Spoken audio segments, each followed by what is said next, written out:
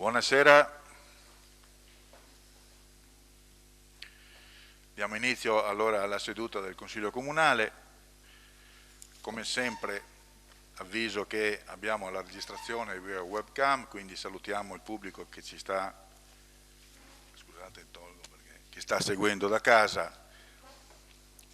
Io ho una segnalazione di assenza solo dal consigliere Rodriguez per problemi personali, non ho altre indicazioni, quindi do la parola al segretario per l'appello, prego. Buonasera a tutti. Florio Favero, Arrighini Silvia, Barbisan Leonardo, Bertoncello Antonio, Bravo Bertilla, Dallabona Paolo, Drigo Irina, Mascarin Gastone, Morsanuto Angelo, Pizzolitto Mario, Ret Maria Teresa,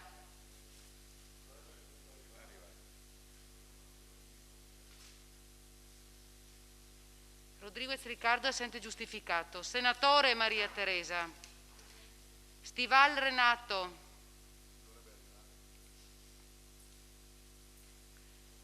Terenzi Marco, Vindigna Andrea, Zanutto Alessandra. Grazie. Allora comunico gli scrutatori che saranno i consiglieri Barbisan Leonardo, Drigo Irina e Morsanuto Angelo. Diamo ora inizio al Consiglio Comunale con una, fatemelo dire, con una grande, bella iniziativa da conoscere, che ha avuto una grossissima enfasi e anche promozione a livello nazionale, quindi io invito intanto qui da noi la Orietta Casolin e poi come abbiamo concordato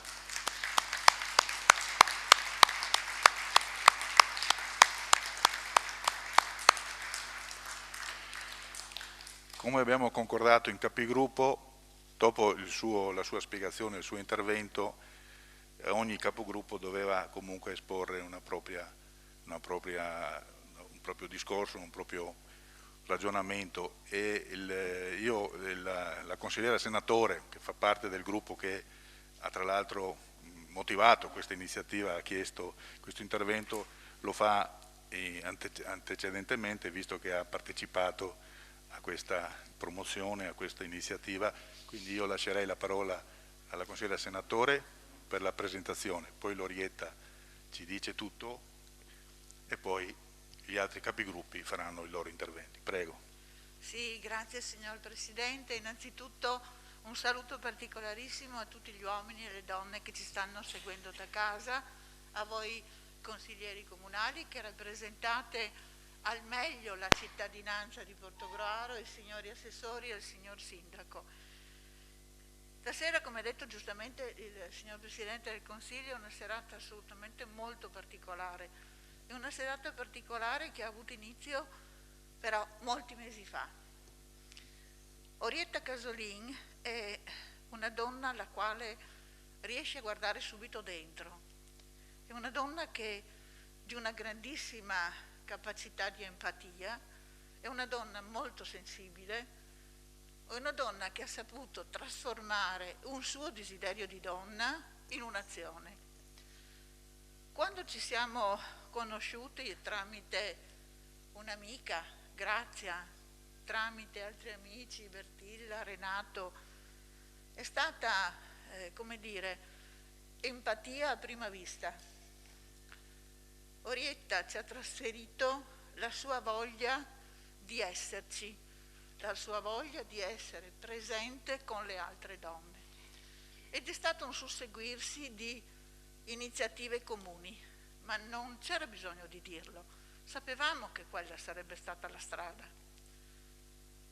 Poi Orietta vi dirà da cosa è nata questa sua volontà di avviare un percorso chiamato Una corsa per un'amica.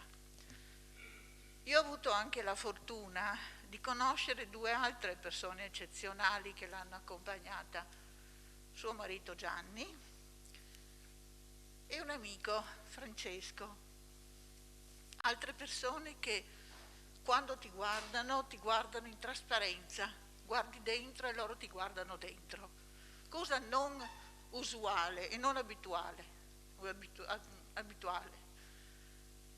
Da quell'incontro con Orietta, ripeto, erano i primi di giugno, sono nati subito telefonate, colloqui, incontri, e questo percorso ha portato Orietta ad incontrare in primis il signor sindaco, a incontrare sindaci di altri comuni, a incontrare la presidente del Consiglio Comunale di Venezia, ad incontrare il presidente di Confindustria Venezia Rovigo, ad incontrare Sua Eccellenza Monsignor Vescovo, per arrivare a Roma in un tragitto che l'ha portata all'incontro del mercoledì con Sua Santità Papa Francesco e all'incontro con la Presidente del Senato il giorno 25 di novembre.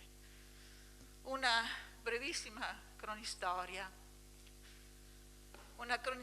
però fatta di, ripeto, grandi emozioni, grandi persone, nuove amicizie, nuove scoperte per un fine comune, il fine della mettere in risalto il periodo difficile che moltissime donne affrontano e che è legato alla violenza sulle donne.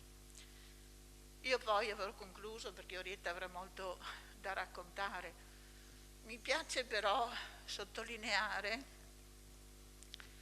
che in questi giorni stiamo vedendo come a parole molti dicano di essere contro la violenza sulle donne, nei fatti vediamo che continuano a capitare eventi tipo l'oltraggio fatto alla giornalista e per i quali ci si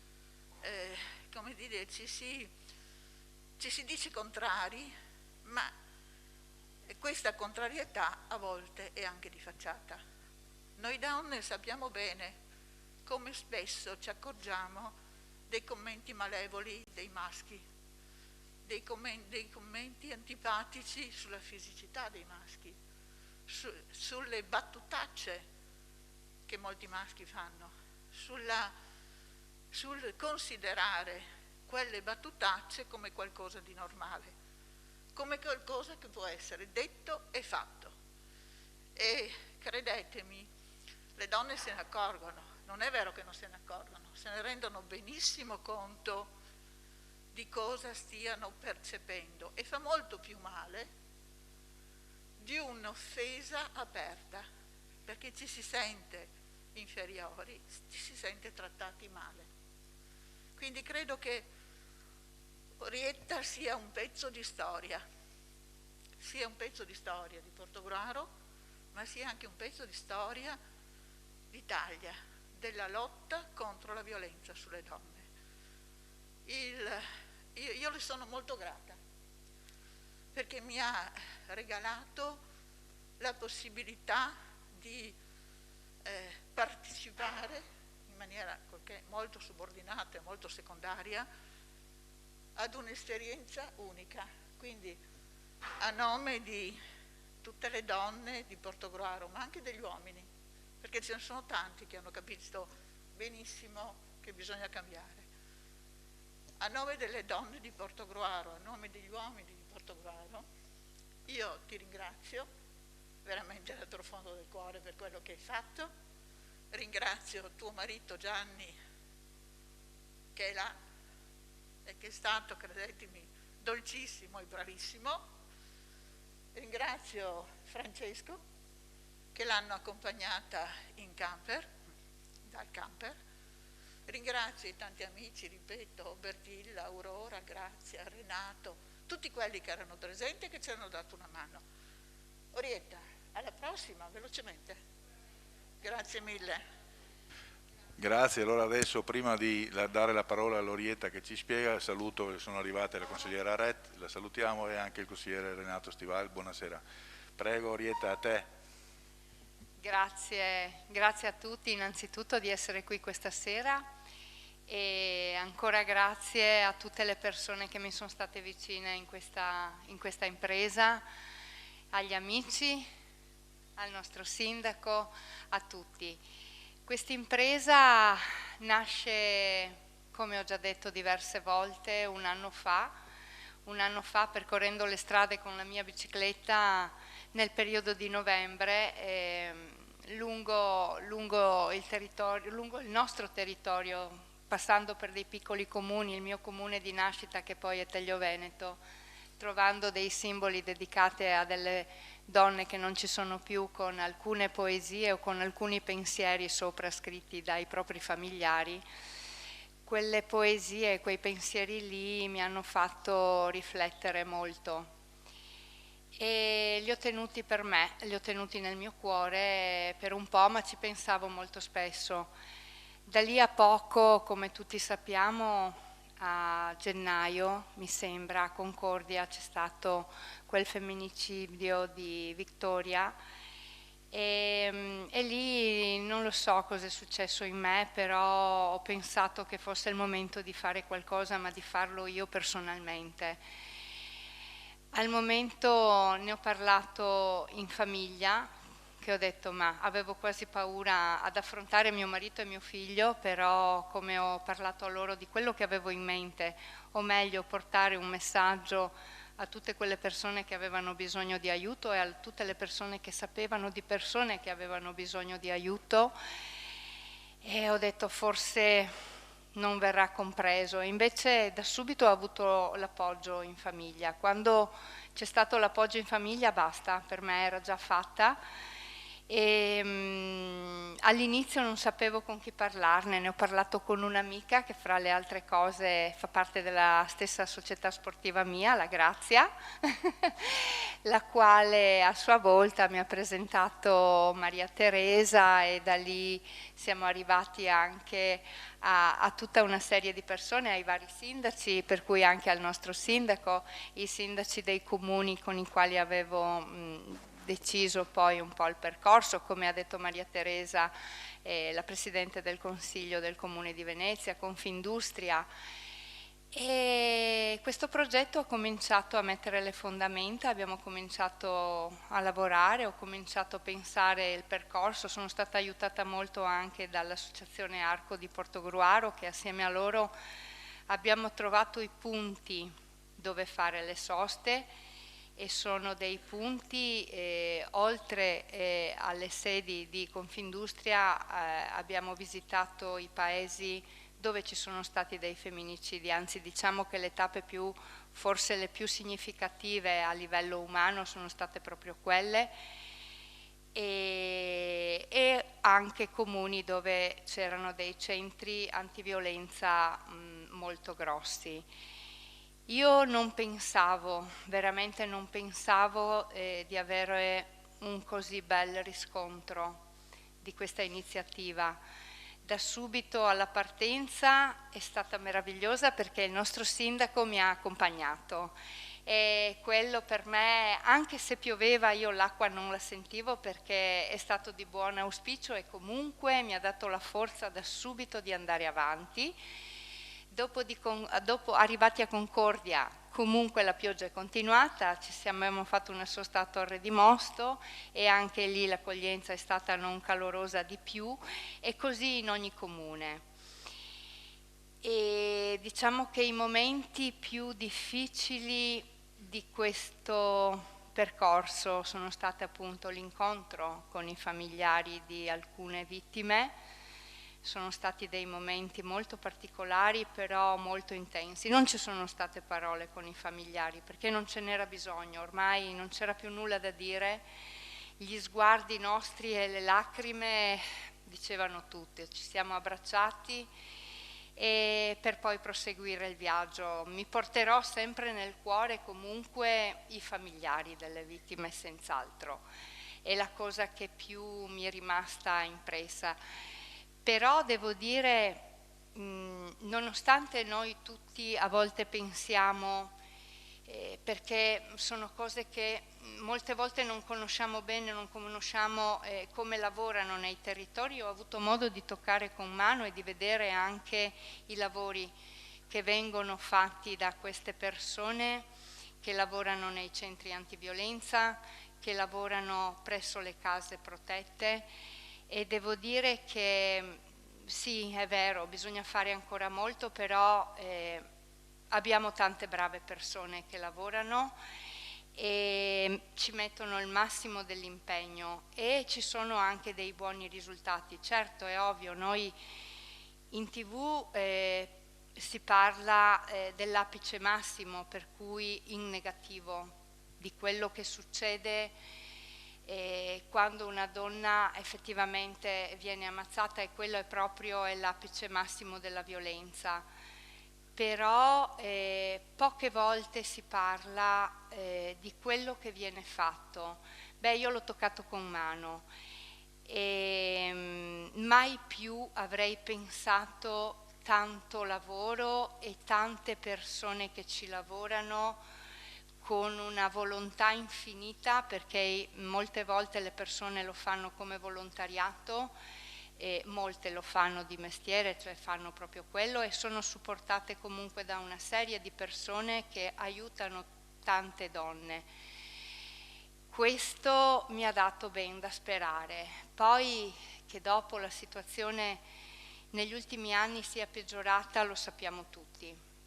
Lo si vedono, lo dicono i dati, purtroppo il periodo Covid, tutti mi hanno detto la stessa cosa, non è favorevole, non è stato favorevole neanche sotto questo aspetto, però la volontà di fare c'è e tanta.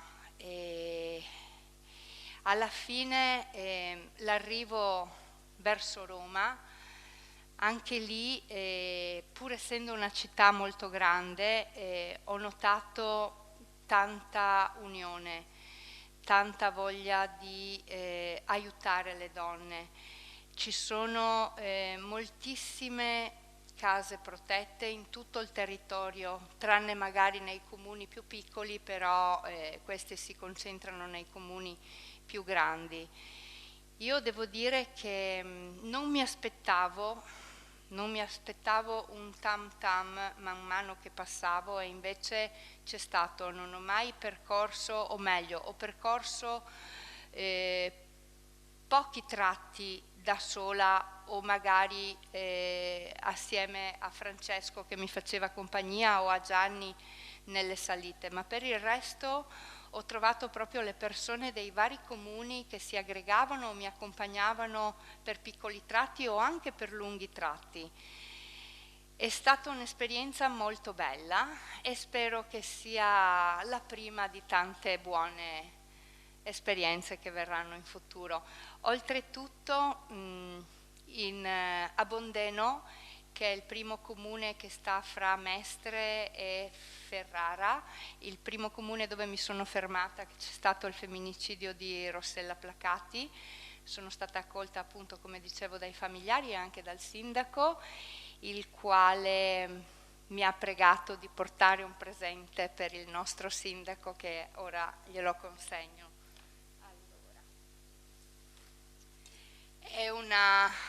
è una targa che lui dedica al sindaco, e questo è per lei. Grazie. Assieme anche a un dono, che è questo qui, e questo da parte del sindaco di Bondeno e soprattutto dalla famiglia Placati. Per tutta la città.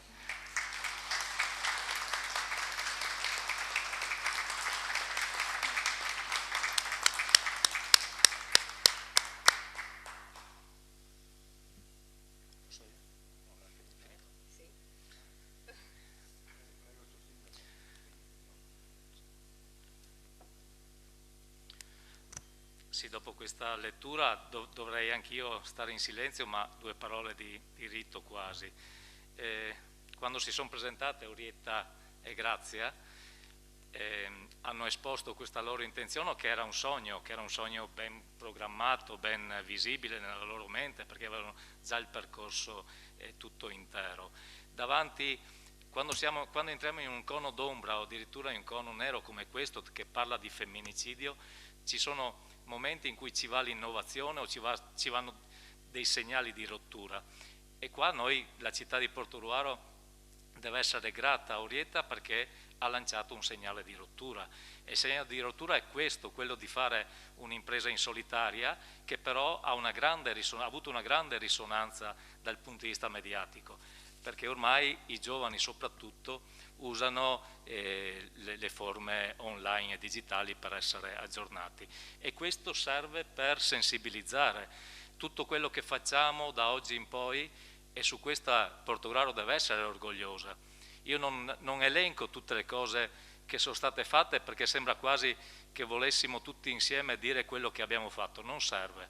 Però abbiamo fatto un programma articolato, teatri, abbiamo fatto partecipare gli studenti a teatro con patrocini, le associazioni, le pezze pazze, il muro delle bambole, che non è un muro che serve solo per quel momento. Certo, dovremmo insistere a portare questa idea di naturalità rispetto all'approccio che abbiamo con la donna ogni giorno. Dobbiamo fare un grande sforzo con gli studenti perché avvenga questo. È un percorso culturale dal punto di vista del perché ci sono fatti ci sono risposte o culturali o religiose per cui c'è un approccio negativo verso la donna. Se dal punto di vista della religione non possiamo tanto incidere, è vero che dal punto di vista culturale possiamo incidere, e come. Allora avere una sensibilità verso i bambini, anche i più piccoli, abbiamo avuto qui bambini delle elementari che vedevano un film di cortometraggio per capire qual è la difficoltà di non arrivare a quel punto. E allora Orietta è stato un elemento di rottura che serve da oggi in poi per sensibilizzare di più. Tutto quello che serve per riflettere sull'argomento e porci il problema di cos'è il femminicidio o la violenza in tutti i sensi, questo è una grande vittoria per la cittadinanza. E Portogruaro c'è, non è che non ci sia, c'è sempre stata in tutte le occasioni, ed in questo anno soprattutto, perché probabilmente è esplosa la necessità di far vedere che ci siamo dopo 2 anni di pandemia, è esplosa anche su questo tema. L'importante è continuare a coltivarla, grazie anche alla grandissima impresa di Orietta Casolin, che ringrazio di cuore.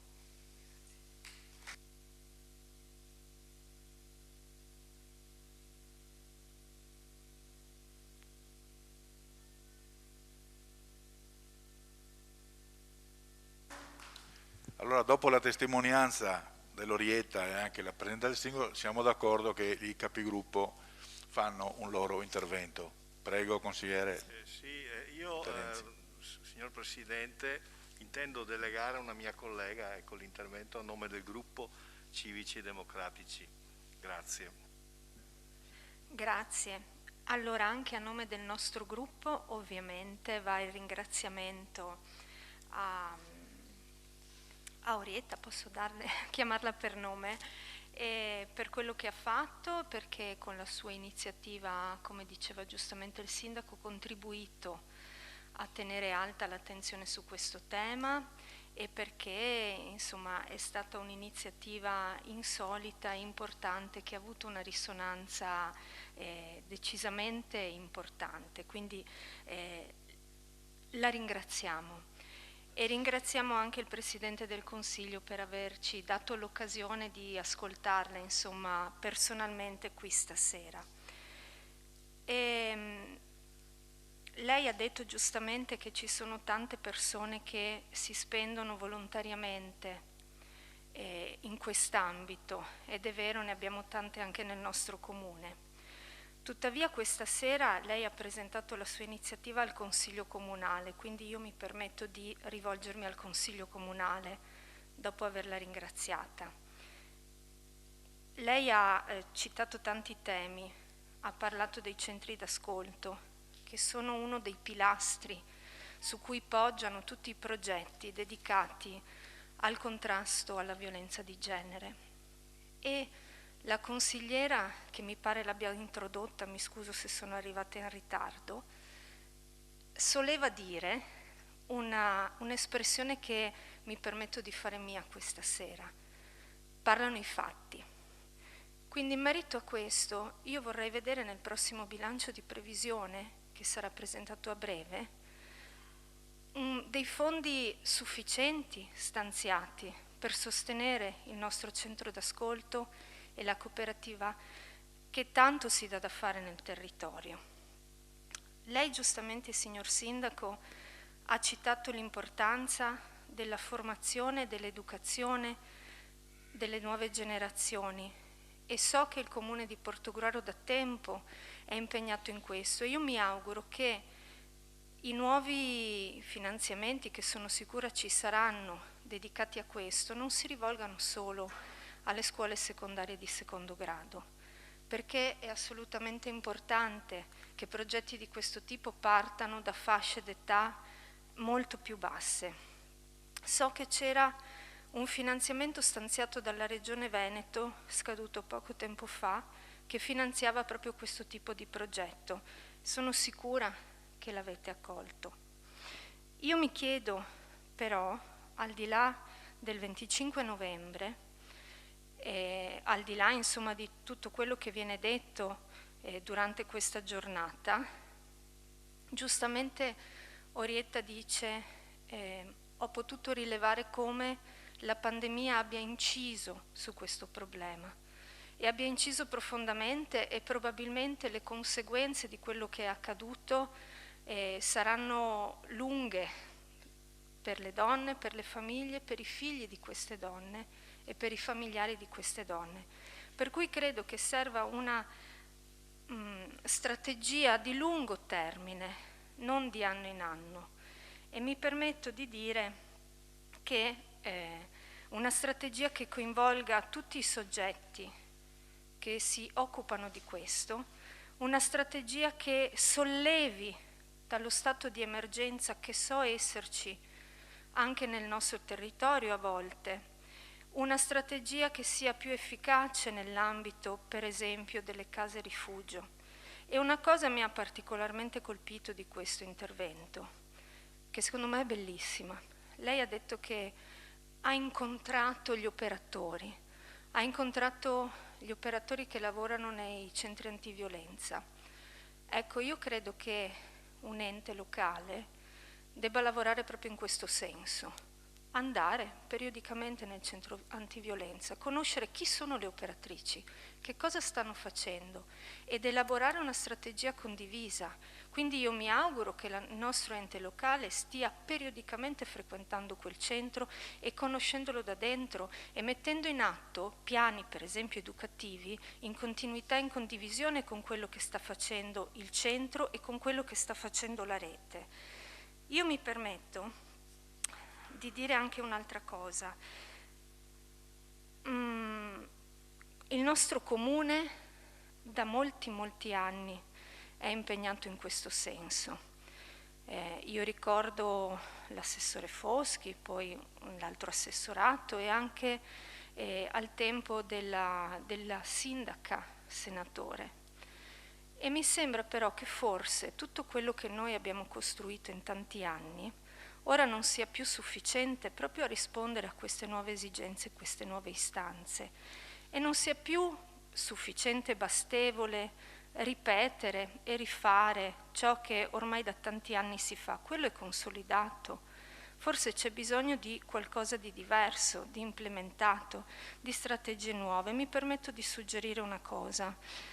E noi siamo sempre disponibili in questo senso, sarebbe bello approfondire questo tema e capire che strade nuove possiamo percorrere, magari in una commissione convocata ad hoc, perché è vero, il femminicidio e le forme di violenza sono tante e noi avremo tante proposte, se ci vorrete ascoltare, in merito a nuove progettualità.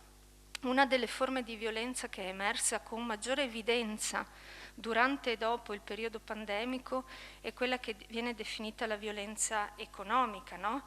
Cioè tutte quelle misure messe in atto dagli uomini volte ad ostacolare l'indipendenza economica e l'autonomia, che per uscire ed emanciparsi da queste situazioni di violenza a volte è così importante. Ci sono molte iniziative che si potrebbero mettere in atto anche come ente locale in questa direzione, per cercare di emancipare le donne da una situazione di subordinazione, controllo e dipendenza.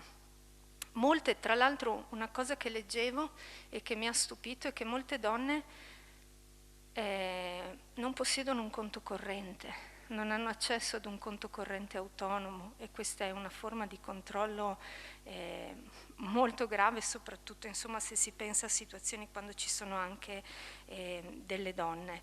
Le forme di violenza, sì, dei figli, scusate, le forme di violenza sono anche le forme di catcalling, sono le forme che abbiamo visto in questi giorni, sono legittimare e far passare come delle goliardie, degli scherzi, atti che sono vere e proprie molestie. Ricordo che la discussione in merito al reato o meno di catcalling ha occupato la stampa per mesi e oggi di nuovo ne stiamo parlando. Quindi io spero che questa iniziativa sia anche un sollecito a convocare una commissione, a capire se insieme possiamo trovare strategie nuove, e sia soprattutto un sollecito ad agire con i fatti, e i fatti purtroppo passano anche attraverso le risorse, che a mio modo di vedere dovrebbero essere importanti per tutte quelle realtà che nel nostro territorio si occupano quotidianamente e non solo il 25 novembre di questi temi.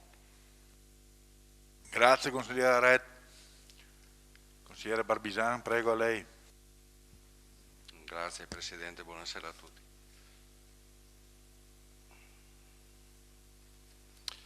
Vede Orietta, innanzitutto grazie per la sua impresa, perché questa è un'impresa che rimarrà nel cuore di tutti noi. Le voglio raccontare una cosa che è successa personalmente a me, correva l'anno 1983. Allora avevo 20 anni, ero militare e avevamo ospitato una famiglia buona, una famiglia come tante famiglie. L'avevamo ospitata proprio accanto all'azienda di famiglia, c'era questo appartamento e avevamo ospitato questa famiglia. Ricordo, erano i primi giorni di dicembre, precisamente il 9 dicembre del 1983. Io ero in licenza militare e una sera suo marito, un grande uomo, perché devo dire era un grande uomo, aveva le mani d'oro, lui faceva mille lavori domestici, lavori a casa, i serramenti di casa, faceva di tutto di più, lavorava nella ex raffineria, adesso East Gay Park. E questo qua, mi ricordo una sera, ripeto, ero in licenza militare, mi disse che sua moglie aveva una relazione col parroco del paese. Rimasi sbalordito. Una relazione col parroco del paese non esiste. E mi misi a ridere e gli dissi ma cosa stai dicendo? Sì, ormai è già diverso tempo, ma stasera quando viene a casa gli devo chiedere delle cose. Lei faceva la bidella. Alla mattina, mi ricordo il giorno dopo, alla mattina sono andato a caricare del bestiame. Sono andato a caricare del bestiame alle 8 di mattina, c'erano ancora le porte chiuse, i serramenti chiusi, i davanzali erano chiusi. Ho intuito qualcosa, sono entrato e l'ho trovata per terra, l'aveva strangolata. Mi è rimasto un rimorso che me lo porto ancora oggi. Un rimorso di non averlo detto ai miei, probabilmente se lo dicevo ai miei avrebbero avvisato i carabinieri, avrebbero avvisato qualcuno. Non ho parlato con sua figlia aveva 20 anni come me. E ancora adesso, quando sento alla TV questi femminicidi, mi tornano in mente quelle parole, cioè macinano nella testa, cioè, sono cose che non devono succedere. E io quella mattina alle 8 di mattina l'ho trovata per terra.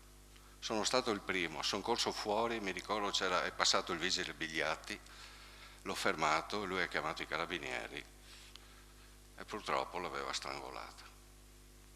Quindi grazie Orietta, grazie per quello che ha fatto, grazie di cuore veramente da parte nostra e credo da tutti i cittadini di Portogruaro, grazie. Grazie consigliere Barbisani. Consigliere Pizzolito vuole fare, prego.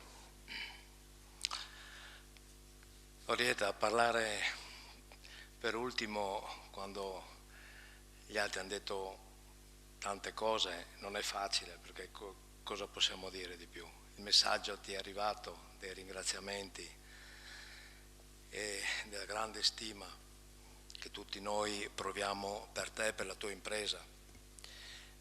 Ovviamente non solo per il tratto fatto in bicicletta, ma il significato profondo che tu hai voluto dare a tutti noi.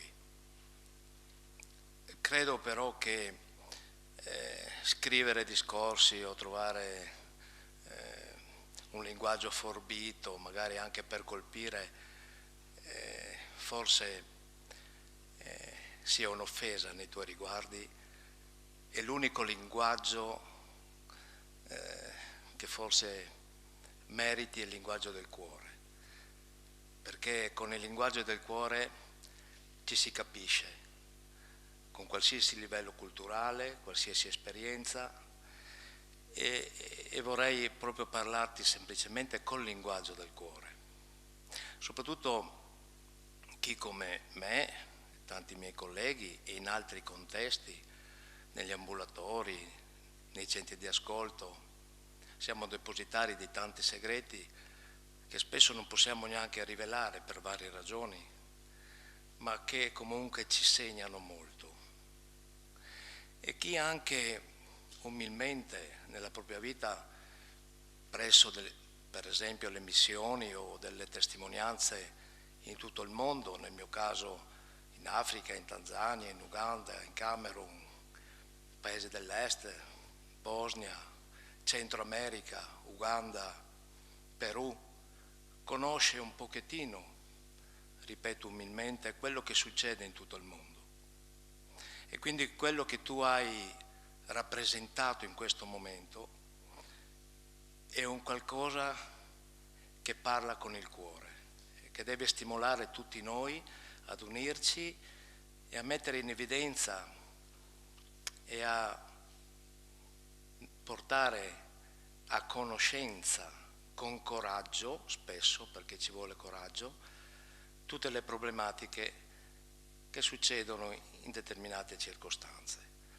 E quindi io ti abbraccio affettuosamente e ti ringrazio e spero che il tuo messaggio arrivi al cuore di tutti e che è dal cuore che si parte per poi arrivare alle istituzioni e arrivare a tutto quello che compete. Grazie, grazie di cuore. Grazie consigliere Pizzolito.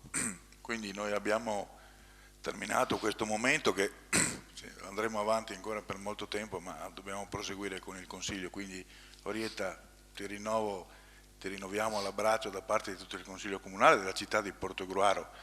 Volevo poi citare che il dono arrivato da Bondeno sono quaderni del Bondeno, identità paesana e Bondeno non dimentica, che sono i testi che sono diventati patrimonio della città di Portogruaro. Grazie ancora, ti salutiamo con un grande applauso.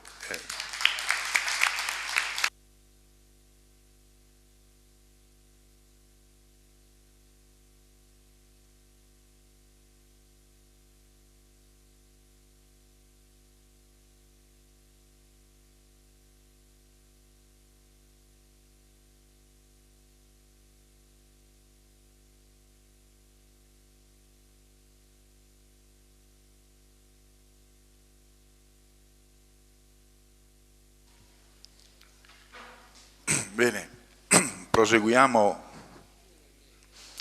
Salutiamo anche i tuoi accompagnatori, saluti, buona serata a tutti, saluti, grazie della partecipazione. Proseguiamo allora l'ordine del giorno del Consiglio Comunale, secondo punto sono comunicazioni. Prego, signor Sindaco, e salutiamo anche l'assessore Dalben che è arrivato, buonasera. Allora, 3 comunicazioni anche veloci. Ieri si è votato per il Consiglio Città Metropolitana, eletti nel nostro mandamento Canciani Alberto, senatore Maria Teresa, Assandona Rizzante e Susanna Silvia, e a tutti e 4 della conferenza dei sindaci un buon lavoro, un augurio di buon lavoro. E poi si è trovato con la Conad, si è trovato l'accordo e firmato l'accordo tra le parti sociali. Lo abbiamo sentito, ma è giusto sottolinearlo anche in Consiglio, dopo aver fatto un percorso insieme. Sindacati e proprietà hanno sottoscritto il licenziamento di 14 persone sulle 12 previste nello spostamento ad altro supermercato di Tavagnacco, in cambio di giusta ed equa indennità. 14 perché 12 erano previste, una persona hanno trovato l'accordo per non fare questo passaggio, hanno cercato un altro percorso condiviso e altre 3 persone si sono aggiunte per loro spontanea richiesta.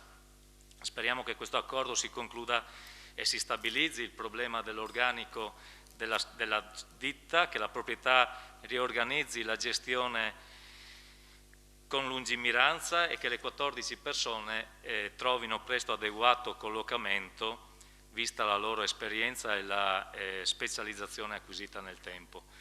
E quindi non è sicuramente un passaggio indolore, ma è giusto dire che è stato, come volevamo tutti, un passaggio veloce per stabilizzare almeno le persone che volevano avere un risultato per poter essere poi reinserite nel mercato. Poi volevo aggiornarvi nella situazione Covid, perché ovviamente è il tema principale internazionale, anche se da noi è ancora sotto controllo, però abbiamo visto che il Friuli Venezia Giulia è già passata in zona gialla. Dall'inizio dell'anno, di novembre, come avete visto, abbiamo riaggiornato i dati dei contagi, sono 314 dal 1° di novembre, il che significa in media 11 al giorno. Negli ultimi 10 giorni ci sono stati 171 contagi, 17 di media al giorno. Dall'altra parte, se i contagi non sono pochi ma non sono neanche tanti, abbiamo avuto dei periodi, come vi ricordate, a gennaio e marzo di 40, 50, 60 contagi, questi contagi non si trasformano in terapia intensiva o area critica. E quindi questo fa ben sperare che effettivamente il vaccino dà risultati positivi. Non dobbiamo ovviamente lasciarci andare, dobbiamo comunque trasmettere questa volontà di essere sempre attenti alle prescrizioni che abbiamo dato, distanza, mascherine e tutto quello che serve per non essere contagiati. La terapia intensiva a Jesolo è ancora azzerata, anche se il Veneto, come abbiamo sentito, si sta riorganizzando per aumentare la capacità di Jesolo. Portoruaro ha +4 terapia intensiva, ma Portoruaro ha +4 di tutto il mandamento, non solo di Portoruaro. Questo è per aggiornarvi e vi terremo aggiornati, perché è giusto che su questo tema non solo il Consiglio Comunale, ma anche la trasmissione alla popolazione da parte di tutti sia trasparente e sia controllata, per non creare allarmismi che non ce n'è mai bisogno. Ultimo passaggio è quello delle scuole. È vero che come la Pascoli abbiamo incrociato telefonate fra venerdì, sabato, domenica e lunedì che è oggi, fra ASL, sindaco e dirigenti. Per esempio la Pascoli ha 5 classi su 9 in quarantena preventiva, il che significa che su 5 classi hanno trovato un positivo. Il positivo automaticamente fa scattare il meccanismo del tampone su tutti gli allievi, Questo purtroppo non è il giorno dopo ed è questo che crea un po' di disagio nelle famiglie, ma riescono a farlo per i tamponi che fanno anche ai non vaccinati, riescono a farlo anche nel giro di 3-4 giorni. Però i contagiati possono essere uno per classe e poi effettivamente non creare la quarantena per tutta la classe se ce ne fossero più di 3, e comunque la chiusura del plesso è controllato dall'ASL e dall'amministrazione. Questo per quanto riguarda gli istituti scolastici. Grazie. Grazie, signor Sindaco. Consigliere Pizzolito, prego, comunicazioni. Grazie. Grazie, signor Presidente. 2 comunicazioni veloci che riguardano un po' le difficoltà, e noi siamo voce un po' dei cittadini, che possiamo noi consiglieri ad avere se non riusciamo a trovare della documentazione che poi appunto ci permette di onorare il nostro mandato. E volevo solo riflettere e chiedere quindi, perché guardando alcune liquidazioni che sono postate nel nostro sito, e qui ne ho un po' ovviamente, ce ne sono alcune che sono corredate da fatture e quindi c'è permesso di, come la norma... Pizzolito, allora guardi, le conviene questo tipo di ragionamento tramutarlo in una interrogazione, perché non rientra o se no la inserisco dopo eventualmente nell'ambito del ma comunque va nel prossimo consiglio eventualmente. No, può essere anche inserito poi, volevo dirle no perché è una comunicazione, perché mi è stata data dai cittadini. Sì, no, ma ho capito, ma diciamo non rientra nel tema delle comunicazioni, intendo dire, quindi se la tramuta in un'interrogazione avrà tutte Io la rispetto, signor Presidente, però prima di farle perdere tempo avevamo valutato questo comunque. Se ha la seconda, bene, prego. Comunque, è sempre dello stesso tipo, quindi ma comunque l'aiuto io a tramutarla in interrogazione, comunque. non si preoccupi. Comunicazioni non ce ne sono. Consigliera Righini, prego. Buonasera a tutti, grazie Presidente. 2 cose veloci. Una comunicazione di servizio, chiedo l'aiuto del Presidente, avevo fatto un accesso agli atti qualche tempo fa, sono già fuori secondo me dai 30 giorni, quindi se magari... Ecco, perché ancora non ho avuto riscontro e magari ne parliamo dopo, lo dico perché era giusto perché riguarda anche cose consigliari, quindi prima, ecco.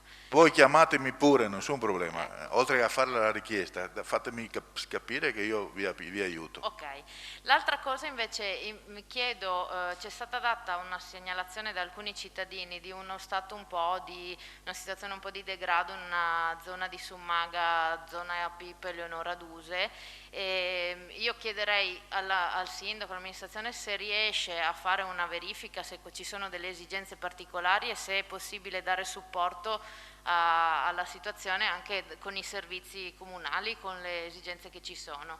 Ecco. Grazie. Può portare il PIP o Leonora Duse? Ok. Consigliere Stival, prego. Grazie Presidente. Più che comunicazione voglio comunicare il fatto per cui sono arrivato in ritardo. Me ne scuso ovviamente in primis con i cittadini, ma purtroppo come è ben noto,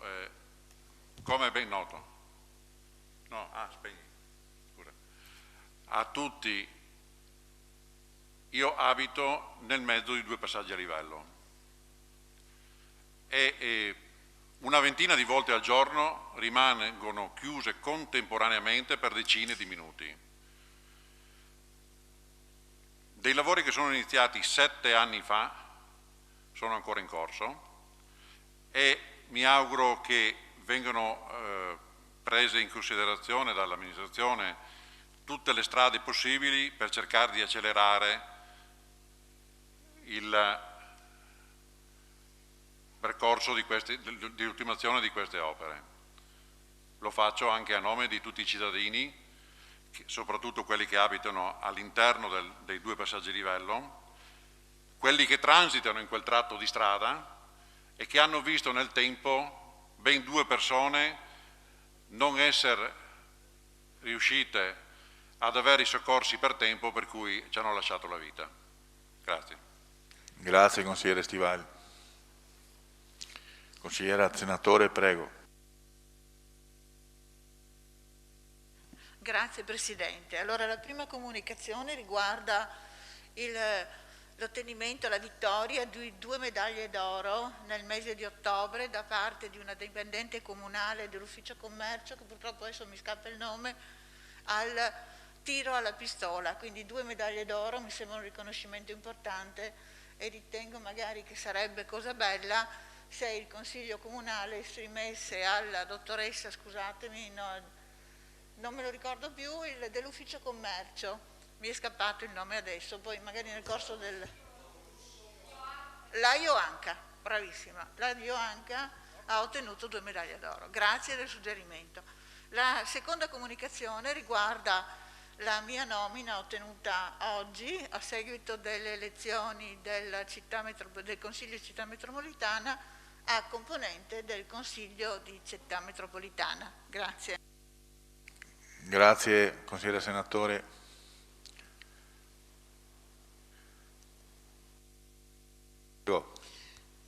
No, volevo solamente come comunicazioni, chiedo al Sindaco e al Presidente del Consiglio, perché veniamo spesso coinvolti dalla stampa e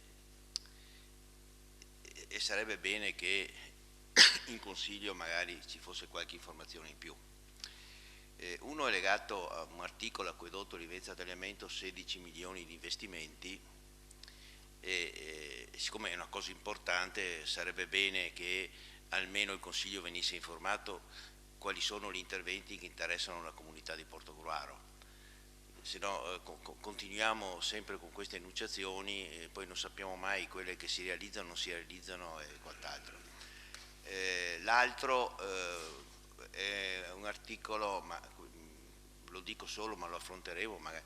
Ospedali Veneti, 7 milioni di investimenti, ci sono tutti i comuni, non ci siamo noi.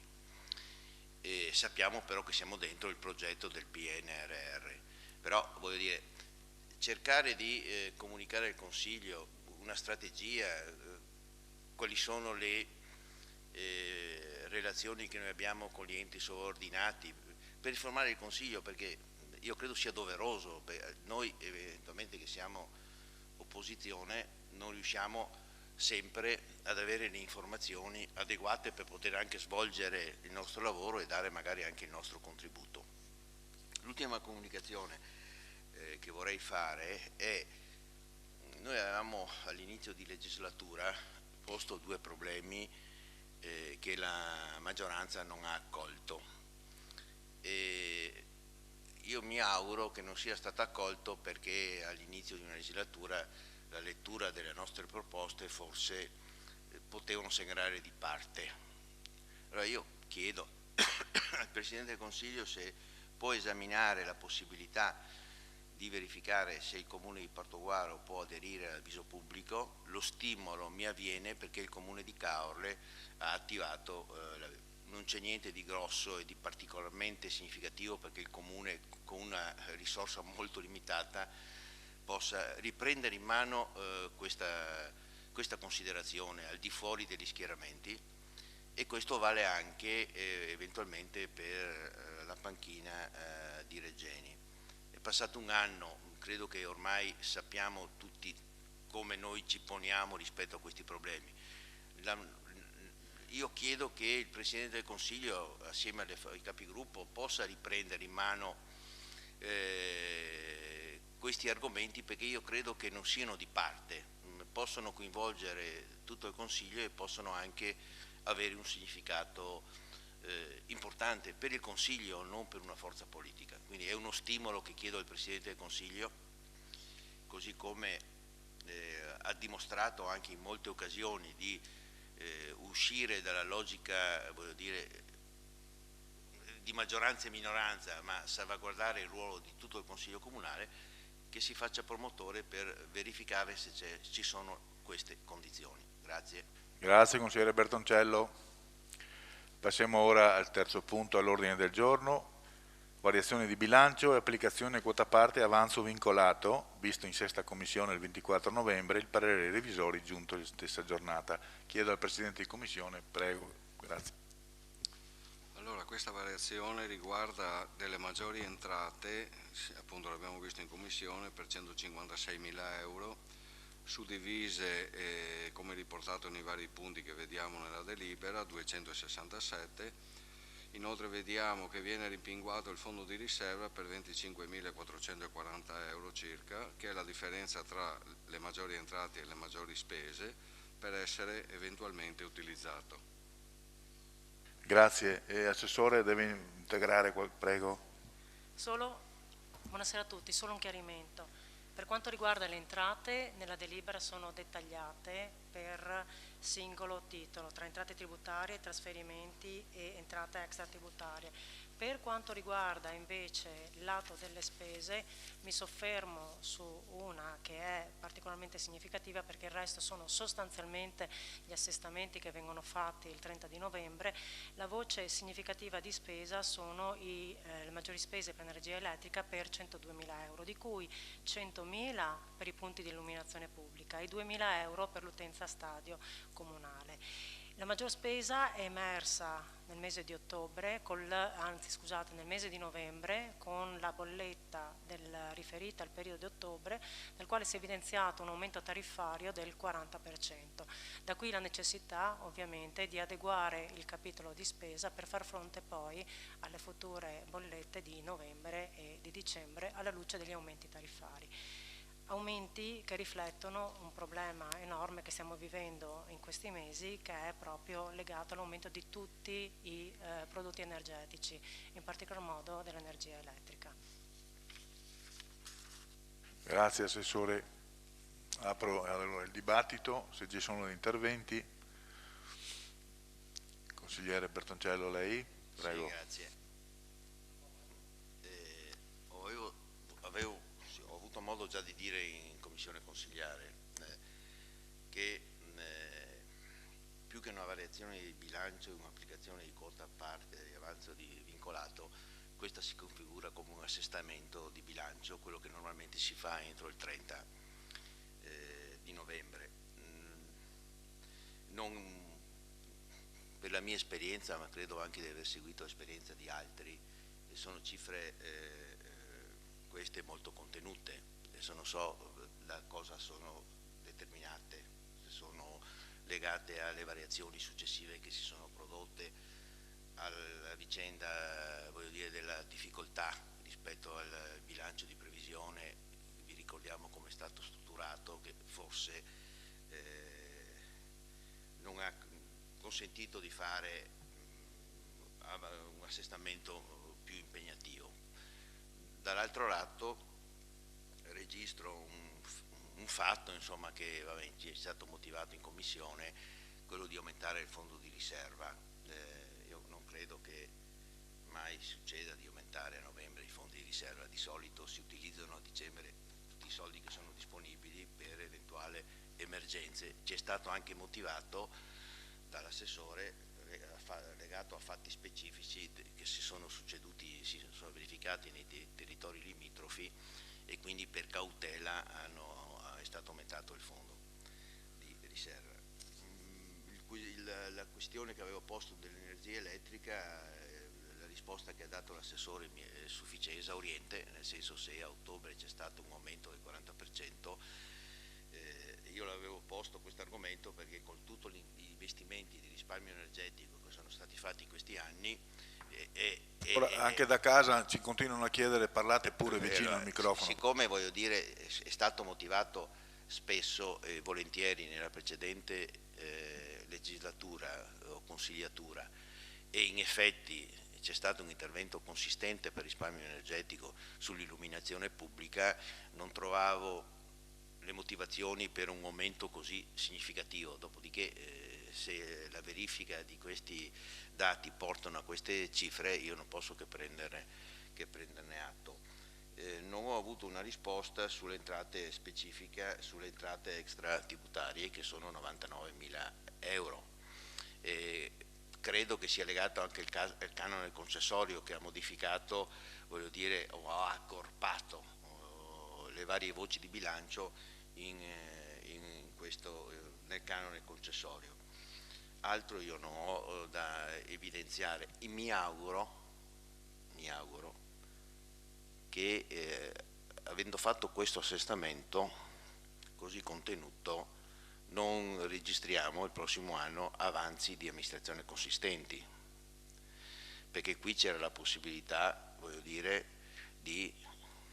rispetto alla dimensione dell'assestamento e rispetto alle variazioni che abbiamo in corso e a come si sono svolti i lavori fino adesso, salvo casi eccezionali, ci dovremmo trovare di fronte a un avanzo di amministrazione fisiologico, quello che normalmente avviene perché sono tanti capitoli, non sempre si riescono a utilizzare tutte le risorse che sono a disposizione. Grazie consigliere Bertoncello. Altri interventi? Se non ci sono altri interventi, consigliere Terenzi, a lei. Sì, per dichiarazione di voto, insomma, il collega Bertoncello ha espresso la posizione del gruppo che già in commissione era emersa. Il tema delle numerose variazioni di bilancio è ricorrente. Qui più correttamente il collega Bertoncello ha parlato di assestamento, ecco, quindi assestamento che significa ripuntualizzazione, riallineamento, ecco, rispetto a quanto si era previsto e rispetto anche alla dinamica gestionale. Francamente non riusciamo più ad avere un filo noi logico rispetto alla politica di bilancio, nel senso che fra questi incrementi o queste variazioni, ecco, reiterate nel corpo complessivo del bilancio di previsione, ecco, non riusciamo a comprendere quale sia davvero la politica. A noi viene anche da dire che probabilmente questa frammentazione di scelte da una parte è dovuta certamente anche a una contingenza, non si nega. La gestione è fatta di contingenze, è fatta anche di eventi non previsti, ci mancherebbe. Il 40% dell'aumento del costo dell'energia è un elemento non previsto, cioè in qualche modo non controllabile. Vero è che probabilmente con una maggiore efficacia ed efficienza in termini di previsione forse alcune di queste variazioni potrebbero essere evitate, ripeto, con maggiore puntualità. Io avevo chiesto rispetto a questi 102.000 euro di incremento se era dovuto non solo ad un incremento di tariffe, insomma è un periodo in cui questo tema è reiterato anche nella stampa specializzata, ma se ciò non fosse anche dovuto a incrementi di consumi. Io non ho capito, probabilmente ero distratto e chiedo scusa se l'ha detto Assessore, ma non ho capito se ci sia anche una componente di aumento di consumo, ecco, in questo importo piuttosto significativo, visto e considerato che in effetti l'amministrazione anche nella precedente consigliatura aveva agito per in qualche modo efficientare anche sul piano energetico le fonti di illuminazione, ad esempio, ecco, quindi ci resta questo tema. Non lo so dopo se l'assessore può aggiungere qualcosa a riguardo. La perplessità sul rimpinguamento del fondo di riserva resta, ecco, probabilmente dal fondo di riserva avremmo dovuto impegnare semmai delle risorse e quindi vabbè, c'è una prudenza, una valutazione prudenziale, è compito dell'amministrazione e nella competenza dell'amministrazione, però in realtà anche a noi sfugge il significato ultimo e principale di questa misura. Ecco, per tutti questi elementi messi insieme noi voteremo contro questo delibera. Grazie consigliere Terenzi. Voleva integrare, prego, Assessore. Allora, alcune risposte. In merito all'analisi dell'aumento del costo dell'energia elettrica lo stanno effettuando gli uffici perché è pacifico che c'è stato un aumento tariffario del 40%. Stiamo analizzando tutte le utenze e i consumi, sono più di 200 utenze, per verificare se c'è anche un aumento nei consumi, dovendo fare anche un raffronto, secondo me, non solo nel 2020, che è un anno anomalo, per alcune riduzioni di consumi su determinati edifici, ma anche nel 2019, quindi abbiamo bisogno di tempo per fare un'analisi puntuale. Comunque il dato che emerge dal raffronto delle bollette è l'aumento tariffario. Vedremo se poi in questo è il frutto in realtà di un mix di fattori, ed è la prima cosa. La seconda cosa, fondo di riserva. Io mi sono anche confrontata con altri comuni. Tutti i comuni arrivati a novembre, nel momento in cui, passato il 30 novembre, non possono più essere fatte variazioni, nel momento in cui ci sono risorse, le accantonano a titolo prudenziale a fondo riserva. Per me è la scelta non solo più logica, ma la scelta più prudente.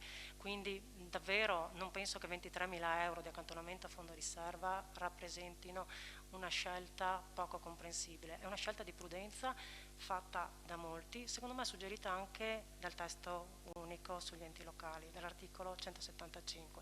Quindi da questo punto di vista sono... Prego? Non fissa un importo, non fissa... Sì, ma al di là della percentuale minima sul bilancio, nel momento in cui ho risorse, perché non posso a titolo prudenziale accantonarla? Io per averle durante l'anno ho fatto ovviamente tutte le variazioni, laddove c'erano delle risorse le ho allocate in modo tale che venissero impiegate. Arrivati a fine novembre è difficilissimo impiegare delle risorse, quindi questa mi è sembrata la scelta più oculata da fare. Grazie Assessore. Secondo intervento, consigliere Bertoncello, prego.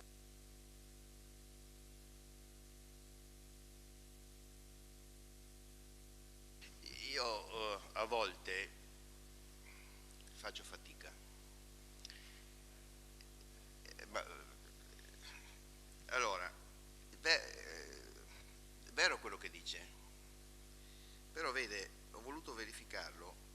Nel corso dell'anno il fondo di riserva era di 64.000 euro, ne ha utilizzati 34 e adesso ne mette 25. Quindi il ragionamento che lei fa sull'accantonamento del fondo di riserva è frutto, voglio dire, di una scelta precedente. Ma dirò di più, la stessa cosa vale per l'energia elettrica. L'energia elettrica, rispetto ai fondi previsti, aveva ridotto il capitolo di 35.000 euro, se non vedo male, 35.000 euro. Allora, il bilancio non è una roba fisarmonica, tava, metti, quadra, e man mano che le cose avvengono, cioè c'era una previsione di bilancio, è stato ridotto quella previsione di bilancio dell'energia elettrica e adesso si rimettono i soldi. Sul fondo di riserva si tolgono i soldi e poi si rimettono, ma di queste, lungo questo anno, questa gestione, ne abbiamo viste di tutti i colori, voglio dire, ma non è causa sua, non c'entra lei, non c'entra lei Assessore, faccio un ragionamento generale, se no poi, siccome si tratta di bilancio, pensa che i consiglieri possono pensare che io, voglio dire, faccio delle evidenziazioni in riferimento all'assessorato del bilancio. No, non è questo il problema. Il problema è, lo abbiamo detto tutti, era un bilancio appena fatto di insediamento, che era la prosecuzione dell'altro e che era l'anno, con il Covid eccetera, che era un anno che si doveva in qualche maniera stabilizzare le cifre in base ai progetti, ai programmi. Quindi non è un giudizio sull'assessorato, vorrei chiarirlo questo.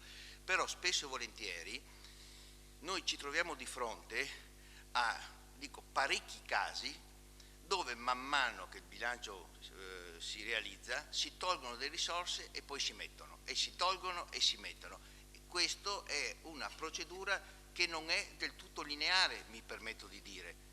Così come, voglio dire, quando noi parliamo di riduzione del suo programma, signor Sindaco, di riduzione delle tasse, di attenzione eccetera, quando noi ci troviamo di fronte a importanti cifre in aumento rispetto a quello che abbiamo previsto, un ragionamento, voglio dire, possibile su un contenimento va fatto, magari non quest'anno, ma nel prossimo anno. Io credo che questo possa essere un obiettivo. Noi non interveniamo contro a qualche cosa, noi evidenziamo delle cose e basta, e non giudichiamo, voglio dire, come in questo caso l'assessorato, nel senso che, voglio dire, sono, voglio dire, gli uffici che prevedono, tipo l'energia elettrica, che non c'era, che i capitoli previsti sulla base storica, no, erano importanti e quindi li hanno tolti. Però il bilancio sull'energia elettrica si fa su dati storici, l'aumento al 40% no, ma il trend si fa a meno che non aumentano gli edifici o non aumenta i servizi.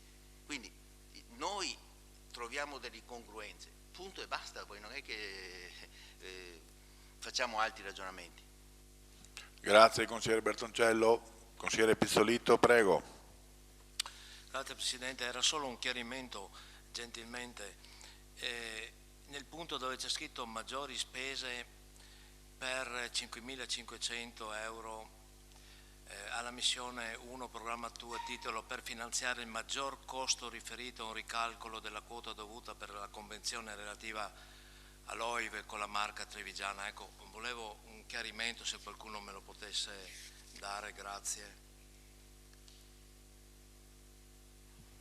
E l'importo relativo che dobbiamo alla marca trevigiana con cui abbiamo una convenzione per l'OIV, che è l'organismo indipendente di valutazione, e sono gli importi che erano stati aggiornati anche dalla marca per l'organismo indipendente di valutazione che è in essere presso il nostro comune.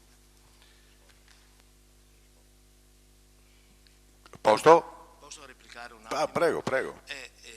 Questo organismo interno di vigilanza, volevo capire un attimo, visto la mia inesperienza, che cosa stabilisce? Ecco, questo volevo capire un attimo. Se stabilisce il merito amministrativo, se stabilisce, cioè, questo organismo interno di vigilanza. L'organismo indipendente di valutazione è un organo che è stato istituito da Brunetta e riguarda appunto svolge un'attività è un organo collegiale composto di 3 membri che sono 3 direttori generali o 3 segretari comunali e è un organismo che si occupa di controllare il ciclo della performance e quindi l'adempimento da parte dell'ente di tutte quelle misure che sono finalizzate al raggiungimento degli obiettivi attraverso il ciclo della performance. È appunto un nuovo organo che è stato introdotto dalla legge Brunetta e che viene utilizzato in tutti i comuni. Nel nostro comune è un organo collegiale composto da 3 membri, un po' come i revisori del conto, ed è composto da 3 membri. Nei comuni più piccoli è composto da un solo membro ed è comunque necessario ai fini della corretta attività amministrativa ed è un organo necessario all'interno dell'ente, è previsto dalla norma, per cui non si può fare a meno di averlo. E noi ci avvaliamo appunto della marca e usiamo le professionalità che sono messe a disposizione dalla marca per l'organismo indipendente di valutazione. Aderiamo quindi a tutti i servizi della marca, che comprende anche una serie di servizi di formazione per il personale, in quanto organizzano anche dei corsi, e oltre a questo anche la nomina dell'organismo indipendente di valutazione. Basta. Grazie. A posto, consigliere Pizzolitto? Lei all'inizio mi ha tolto la parola, non è a posto per me, ma comunque avremo modo più avanti con il tempo. No, io non le ho tolto la parola, io gli ho detto che quello che stava affrontando non rientra nelle comunicazioni. Rientrava in questa no, ma non nelle comunicazioni. Quindi lo dico a tutti quelli che, chiaro, io cerco di essere disponibile, però ci sono dei passaggi. Avremo modo comunque, come lei ha invitato. Sì, ma ci sono tutti gli strumenti per analizzare, non si preoccupi. Grazie. Consigliere senatore, prego. In merito a questo punto io vorrei essere propositiva. La situazione degli aumenti tariffari ha determinato difficoltà non solo al comune di Portogruaro, ma in moltissimi altri comuni. Io credo sia opportuno che dell'argomento venga discusso in conferenza dei sindaci. Io da parte mia ho già rappresentato questa mattina al sindaco Brugnaro la problematica, quindi affronteremo anche in città metropolitana, perché se in questo lasso di tempo si è avuto un aumento tariffario tra il 10 e l'11% in 3 mesi, immaginate l'anno prossimo che aumenti ci potranno essere. Quindi io credo sia indispensabile che il Comune di Portogruaro si unisca agli altri sindaci per discutere questa situazione, ovviamente anche magari rappresentando in sede ANCI, e ripeto, io da parte mia farò la mia parte in Consiglio metropolitano. Grazie consigliere senatore. Poniamo quindi in votazione il provvedimento. Chi è favorevole? Chi è contrario? Allora sono 6, 7 contrari e nessuno astenuto. Quindi poniamo in votazione anche l'immediata esecutività. Chi è favorevole? Chi è contrario? Nessuno astenuto. Il provvedimento è approvato. Grazie. Scusate, faccio una proposta perché è sorto un attimo un momento di un'esigenza. Quindi siccome c'è un concerto in teatro, credo, al Duomo, in chiesa al Duomo c'è un concerto, e per mandare una nostra rappresentanza, se lo votate, se vi può andare bene, anticipiamo il numero 7, il Parco regionale di interesse locale Fiume Reghena, Lemene e dei Laghi di Cinto, accordo di programma per la gestione associata, per poi poter congedare l'assessore Rambuschi a rappresentare il comune di Portogruaro. Io l'ho saputa adesso in questo momento e quindi vi chiedo se siete disponibili ad anticipare. Quindi vi pongo in votazione il passaggio del punto 7 al punto 4. Chi è favorevole? All'unanimità? All'unanimità. Ok, quindi discutiamo. Prego, assessore Rambuschi. Anzi, chiediamo prima al Presidente di Commissione. Grazie, consigliere Zanutto, prego. Sì, buonasera a tutti. Il giorno 24 novembre c'è stata appunto questa commissione che riguardava la nomina per quanto riguarda l'approvazione del programma per la gestione associata. E all'interno della commissione l'assessore Rambuschi ha spiegato un attimino come si è arrivati a questo accordo di programma e come funzionano gli elementi all'interno. Per quanto riguarda la città metropolitana, l'unica cosa che tengo un po' a ribadire è il fatto che al momento non è interessata ad avere la presidenza. In compenso tutto quello che sarà discusso anche all'interno di questa convenzione per il programma si può tranquillamente pensare ad un programma per sfruttare meglio al massimo, diciamo, questa grande opportunità che abbiamo. Ripeto, la Commissione era soprattutto su questa convenzione e gli elementi per come sono stati scelti, a cui passerà sicuramente la parola all'assessore Rambuschi che darà una spiegazione meglio. Prima il sindaco voleva chiusa un attimo, prego. Sì, volevo fare un po' il cappello prima di passare la parola all'assessore per quanto riguarda l'accordo di programma vero e proprio.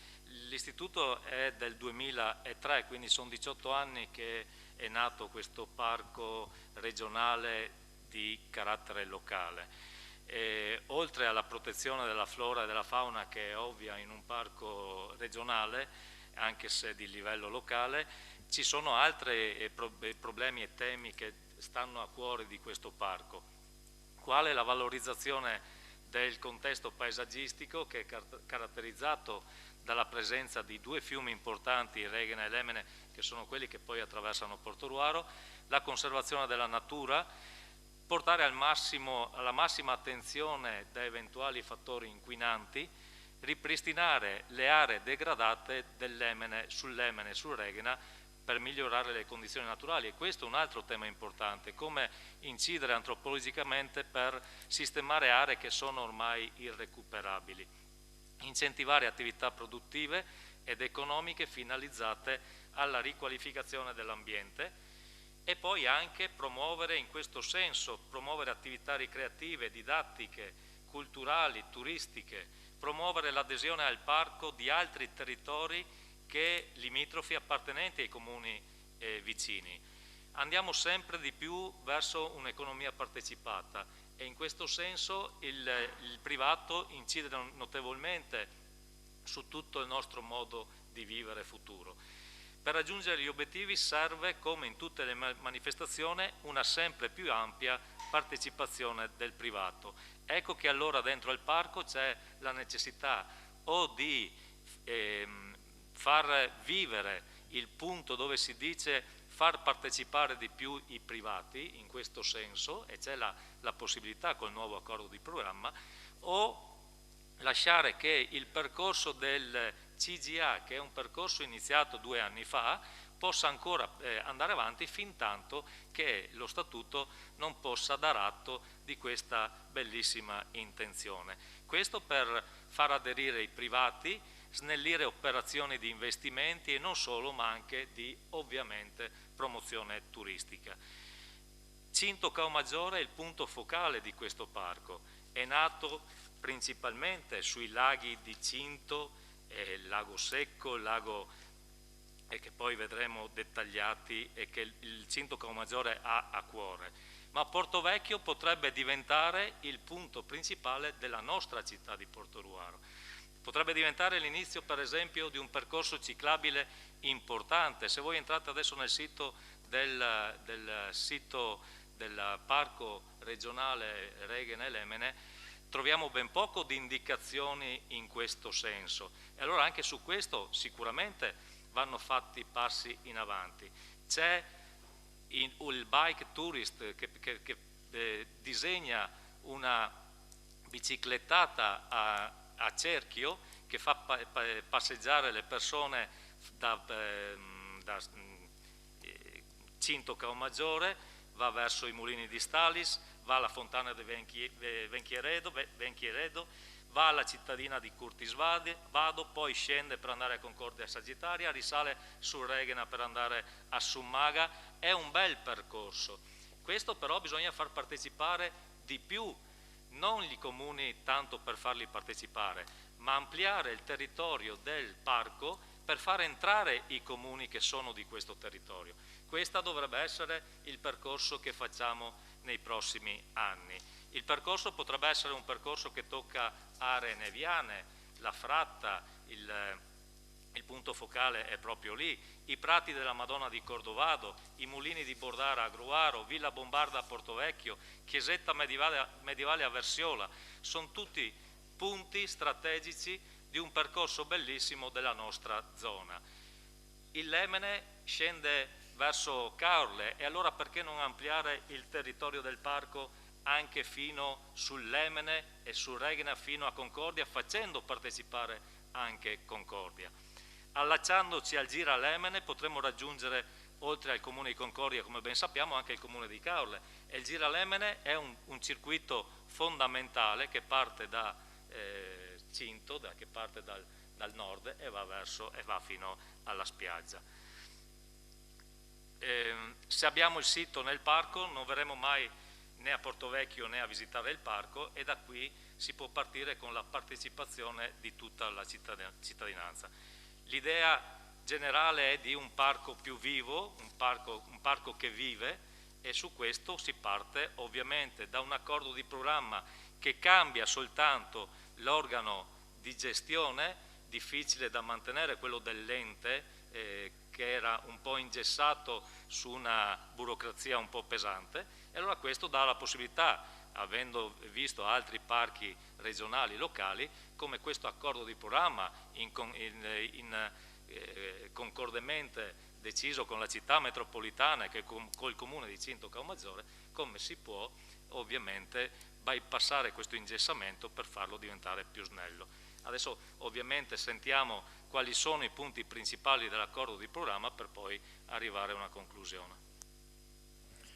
Bene, grazie signor Sindaco.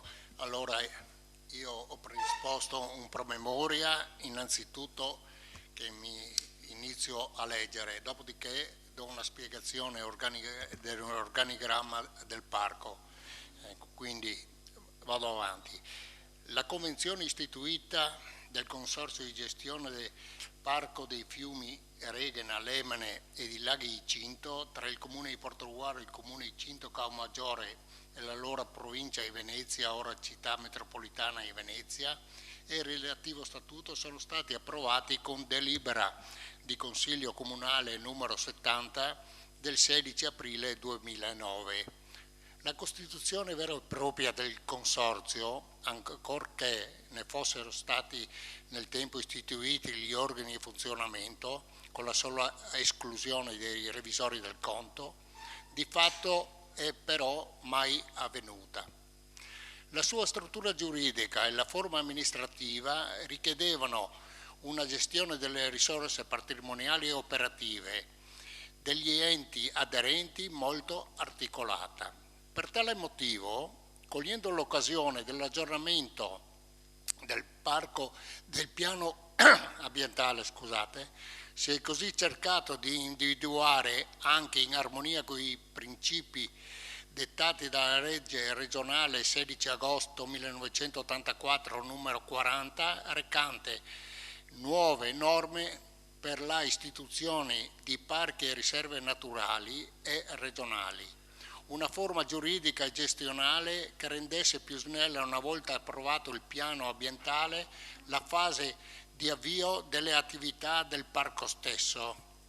Ricordo in tal senso che nel frattempo è stato riapprovato con delibera della Giunta Comunale numero 16 del 16/2/2021 il piano ambientale.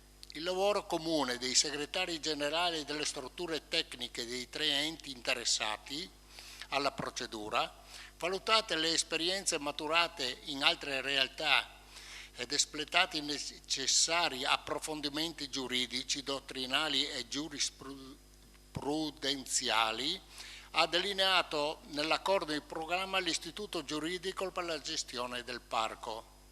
Questo nuovo strumento che poniamo all'attenzione del Consiglio Comunale siamo certi possa favorire una gestione associata più agile, dinamica ed economica del parco regionale di interesse locale dei fiumi Reghena, Lemne e dei laghi di Cinto, in coerenza con gli indirizzi formulati dal Consiglio Comunale e quale proposta congiunta e condivisa con altri soggetti interessati a tale attività. Questo era il mio promemoria, che era una valutazione in base all'accordo di programma.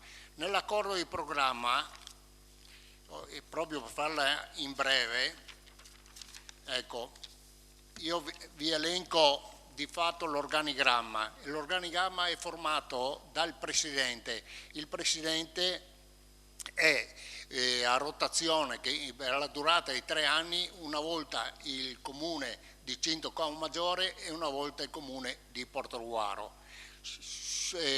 Sotto il Presidente abbiamo l'Assemblea e il Consiglio direttivo. L'Assemblea è formato dai 2 sindaci, quindi Portogruaro Cinto, e il rappresentante della città metropolitana di Venezia. Si può aggiungere comunque all'Assemblea anche soggetti pubblici o privati, come Consorzio Bonifica, come Genio Civile e quant'altro.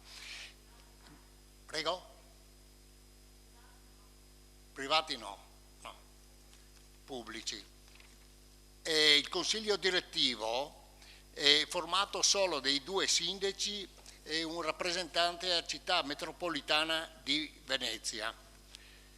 Sotto abbiamo che il direttore viene nominato dal Presidente, il quale si avvale dell'ufficio di direzione del parco. L'ufficio di direzione del parco è una struttura e supporto appunto del direttore composto da personale in servizio, quindi un rappresentante del Comune di Portogruaro e un rappresentante del Comune di Cinto Caomaggiore. Sotto ancora abbiamo il Comitato Tecnico Scientifico che inizialmente è costituito dalla città metropolitana di Venezia, ma successivamente potrebbe essere autonomo, cioè dei rappresentanti del Comune di Cinto Caomaggiore, di Portogruaro e ovviamente città metropolitana. Sotto ancora il Comitato Tecnico Scientifico e la consulta delle associazioni. Fanno parte della consulta delle associazioni tutti quelli che ne fanno richiesta. Oggi come oggi la consulta delle associazioni rimane in carica fino a nuova nomina che sono quelle che appunto rientrano nell'albo associazioni della consulta. Ecco, io ho detto tutto, quasi tutto, eventualmente per chiarimenti tecnici è presente anche l'ingegner Bonora che ha seguito attentamente il parco.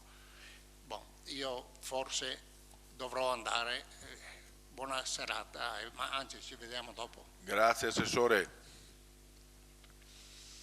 Adesso apriamo comunque il dibattito, prego consigliere Vendigni. Grazie Presidente.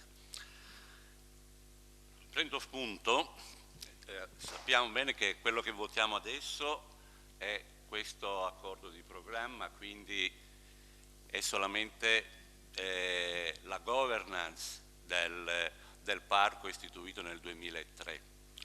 Ma prendo spunto da quello che ha detto nel suo intervento il Sindaco.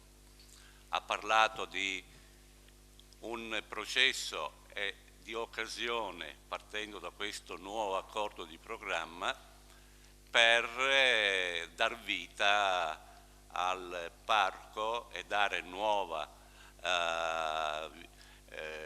vitalità appunto al parco stesso. Noi speriamo e auspichiamo che questo avvenga, anche perché da ben più di 6 anni, da 6 anni quasi, il parco è stato dimenticato, trascurato, e pur avendo chi lo frequenta, chi ha avuto modo di visitarlo, soprattutto quello di competenza del nostro territorio, mi riferisco all'area di Porto Vecchio, come abbiamo già detto in altre occasioni in questo Consiglio Comunale, è un'area paesaggistica di notevole pregio, sia dal punto di vista della vegetazione presente, sia dal punto di vista dell'attraversamento del fiume e della presenza di animali selvatici che lì vivono. Allora, noi speriamo che questa amministrazione riprenda in mano e abbia a cuore effettivamente il parco, perché se è andata a visitarlo in questo periodo, ma penso che sia in qualsiasi stagione non cambi molto la sensazione che uno prova, è di un tesoro abbandonato, non c'è stata alcuna manutenzione, tutto ciò che era stato realizzato dal 2009, quando effettivamente ha preso vita questo parco, è abbandonato. Sono abbandonate le panchine, gli angoli dove fermarsi, è abbandonata anche la manutenzione di tutta la segnaletica che era all'interno del parco, e tutto questo periodo in cui non c'è stata nessuna attenzione a questo tesoro che noi abbiamo ci fa capire quale importanza fino ad oggi e quale rilevanza fino ad oggi si è da parte di chi ci ha amministrato in questi ultimi anni ha riversato verso il parco e la parte che si trova a Porto Vecchio. Io spero che questo sia l'inizio di un nuovo percorso, torno a ripetere, ma bisogna iniziare subito e bisogna anche capire, e lo vedremo, perché l'accordo di programma fra Città Metropolitana, Comune di Cinto e Portogruaro deve anche prevedere un investimento finanziario, perché la manutenzione della parte di nostra competenza, penso che poi le risorse verranno distribuite all'interno dell'accordo di programma in base alle competenze territoriali, credo, perché qui la gestione è unica, per cui credo che ogni singolo soggetto che fa parte di questo accordo di programma interverrà con risorse economiche e finanziarie adeguate, o proprie o attraverso finanziamenti. Questo evidentemente prima o poi ci direte come l'amministrazione intende intervenire, perché altrimenti ci troveremo con una delibera sulla governance del parco, ma sarebbe opportuno che in Consiglio Comunale venisse portato un progetto organico con un piano ambientale ben definito per sviluppare, implementare e rendere fruibile a tutti i cittadini, ma non solo, perché è un'importante, potrebbe diventare, cosa che non è stato fino adesso, un'importante risorsa turistica con tutti i benefici economici e occupazionali che la presenza del parco potrebbero generare. Nel momento in cui farete questo passaggio, valuteremo se effettivamente la volontà espressa questa sera si tramuterà in atti concreti, altrimenti, e questo sarebbe un fatto molto grave secondo me, altrimenti ci troveremo sempre nella fase delle enunciazioni e dei buoni propositi e poi che lasciano il tempo che trovano. Grazie. Grazie consigliere Vendigni. Consigliere Stival, prego. Grazie Presidente. Scusi consigliere Stival, solo un secondo, io volevo ricordare, siccome la vedo per la prima volta in Consiglio, la Vigilenza, che ha la facoltà di sedersi, perché è inutile stare ore e ore lì, quindi se vuole, se lo ritiene, si può sedere, grazie. Il servizio lo fa uguale. Prego consigliere Stival. Grazie Presidente. Per quanto riguarda il parco del Lemme del Regena, io ricordo bene perché ero su questi scranni quando è stato istituito, assieme anche ad alcuni consiglieri presenti anche oggi all'interno del Consiglio Comunale, e fin dall'epoca ricordo che la valenza che si era data all'istituzione di questo parco, che ha delle unicità. Era unico all'epoca come provincia di Venezia e unico, mi risulta, oggi nella città metropolitana. Quindi deve, come è già stato detto anche prima da chi mi ha preceduto, trovare tutte quante le risorse e l'accelerazione tale da essere concluso e attivato. Un parco che è unico anche perché è un parco che è fatto di acque risorgive, che è una delle peculiarità del nostro territorio, che mantiene una salubrità e una unicità delle acque nel nostro territorio.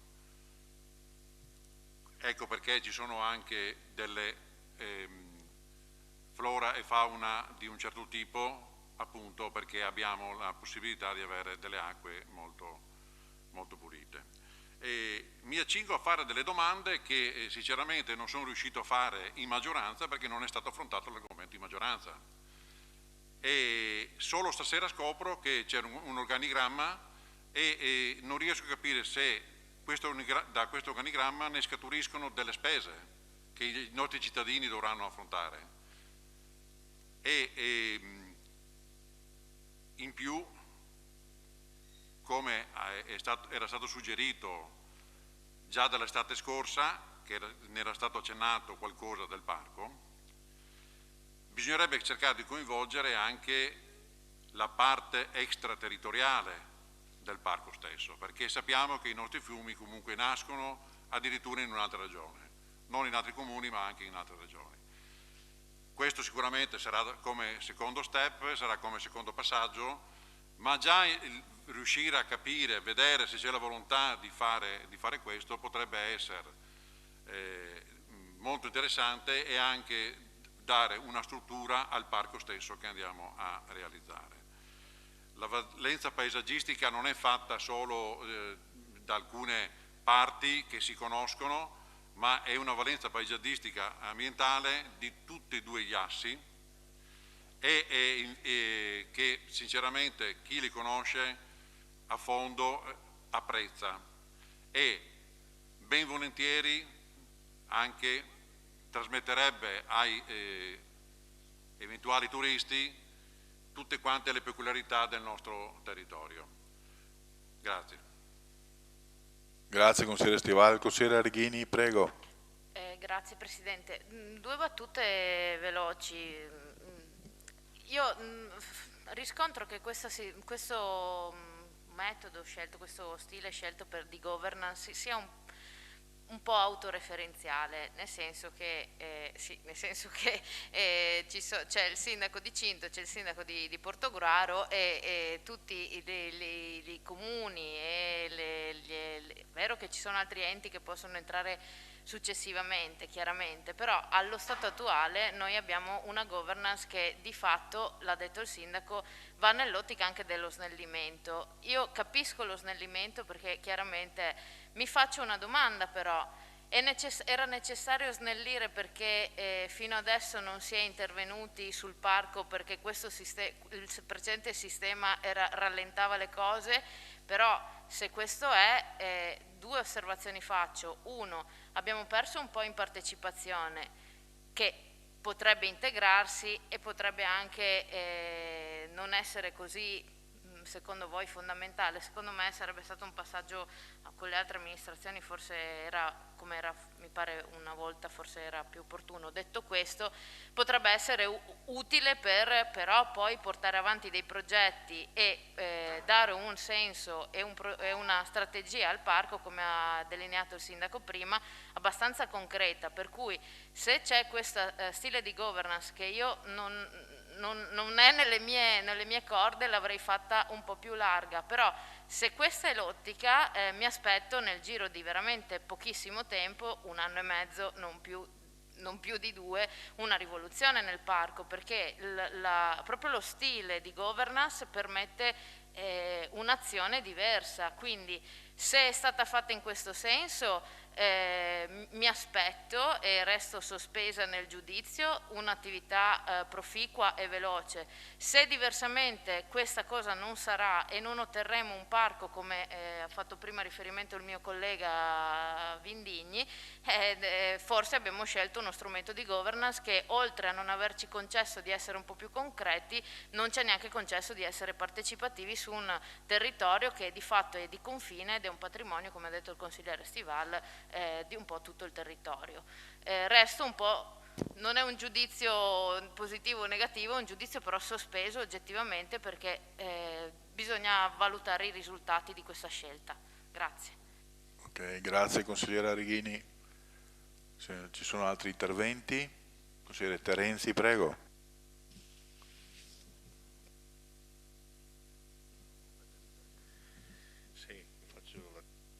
Per dichiarazione di voto e per esprimere in questo Consiglio le considerazioni che ho avuto già modo di fare in Commissione. A parte, dico, un po' la sorpresa, no? nel continuare a sentire questa affermazione che continua, in maggioranza non l'abbiamo vista.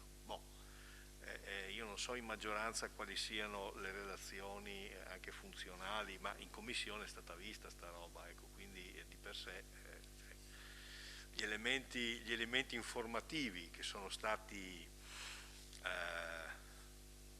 enunciati, ancorché sinteticamente, dall'assessore e in maniera un pochino più larga e anche un pochino più prospettica dal sindaco, in realtà erano già presenti in Commissione, quindi ecco, io annoto soltanto che c'è questo continuo reiterare, no? In maggioranza non l'abbiamo visto.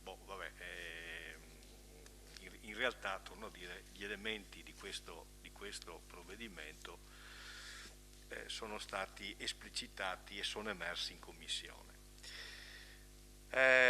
Parliamo di una realtà di grande interesse, lo ha detto bene il collega Vindigni precedentemente, lo ha detto bene il sindaco,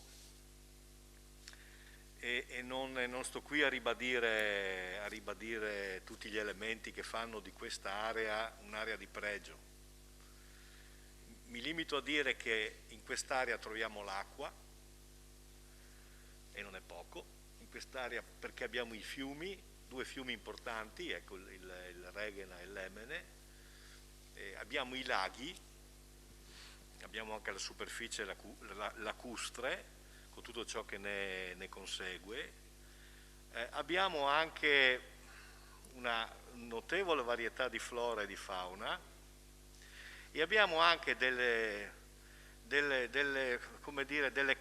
caratterizzazioni che richiamano le terre basse friulane e la laguna veneta di Carla. Ecco, quindi io ho detto in sintesi queste cose per dire che stiamo parlando di qualcosa di interessante, insomma, ecco, che ha un valore ambientalistico, sul piano ambientalistico, ma anche un valore, io direi proprio anche antropologico, anche un valore storico, un valore culturale, insomma, è un valore.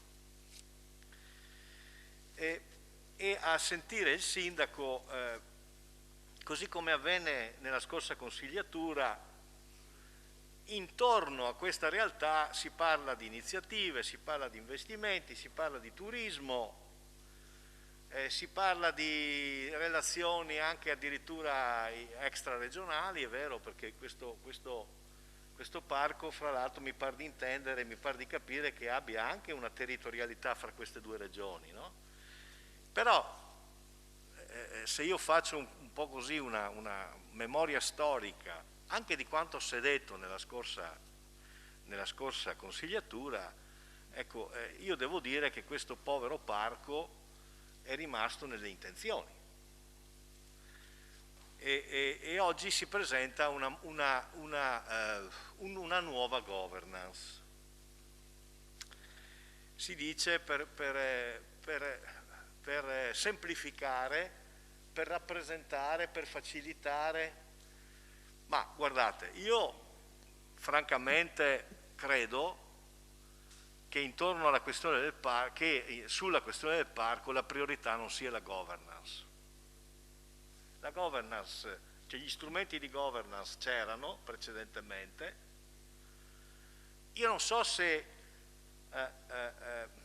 l'accordo o la convenzione del 2009 non prevedesse anche l'azione e l'intervento di altri soggetti rispetto ai comuni principali. C'era anche la provincia di Venezia, se non ricordo male, se non sbaglio. E quindi oggi ci rimettiamo in movimento per riapprovare la governance di questo parco. Ma il vero tema, che purtroppo di cui non si parla, o di cui si parla poco, è qual è l'idea progettuale in senso lato che nel territorio come comune trainante e interessato noi vogliamo sviluppare intorno a questa realtà, integrandola poi con altre realtà, sia sul versante ambientale e sia anche sul versante di un interesse più generale, che ha una ricaduta anche da un punto di vista turistico, da un punto di vista attrattivo, eccetera, eccetera, eccetera. Il vero tema è questo. E noi di quinquennio in quinquennio continuiamo a parlare di questo parco e di modificare continuamente atti e strutture di governance, e quindi predisponiamo una scatola che magari di volta in volta cambia colore, cambia fantasia, e però è una scatola, mi consentite di dirmi, vuota. Ecco. Allora, io in questo provvedimento purtroppo ci vedo ancora questa tara, perché mi fa piacere l'introduzione del sindaco, ha fatto un'introduzione valorizzando quest'area, però vede, è un'introduzione fatta ancora di tante intenzioni, che si sono snocciolate e che si sono anche riprodotte nella scorsa consigliatura. Sta di fatto che questo parco, ripeto, è ancora una scatola vuota, ripeto, è ancora una mancata opportunità, è ancora una mancata opportunità, e devo dire la verità che in commissione si è parlato soltanto di governance. Ecco. Mi sarei aspettato accanto alla governance un impulso, un'idea progettuale, un movente forte, una iniziativa in qualche modo di accompagnamento rispetto alla governance. Come a dire, insomma, ci siamo trovati, e la conferenza dei sindaci e i colleghi sindaci, abbiamo capito che subito noi ci metteremo a... Ecco, manca l'idea progettuale intorno a questo parco, e allora la nostra valutazione è come dire, commisurata a questo vizio d'origine che sta accompagnando questo parco di quinquennio in quinquennio, una occasione mancata e invece come dire, una realtà che potrebbe essere un driver, che potrebbe essere una leva, non solo da un punto di vista ambientale, ma da un punto di vista sociale, da un punto di vista turistico, da un punto di vista anche, quindi in senso lato, più socio-economico. Io insisto poi, signor Sindaco, sono un po' ripetitivo e me lo dicevano spesso anche nella scorsa consigliatura, però le idee buone vanno ripetute, vanno insomma in qualche modo sempre alimentate, ecco. Se poi non vengono accolte, a pazienza, ma insomma. Noi abbiamo la fortuna, l'ho detto prima, di avere un territorio che ha la presenza di fiumi importanti, di aste fluviali. Guardi, signor Sindaco, che lei lo saprà sicuramente, che intorno alle aste fluviali sono nate, sono cresciute, si sono consolidate le comunità, si sono consolidati gli insediamenti. Le aste fluviali continuano ad essere dei punti di interesse, dei punti di unione, dei punti di condivisione, e ci sono anche gli strumenti adesso anche per dare corpo a quello che sto dicendo, che sono i contratti di fiume, che diventano davvero delle occasioni in cui istituzioni, associazioni e mondo del no profit, cittadini, anche operatori economici, ecco, si accordano, identificano delle mete, identificano degli obiettivi e si mettono in campo naturalmente con risorse, con volontà, con competenze e con passione, vogliamo dirlo, e con passione. Quindi noi annotiamo che si continua a lavorare sulla governance di questa cosa, ma in realtà il focus non dovrebbe essere la governance, oppure va bene, ma accanto alla governance ci dovrebbe essere l'impulso, lo spunto, la visione, la forza anche di un'idea progettuale che purtroppo noi ancora non vediamo. E quindi il nostro voto sarà sostanzialmente un voto di astensione, perché da una parte sto parco va molto bene ed è una leva importante, ma dall'altra continuiamo a non vedere come dire, comportamenti e azioni che portino davvero alla valorizzazione di questo patrimonio. Quindi il nostro voto sarà di astensione. Grazie consigliere Terenzi. Consigliere Pizzolito, prego. Grazie Presidente. Vorrei fare anch'io due considerazioni, visto che sono nuovo e quindi ho dovuto documentarmi un pochettino, anche perché siccome siamo voci di cittadini ho cercato di capire anche se i cittadini hanno concetto e conoscenza di questo parco, ma il loro concetto è completamente diverso da quello che è il merito, no? Il parco è così, un pioppetto. E quindi ho cercato attraverso il mio gruppo di farmi dare delle informazioni per poter poi arrivare a un voto finale, a un'espressione di voto. Da quello che ho raccolto, che il parco è nato all'inizio degli anni 2000 su iniziativa dell'allora provincia di Venezia, approvato in consiglio provinciale, come è già stato detto, nel 2003, adottato e istituito nel 2009, con delibera comunale del 16 aprile 2009 numero 70, in cui si approvava lo schema della convenzione istitutiva del consorzio di gestione del parco dei fiumi Reghena, Lemene e dei laghi di Cinto tra la provincia di Venezia, ora città metropolitana, il comune di Portogruaro e il comune di Cinto Caomaggiore. Inizialmente anche il comune di Gruaro vi faceva parte, poi all'atto della Costituzione si defilò. Nell'istituzione del parco, tra gli enti interessati nel 2004 e 2009, veniva approvato contestualmente alla Convenzione anche lo statuto, il piano ambientale che disciplinava la gestione del parco stesso, oltre che le norme che lo regolavano, urbanistiche, ambientali e via dicendo. L'interesse iniziale era la costituzione del parco, ma come già riportato allora, era la valorizzazione di tutto il Veneto orientale, con le sue ricchezze ambientali.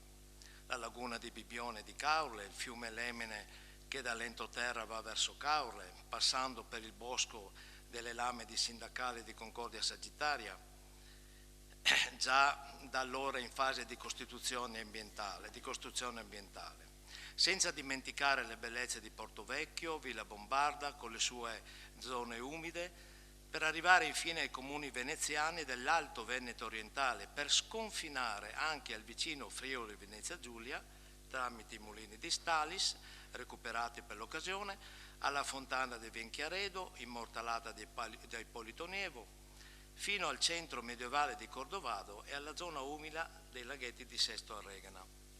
Vi fu allora più di un'occasione di incontri pubblici tra gli assessori regionali all'ambiente del Veneto e del Friuli Venezia Giulia per manifestare la volontà che l'iniziale parco in oggetto potesse e dovesse diventare parco interregionale, tant'è che questo lo troviamo scritto allora come adesso nel piano ambientale allegato alle varie delibere di adozione, solo che da allora sono passati 20 anni e nulla è stato fatto. Il parco, va ricordato, è costituito, riconosciuto, vincolato dagli strumenti urbanistici, locali, provinciali, ma soprattutto dal PTRC, Piano Territoriale Regionale, eccetera, che individua le direttive, prescrizioni e vincoli per aree di tutela paesaggistica, interesse regionale e competenza provinciale. All'inizio degli anni 2000, in corrispondenza della nascita del parco, perché tanta era la fiducia nell'iniziativa e le aspettative, le prospettive di un successo del binomio parco, ambiente e turismo, che la provincia di Venezia pubblicò non solo un pieghevole tascabile dal titolo in bicicletta nel parco dei fiumi Reghena e Lemene e dei laghi di Cinto, a beneficio dei potenziali visitatori, ma anche diversi libri sia sul parco che sull'ambiente e circostanze della Venezia orientale, usciti e pubblicati tutti tra il 2002 e il 2004, che con le nostre ricerche ho trovato e sono, per esempio, io ne ho letti un paio, ma il parco dei fiumi Lemene, Reghena, laghi di Cinto, le lagune del Veneto orientale, le ricerche naturalistiche del territorio veneziano dalle origini al Settecento, la laguna di Venezia, naturalità e uomo, casoni delle lagune di Caorle, di Bibbione e Cavarzare, la foce del tagliamento, la tutela dell'area del tagliamento e via dicendo. Nel mio intervento nell'ultimo Consiglio Comunale, in occasione dell'approvazione del DUP, parlando di turismo ambientale, ho ricordato che il parco passa proprio per il centro di Portogruaro, corrispondente con lo specchio d'acqua dell'Emene, e mi sono soffermato su quale migliore occasione per un doppio rilancio turistico, storico, ambientale di Portogruaro. Aggiungo anche, come già citato, che Portogruaro aveva e poteva mettere a disposizione anche i locali per la sede istituzionale del parco, o in centro storico, quale miglior vetrina promozionale per la sede di un parco, oppure Portovecchio, presso le scuole dismesse, o presso Villa Bombarda, se vi fosse stata la lungimirante volontà politica e amministrativa di acquisizione, ma volendo si può fare ancora. Invece veniamo a scoprire, leggendo l'accordo di programma allegato alla presente delibera, che la sede del parco sarà presso un palazzo storico in comune di Cinto Caomaggiore, ex mulino Bornacini, e come comune di capofila del mandamento probabilmente qualcuno avrà le sue riflessioni da fare. Ovviamente i complimenti all'amico, al sindaco di Cinto Caomaggiore per il risultato ottenuto. Spiace perché non ci è stata data la possibilità di essere informati adeguatamente e per tempo nella commissione preposta per la discussione della presente delibera, non solo per prendere atto del dispositivo e degli allegati che si vuole approvare, ma anche e soprattutto per un confronto nel merito, perché a distanza di 20 anni dalla sua nascita nulla praticamente è stato fatto, né sotto il profilo di rilancio turistico ambientale, né sull'allargamento agli altri comuni dell'Alto Veneto orientale e soprattutto l'allargamento del perimetro dei confini verso il Friuli Venezia Giulia, cioè un grande parco interregionale di grande prospettiva e attrattiva turistica, ma soprattutto ricca di potenziali risorse economiche. E pensare che 20 anni fa le prospettive erano totalmente radiose e piene di entusiasmo, che non si contavano le tante iniziative promozionali su tutto il territorio della Venezia orientale. Constatiamo che oltre alla direzione, al CDA, alla governance del parco, ci sia anche il piano di azione locale, punto 227 a pagina 19, che prevede la consulta del parco, che è formata tra 62 tra comuni, associazioni ed enti vari, più 8 cittadini, come istituzione rappresentativa delle associazioni e dei portatori di interesse, e non siano stati in grado di promuovere o addirittura spingere per abbattere questo immobilismo ventennale. A pagina 19 troviamo i tavoli di lavoro, che sono 3: gruppo di formazione e di informazione, gruppo progetti e sviluppo ed infine il gruppo aspetti amministrativi, normativi e storici, quindi gli strumenti per progettare e ricercare i finanziamenti, in particolare quelli europei. L'unica cosa che annualmente si fa realmente per dimostrare la presenza, l'esistenza del parco è la festa delle risorgive. Quest'anno tenutasi in quel di Cinto, presso il lago Acco, domenica 12 settembre 2021, che, a quanto mi risulta, ha avuto non grande partecipazione nonostante le interessanti tematiche in discussione, grazie anche e soprattutto alla partecipazione di studenti che conosco personalmente, provenienti da università italiane e anche straniere, in quanto il parco è oggetto di tesi di laurea. Non voglio nemmeno pensare ai costi economici per lo studio di fattibilità, creazione e pubblicazione di questo parco, perché sarebbe come aggravare ancora di più sul piano morale la distanza tra i cittadini e la politica. Mi ripeto, mi soffermo solo sull'enorme possibilità economica e occupazionale sprecate nel nostro territorio. Quindi, infine, non ultimo per importanza, questa delibera in approvazione oggi, con annesso allegato di programma, è solo una presa d'atto.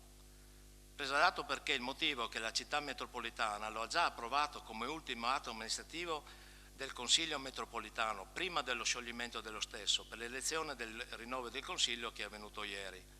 Mentre il Comune di Cinto Commaggiore approverà la delibera convocata per domani, 30/11/2021, e ovviamente, diversamente, una qualsiasi modifica dovrebbe ritornare di nuovo l'iter nei rispettivi consigli comunali e consigli metropolitani. Io sono in profonda difficoltà perché, cosa dico ai cittadini? Perché a 20 anni dalla nascita del parco ci troviamo solo ad approvare una delibera senza poter tra l'altro contribuire sulla stessa con eventuali proposte nel merito, ma solo per un voto di sopravvivenza di quella che era giustamente vista come una grandissima possibilità di rilancio del nostro territorio, non dimentichiamoci, che gode già di milioni di turisti grazie alle spiagge del nostro litorale, e non per aver saputo approfittare di questa immensa opportunità fa gridare al fallimento politico e forse a miopia. C'è stato qualche piccolo, onestamente bisogna dire, riflessioni su questo. Mi hanno fornito alcune comunicati, uffici stampa dal 2017 in poi, però voglio dire anche nel sito della provincia di Venezia, dove c'è piano ambientale, tra i vari punti gli ultimi due riportano promuovere ed organizzare la fruizione del territorio a fini ricreativi, didattici, culturali, scientifici e turistici, promuovere l'adesione al parco dei territori limitrofi appartenenti anche ad altri comuni. Io credo che mi asterrò. Grazie, signor Presidente. Grazie, consigliere Pizzolito. Altri interventi? Consigliere Bertoncello, prego. Il mio capogruppo ha già fatto le considerazioni che assieme abbiamo sviluppato in questi giorni. È ovvio che entrare nel merito specifico dell'accordo di programma rispetto a una convenzione non è un grosso problema. Il problema, secondo me, è legato alle volontà dell'amministrazione di andare avanti su questo progetto. Perché recentemente, per esempio, ci sono state fatte delle scelte più o meno condivisibili riferite per esempio all'immobile di Portovecchio, dove è la porta d'accesso, voglio dire, al parco. Era previsto la sede originaria del parco, poi trasformata per valutazioni di cui io non entro nel merito, nel senso alla Guardia Forestale. Quindi l'ex scuola è sede della Guardia Forestale. La motivazione che mi sembra di ricordare era quella che comunque la Guardia Forestale è un organismo che è attento, vigila, controlla sostanzialmente il parco. Però ne abbiamo parlato per molti anni, però adesso il cartello fuori con i contributi europei è scritto e non c'è quello che il contributo europeo prevedeva di fare in quella scuola. Faccio questa considerazione perché il sindaco ha fatto un intervento che può essere condivisibile da tutto il Consiglio, ma è un'espressione di volontà, è un'espressione di intenti, perché se andiamo a vedere quello che è successo sull'area SIC del fiume, perché è un'area SIC quella lì, cosa poi è stato anche costruito nel tempo, bisognerebbe andare a vedere l'importanza che è già ripresa dal consigliere Stival di Villa Bombarda, che non è solo Villa Bombarda, è tutto quello che attiene a Villa Bombarda, che è un patrimonio straordinario. Però il tema è anche che non è possibile continuare a finanziare progetti e poi lasciarli al degrado. Se ognuno di noi fa una passeggiata da Portovecchio e va al mulino a Boboldara, lei vedrà che tutto quello che è stato costruito, salvo il ponte di legno, il resto non c'è più niente, c'è abbandonato, non è stata alimentata la piantagione, non è stata alimentata la pista ciclabile, sono stati tolti tutte le targhette degli alberi che ci sono lungo il percorso. Ma non è solo un problema di Portogallo, se voi andate a Marango sul pezzo di pista ciclabile che doveva andare verso Caorle, sul Ponte Vecchio voi vedete che quel tratto di pista ciclabile non c'è più.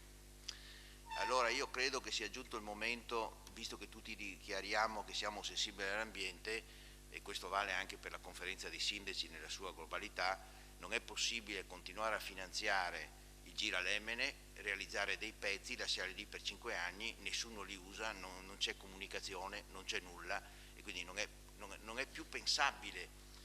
Allora io credo che noi avremo la possibilità di valutare l'amministrazione comunale, visto che ci sono all'articolo 12 dell'accordo di programma il documento di previsione della spesa annuale per la gestione del parco entro dicembre dell'anno precedente dell'esercizio finanziario di riferimento deve essere fatto. Deve prevedere la spesa, gli interventi programmati, il fabbisogno, il ricorso alle consulenze, la pianificazione degli interventi, gli indirizzi per l'acquisizione di proprietà pubblica di aree in modi funzionali al parco, la ripartizione degli oneri tra soci. Oggi di tutto questo c'è nulla, non c'è assolutamente nulla. E sono anche preoccupato perché, voglio dire, mentre la città, questo parco si finanzia con contributi europei, regionali, metropolitani, eccetera, non vedo risorse per continuare una progettualità che lei ha enunciato.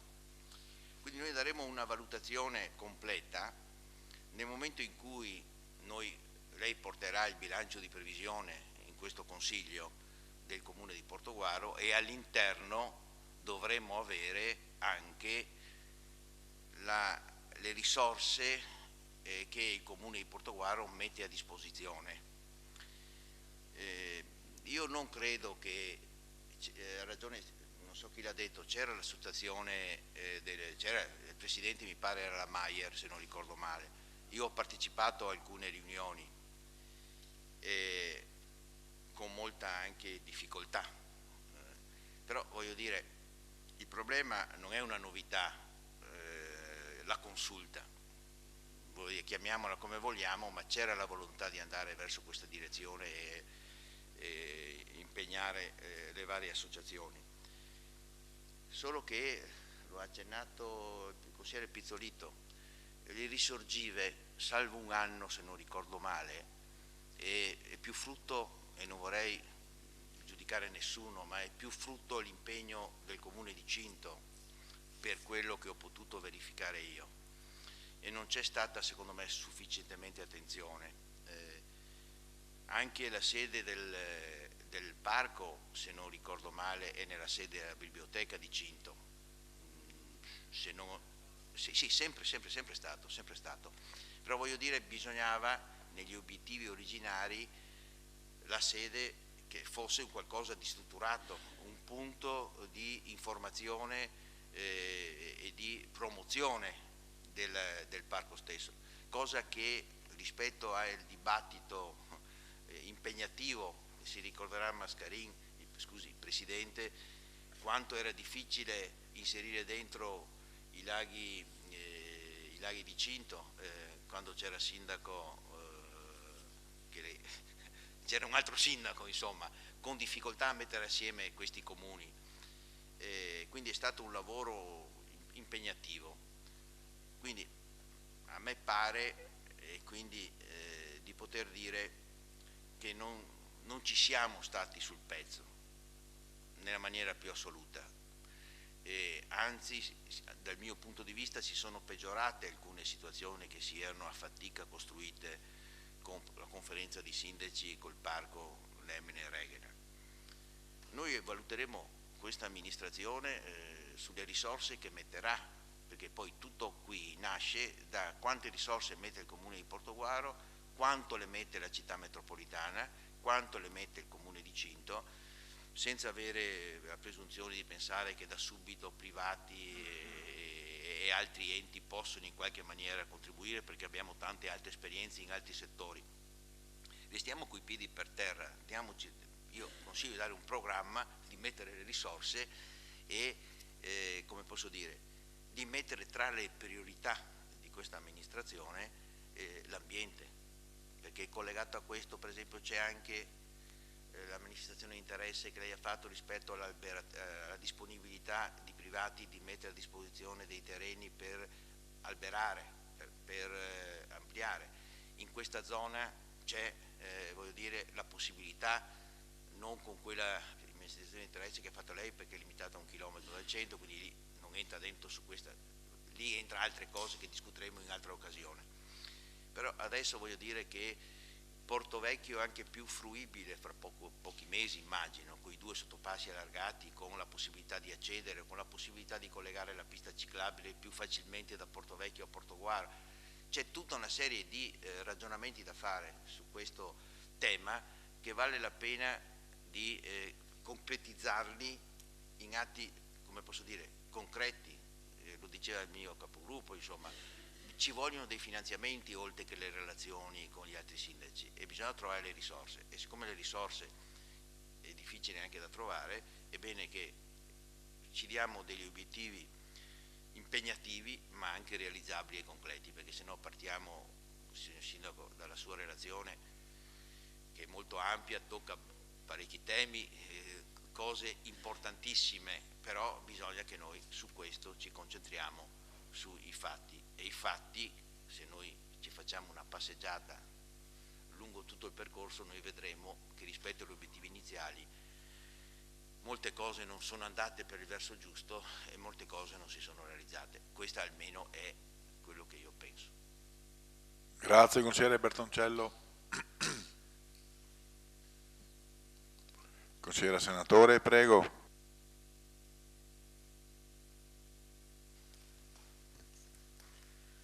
Scusatemi, ma io ho bisogno di precisare una cosa. Il Parco Lemene Reghena non è Portovecchio, non è solo Portovecchio.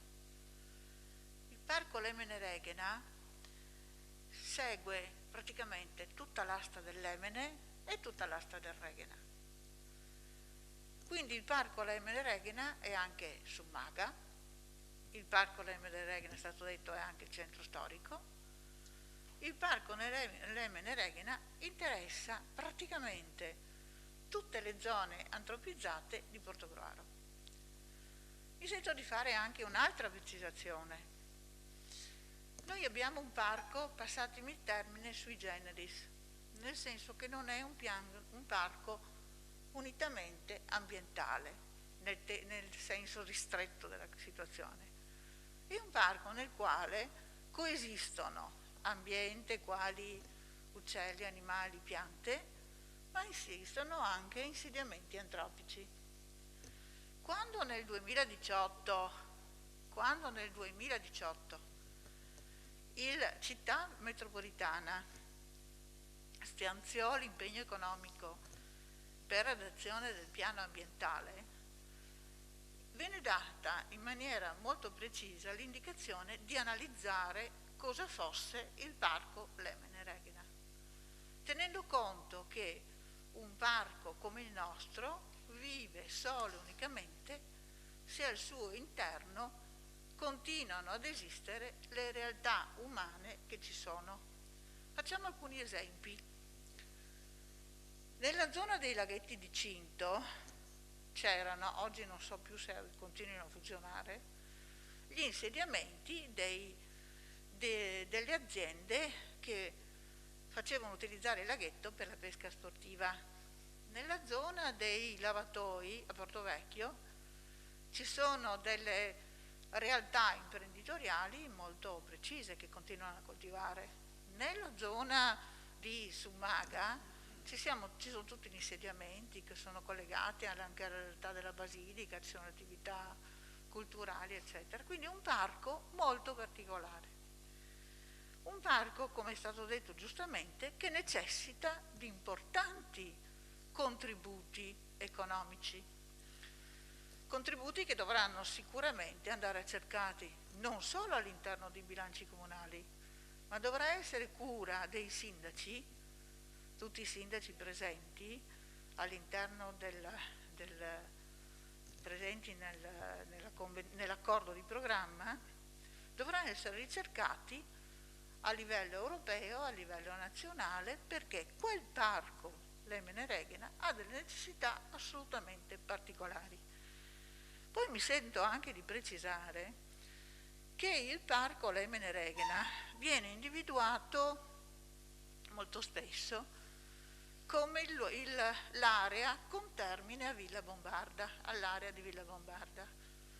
È corretto, è vero, il fiume ci passa all'interno dell'area di Villa Bombarda, che purtroppo è un'area privata, un'area nella quale insiste sì una servitù di passaggio, ma è un'area totalmente privata. Quando nel 2018-2019, non ricordo bene, capitò che un fortunale distruggesse una bella area di Villa Bombarda, quindi un'area alberata importante, si dovette andare a prescrivere la messa in pristino del sito, perché l'area è privata.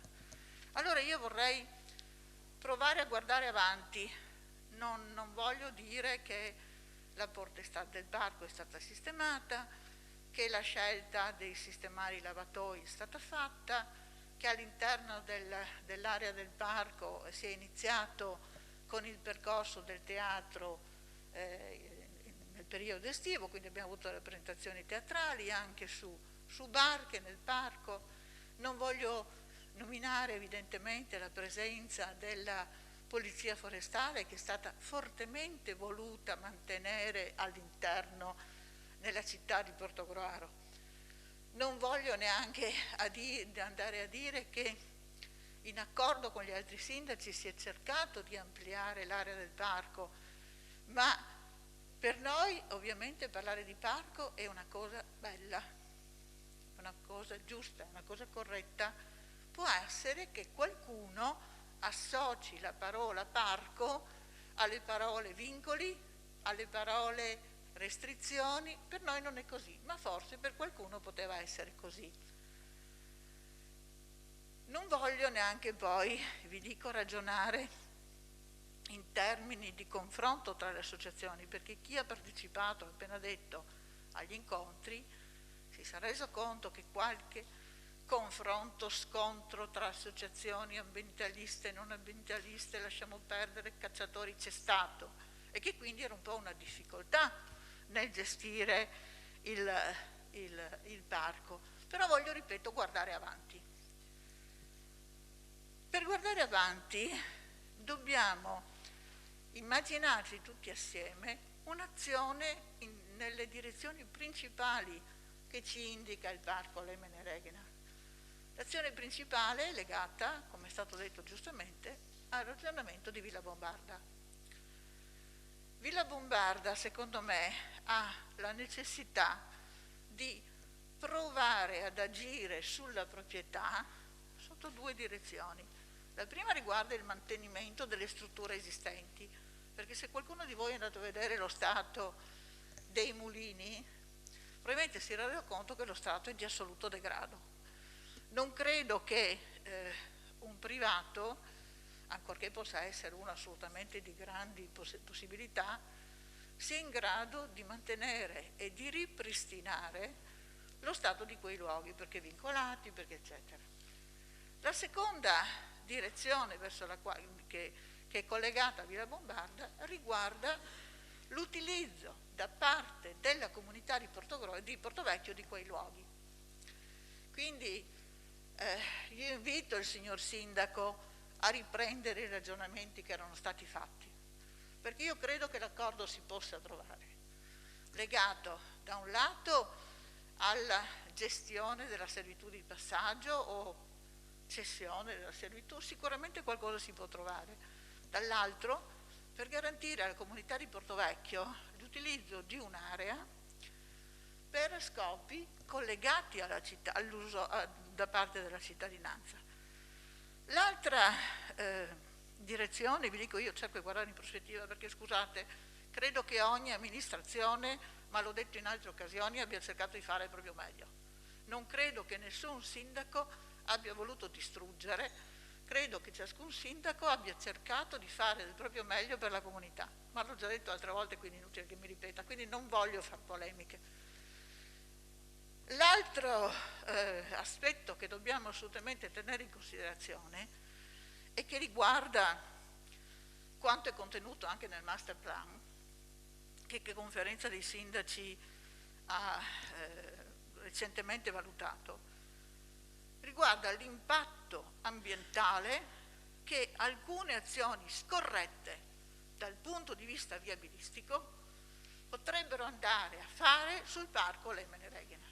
Non ce lo possiamo permettere, perché andare a danneggiare il parco Lemene Regena in aree a forte tutela ambientale sarebbe un errore che i nostri figli e i nostri nipoti non ci faranno mai passare.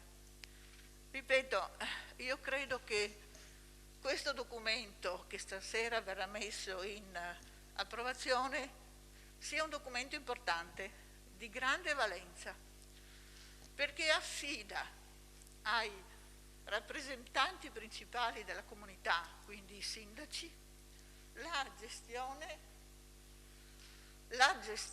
e l'amministrazione di un bene così importante come il bene parco. E sono certa anche che i sindaci, credo anche il sindaco di Cinto Maggiore, con il quale c'è anche un ottimo rapporto, sapranno ben sfruttare questo strumento di accordo di programma, che è uno strumento vincolante, uno strumento programmatico che può dare spazio a molta crescita. Grazie.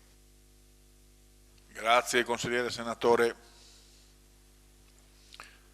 Se non ci sono altri interventi poniamo in votazione il provvedimento. Consigliere Stival, prego. Grazie Presidente, soltanto perché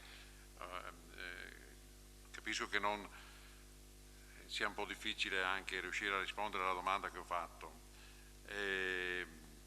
Quando uno ha a cuore quello che è la città e quelli che sono il territorio,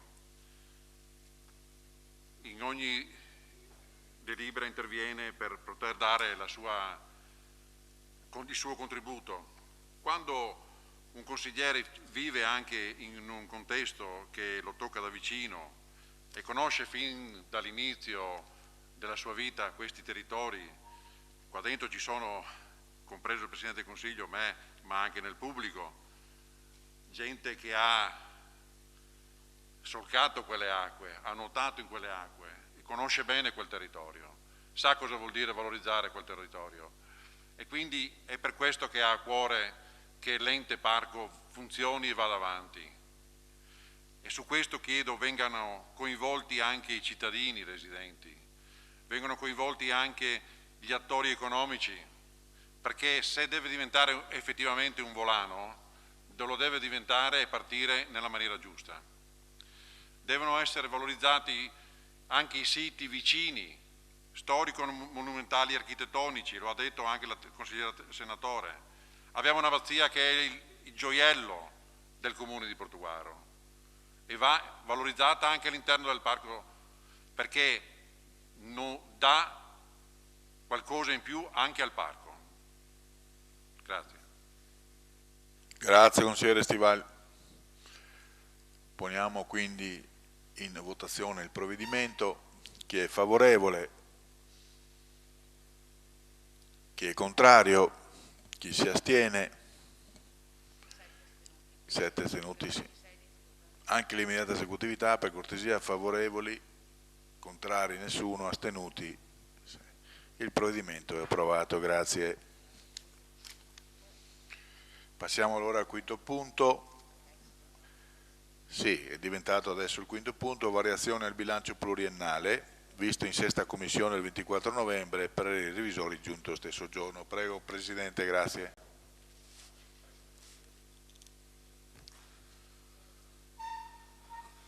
Oggetto di questa variazione sono le risorse fondone 2021 e dei denari per incrementare lo stanziamento per i servizi mensa e trasporto scolastico da gennaio a giugno 2022 legate all'emergenza Covid. Il Ministero dell'Economia e Finanza, il MEF, ha dato parere positivo e quindi le risorse 2021 possono essere impegnate anche nel 2022. Grazie consigliere Barbisan. Prego Assessore. Aggiungo solo vorrei solo sottolineare questo aspetto. I tecnicismi li abbiamo già visti in commissione e se hai bisogno di altri chiarimenti, sì. E se c'è bisogno di qualche ulteriore chiarimento sui tecnicismi c'è il dottor Datri. Quello che mi preme è sottolineare che la nostra premura è quella di assicurare le risorse per coprire i costi della mensa scolastica e del trasporto, quindi tutti i servizi legati alla scuola e coprire quindi l'intero anno scolastico, coprendo quindi anche i mesi che vanno da gennaio a giugno. Grazie, apriamo quindi il dibattito. Se ci sono interventi. Consigliere Terenzi, prego. Sì, per dichiarazione di voto, a meno che i miei colleghi non abbiano... Bene. Dunque noi in Commissione abbiamo espresso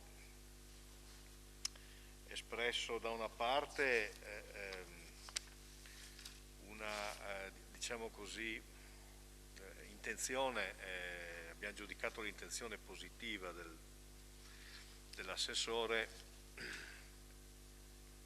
nel cercare un meccanismo contabile, si è parlato di artificio contabile, rispetto ad una posizione prima del MEF, se non ho capito male, poi confermata anche dal Ministero degli Interni, rispetto alla rendicontazione delle spese o alla certificazione delle spese sostenute dal cosiddetto fondone Covid-19, eccetera, eccetera. Ecco, c'era lo scoglio della necessità e dell'utilità di finanziare spese per contratti continuativi che avessero valenza anche nel 22 con risorse del fondone, se non ho capito male, 2021. E il tema fondamentale e centrale che ha costretto, virgolette, l'amministrazione alla ricerca di un artificio contabile era che tali costi non potevano essere però imputati al fondo pluriennale vincolato, giusto Assessore? Ecco, noi abbiamo compreso questo, ecco. E quindi evidentemente c'è una intenzione positiva da questo punto di vista. Dall'altra, ed è la cosa che avevamo espresso in commissione, era il tema di risorse che residuano, risorse del fondone che residuano, anno 20, anno 21.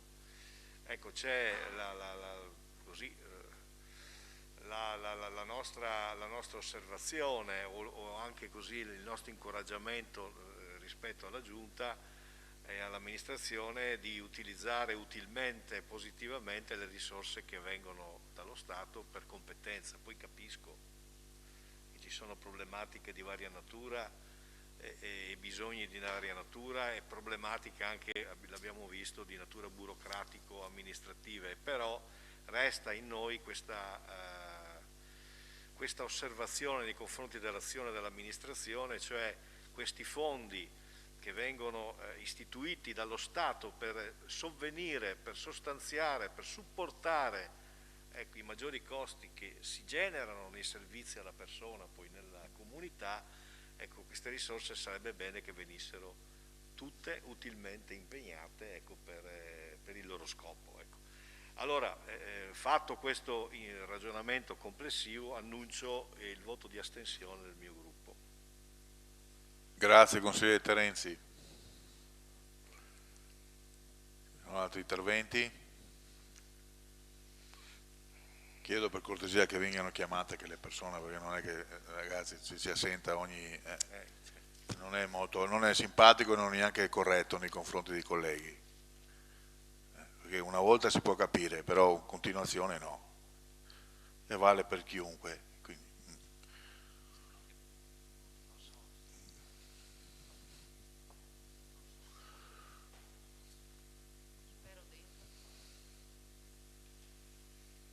Chiedo scusa, ma sarebbe il caso che qualcuno facesse qualche intervento, perché non è neanche corretto che io... prego, consigliere senatore, perché cerchiamo anche di rispettare l'Aula. Scusate, probabilmente uscirò anche dal tema perché parlerò dell'importanza che secondo me ha supportare tutti gli aspetti che attengono al mondo scolastico, in particolare nella delibera si trattava dell'argomento mensa, che secondo me è il luogo, perdonate proprio vado fuori tema, però mi sento di dirlo, è il luogo nel quale i ragazzi e i bambini imparano maggiormente a socializzare, al di là di tutte le differenze, di tutte le diversità economiche. Nel momento mensa il bambino, il ragazzo socializza, trova il suo ruolo, individua il ruolo dell'altro, quindi ben vengano queste delibere che ci aiutano ad adeguare anche l'azione politica alla situazione sociale. Scusate, ovviamente confermo il voto favorevole del gruppo. Grazie consigliere senatore. Se non ci sono altri interventi, pongo in votazione il provvedimento. Chi è favorevole? Chi è contrario? Sono contrario. Chi si astiene? 6 astenuti e anche l'immediata esecutività. Chi è favorevole? Contrari e astenuti come prima. Il provvedimento è approvato. Grazie. Passiamo ora al sesto punto, variazione di bilancio ed applicazione avanzo, vista in sesta commissione il 24 novembre, stesso giorno pareri revisori. Prego Presidente Commissione, grazie. Sì, questa variazione riguarda dei denari che servono per la manutenzione straordinaria di Villa Martinelli, la quale viene destinata poi ai servizi pubblici INPS.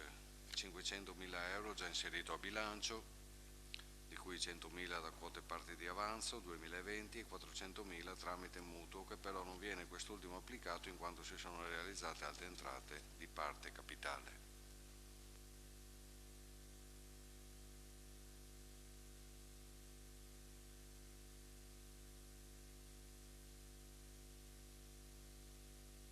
Prego, scusa. No, ecco. Allora, come già visto in commissione, la delibera in realtà è molto semplice. Si tratta semplicemente di sostituire una fonte di finanziamento su un'opera già prevista nel piano triennale, quindi applicando l'avanzo libero residuo e altre entrate, sostituendo quindi il programmato finanziamento di 400.000 euro. L'obiettivo quindi è applicare le risorse disponibili in questo momento, alleggerendo quindi, come dire, il ricorso all'indebitamento dell'ente. L'opera ovviamente è il restauro di parte di Villa Martinelli che sarà adibita a sede dell'INPS. Al momento attuale i rapporti con l'INPS sono stretti, c'è stata già una manifestazione scritta di interesse dell'INPS a prendere in affitto i locali previo una ristrutturazione degli stessi. Attualmente è in corso la gara di affidamento per la progettazione. Una volta completata e definita l'affidamento alla progettazione, che è una progettazione esterna, ovviamente ci saranno nuovi incontri e un accordo con INPS per definire in maniera puntuale quelli che sono gli accordi per non solo la realizzazione del lavoro ma anche gli affitti che in parte ovviamente sono già stati, come dire, concordati. Grazie Assessore. Apriamo il dibattito. Consigliere Bertoncello, prego. Allora, per quanto riguarda il fatto di non accedere a un mutuo e utilizzare avanzi di amministrazione, credo che sia una operazione contabile positiva, nel senso che eventualmente la disponibilità di mutui, se c'è la necessità, si può fare dal prossimo anno. Io credo che la leva del mutuo alle situazioni date per raggiungere dei obiettivi, dei programmi, io credo che questa vada attivata in ottemperanza alle disponibilità di bilancio. Avevamo già avuto modo di dire che con la chiusura dello swap del 2025 e siccome la rata di mutuo decorre dall'anno successivo all'attivazione, io credo che questa cosa deve essere tenuta presente perché c'è un volano per raggiungere gli obiettivi programmati. Si tratta di sapere quali sono le priorità e poi agire di conseguenza.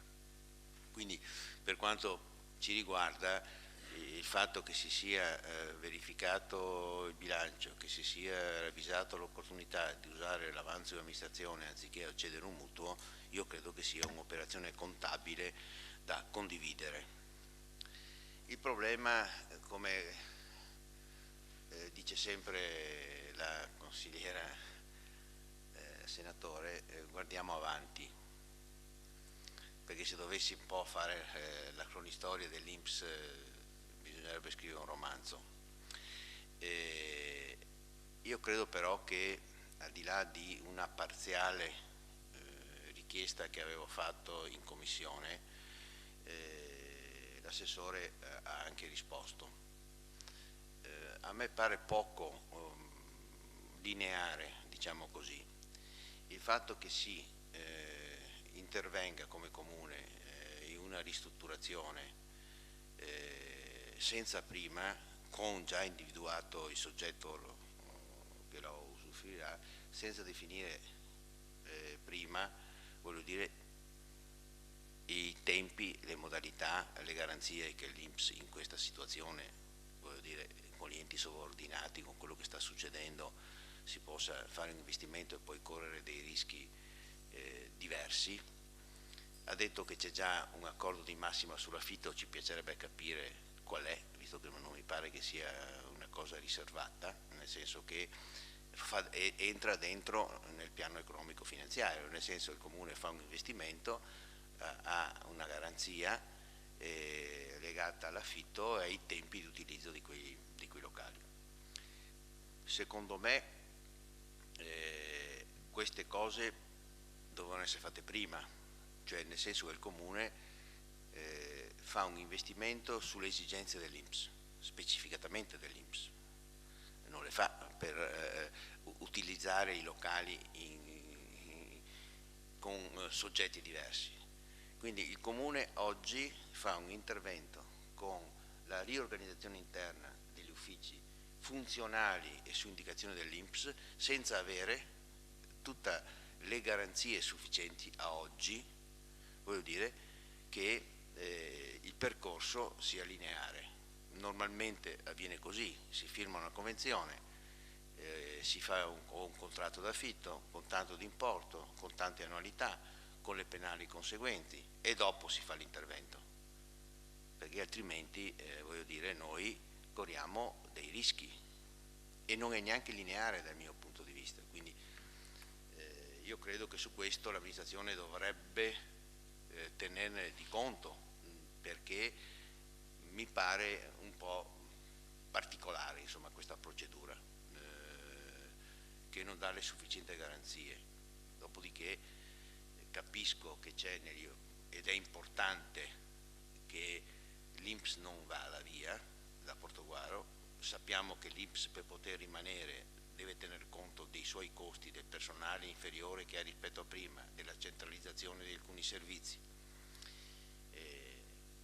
e quindi tutte le attività che fa l'amministrazione per mantenere questo servizio ben venga, ci mancherebbe altro.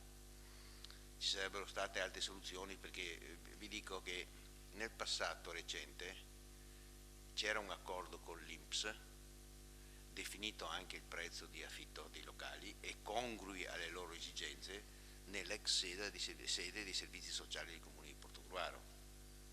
Si sarebbero già trasferiti perché lì pagano molto di affitto, da quanto ci risulta. Il problema sarebbe già stato risolto da molto tempo e anche quell'accordo lì, che era certo, dopodiché si è sfumato e l'INPS più volte ha detto o si fa così o se no noi dobbiamo trovare altre scelte. Quindi attenzione su questa operazione, prima di investire i soldi su progettazione loro, di fatto sulle loro esigenze, è bene che si definisca il contratto di affitto e tutte le condizioni praticabili necessari per poter andare avanti. Grazie consigliere Bertoncello. Ci sono altri interventi? Prego, consigliere Zanutto. Allora, al di là che credo che l'intervento di via Martinelli comunque vada completato, che ci sia il fatto che ci sia l'INPS o meno, perché indubbiamente quando uno stabile come quello si sistema può essere tranquillamente sede, se non dell'INPS, di qualcos'altro. Quello che mi fa specie,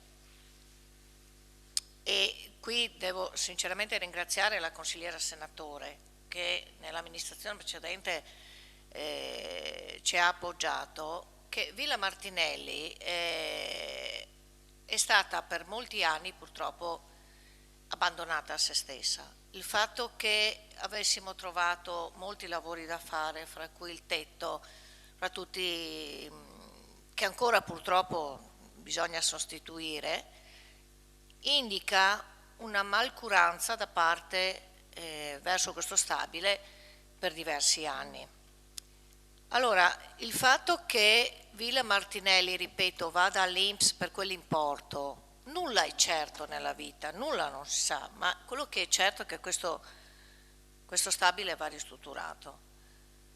Perché ricordo che qui a Portogruaro nel 2015 si stava perdendo un ufficio molto importante, che è quello dell'Agenzia delle Entrate. E l'Agenzia delle Entrate fu messa perché fu sistemata a via Martinelli, giusto consigliere senatore? Ecco, allora, Villa Martinelli è la storia di Portogruaro, quindi credo che questa variazione di bilancio porti a completamento un'opera che fungerà comunque alla necessità della città di Portogruaro, che ci sia l'INPS o che ci sia un altro stabile. Il fatto che sia stato previsto un introito di quella cifra è perché credo che l'amministrazione abbia valutato con l'INPS e ci sia stata una discussione con l'INPS, e se non sbaglio è già diversi anni che questo istituto, da più di qualche anno che questo istituto sta cercando una situazione, una location, in quanto dov'è al momento i prezzi sono molto alti e non riesce a stare con gli introiti, anche perché, come ha detto giustamente lei, consigliere Bertoncello, il personale nella pubblica amministrazione si tende a ridurlo, non a incrementarlo. Quindi credo che insomma questo stabile vada ristrutturato indubbiamente, e mi auguro sinceramente che l'INPS resti, che non sia un altro di quel pezzettino di pubblica amministrazione che si è un po' alla volta depauporato dal territorio di Portogruaro. Grazie consigliere Zanutto. Sono altri interventi? Consigliere Stival. Grazie Presidente. Credo che gli interventi che mi hanno preceduto hanno accentuato il valore che ha quell'immobile e come ovviamente si possa valorizzare qualsiasi sia la destinazione.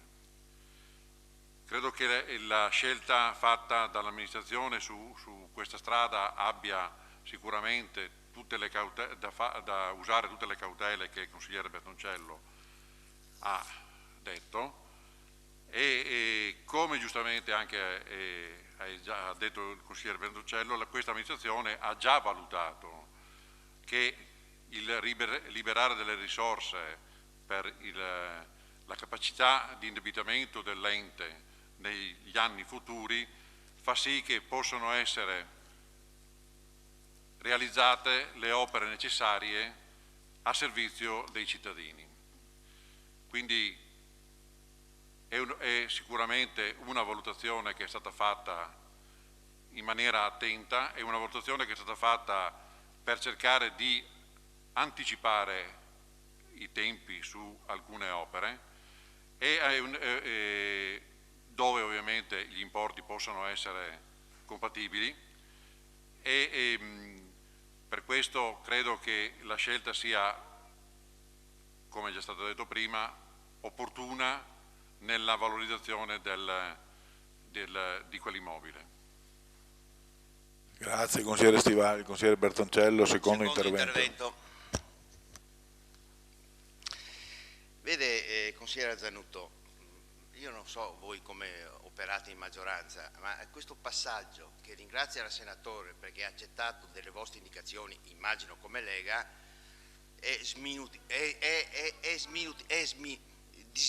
diminuisce e riduce, voglio dire, la volontà del sindaco, voglio dire, di portare avanti i suoi obiettivi programmatici. Primo ragionamento. Secondo ragionamento, il tetto non è stato fatto dall'amministrazione precedente a quella della senatore, ma è stato fatto dalla provincia di Venezia, non dal comune di Portogruaro. È ora che la smettiate di raccontare leggende metropolitane.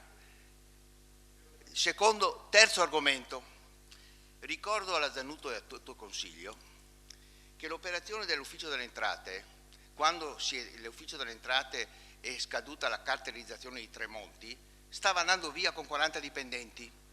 Chi li ha trattenuti lì e ha dovuto mandare via una sede di un'associazione in Villa Martinelli, e siccome non avevamo i soldi per ristrutturare tutto, chiaro, abbiamo mandato avanti la ristrutturazione del piano terra in collaborazione con l'Ufficio delle Entrate. Poi intervieni, Morsanuto. Cosa? No, guardi senatore, lei potete potete intervenire quando buon saluto, puoi dire quello che vuoi. Allora, siccome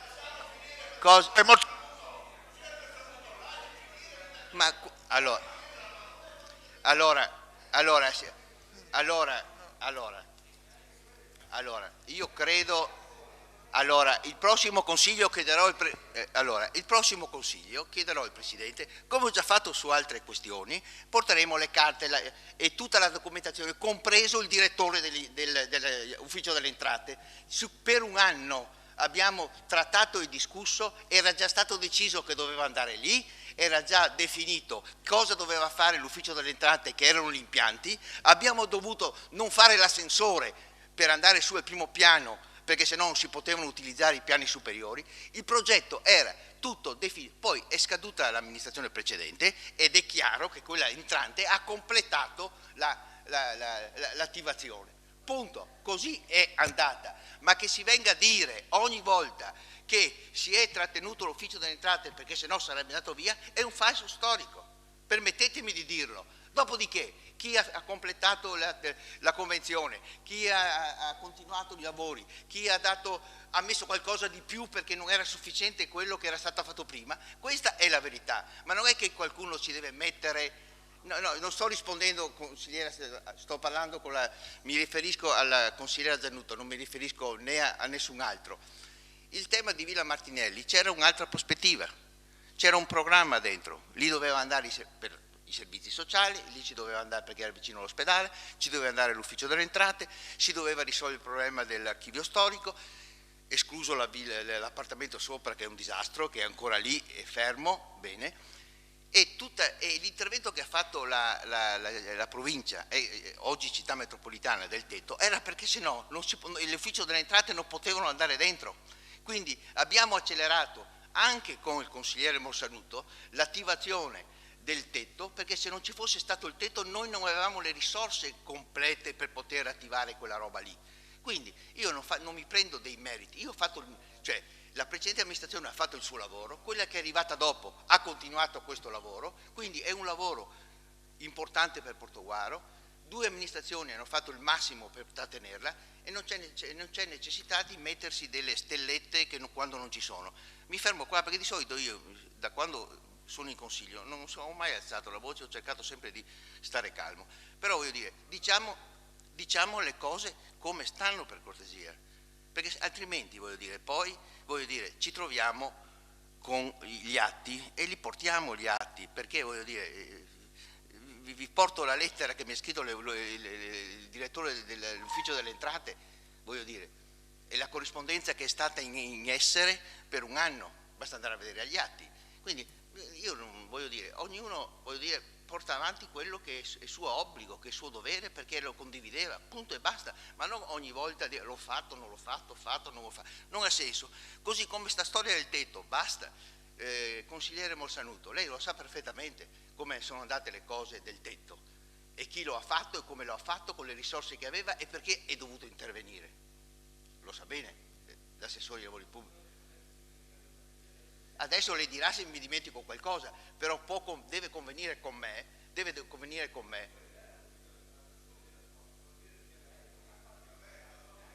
Bon. Allora, ritorneremo, Presidente, perché vede, io non posso ogni volta, ma non solo questo, io chiedo sempre la verifica.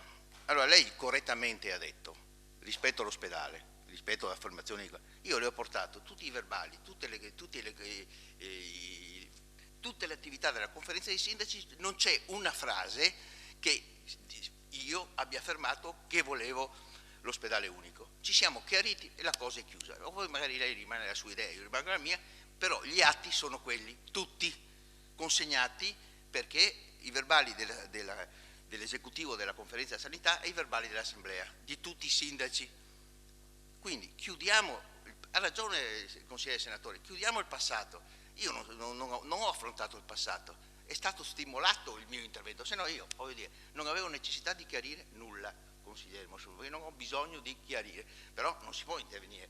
Il merito è della Lega e ogni volta dentro in maggioranza c'è uno che interviene in modo distonico, diciamo così, non è corretto, non risponde a verità, punto e basta.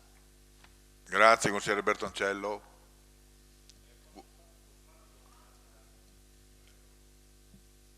Una domanda di chiarimento, perché questo è una delibera, diciamo così, di bilancio. Io non ricordo più qual era il merito o il contenuto dell'intervento. Vedo che c'è il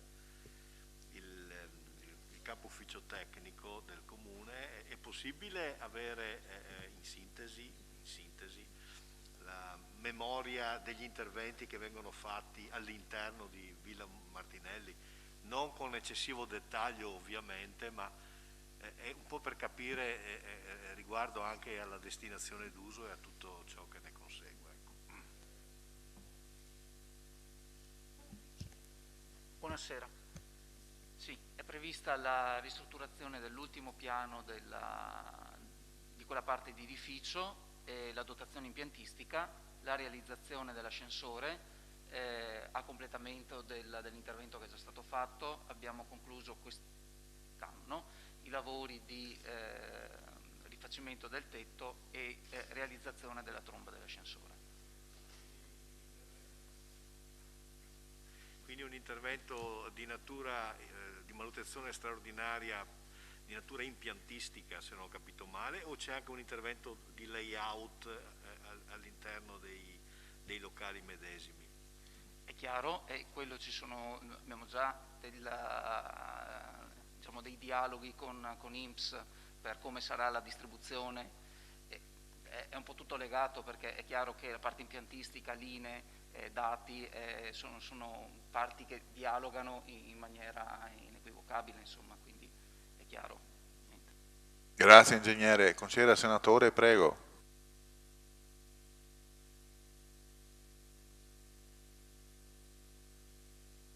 Come ho detto prima, io faccio un passo avanti, perché Portogruaro non ha per niente bisogno di polemica, anzi Portogruaro aveva bisogno, tanto per dire, io il 21 di dicembre vado a vaccinarmi. Io chiederei al signor Sindaco che faccia un appello urgente affinché tutti vadano a vaccinarsi. Lo faccio ogni giorno, e se vuole lo faccio anche stasera, ma lo faccio ogni giorno e anche in pubblico e anche in TV. C'è bisogno, bene, faccia un intervento di tipo, secondo Perfetto, me, dopo lo facciamo. Perché per quanto attiene un ragionamento INPS, correttezza istituzionale vuole che tra enti pubblici ci sia questa cosa che si chiama rispetto istituzionale. Quindi se il signor Sindaco dice ho preso contatti con INPS, mi farebbe specie che INPS tirasse il bidone, come si suol dire, perché tra enti pubblici c'è questa cosa che si chiama rispetto istituzionale. Quindi corretta, il dubbio è corretto che venga, però ripeto, tra enti pubblici è normale che ci sia questa forma di collaborazione attraverso un ragionamento di rispetto istituzionale. Quando invece si ragiona di affitti con privati, quando ad esempio si parlava della sede, degli ex servizi sociali eccetera, quell'ambito attiene solo e unicamente al privato, quindi sono ruoli tra privati, rispetto ai quali io riterrei scorretto che un comune andasse a metterci il becco. Quindi questo tanto per dire, riportare la discussione in termini, a mio avviso, normali. Poi mi sento però di dire, consigliere Bertoncello, le riconosco che lei è sempre stato, ritengo, pacato, poche alzate di tono, eccetera, assolutamente lo riconosco. Però io credo anche che sia doveroso per ogni consigliere, che sia gruppo di opposizione, gruppo di maggioranza, Lega, Forza Italia, non so chi più ne ha più ne metta, tutto l'arco costituzionale, dire la propria. All'interno del Consiglio Comunale ciascuno esprime la sua opinione, per gli è stato dato mandato dall'elettore. Poi è legittimo che un altro consigliere dica lei deborda, lei non deborda, ma detto questo ciascuno è legittimato a dire la sua. la valutazione in ogni caso rispetto all'espressione in Consiglio Comunale e ai cittadini.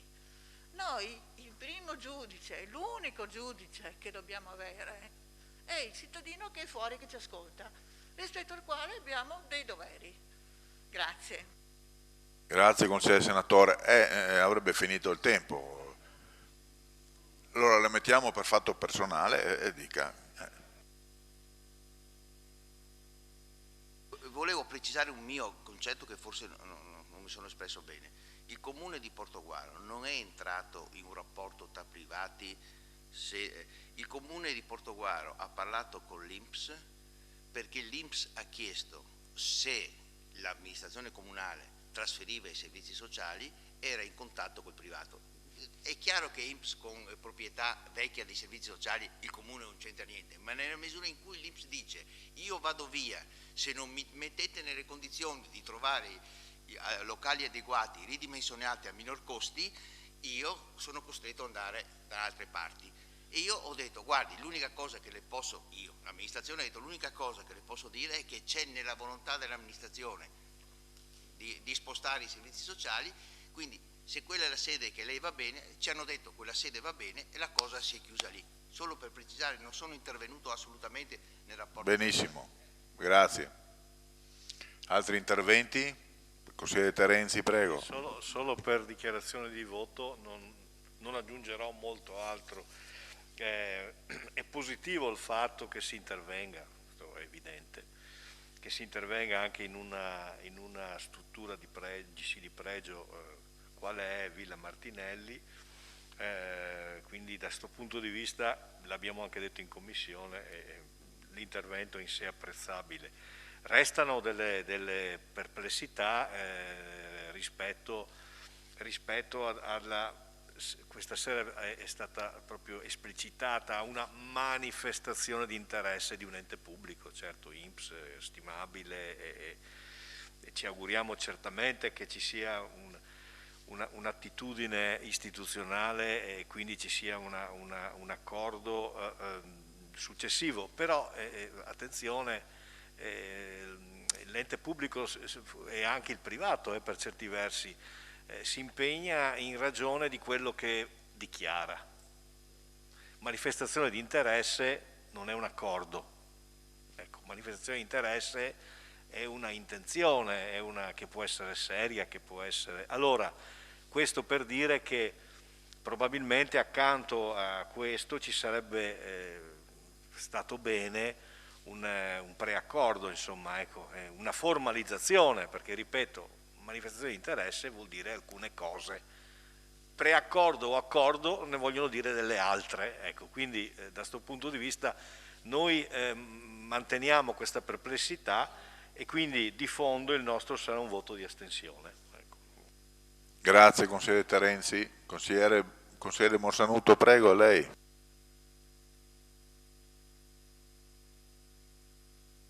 Intanto voglio dire che non volevo fare nessuna polemica perché nessuno volevo togliere il merito di aver valutato che l'ufficio delle entrate poteva andare al primo piano di quelle che prima sono state le scuole affidate alla provincia. La parte più nuova, la Villa Martinelli, è stata affidata alla provincia. Le volevo solo contestare che un discorso è dire sì, è una mia idea, un altro discorso è che dopo un anno o 2 anni che le scuole non c'erano più, il comune ancora non aveva aveva fatto ancora il passaggio di consegne, dopo facciamo una prova, ci documentiamo, non aveva neanche le chiavi, non avevamo neanche consegnate le chiavi. Io mi ricordo benissimo, appena fatto l'assessore, lei mi aveva detto guarda, preoccupati di questa cosa perché non possiamo perdere e ci siamo da fare, su questo dico, anche perché lì, se vogliamo aprire una parentesi, è meglio lasciar perdere, perché dopo alla fine la provincia, come giustamente dice il consigliere Bertoncello, si è occupata un po'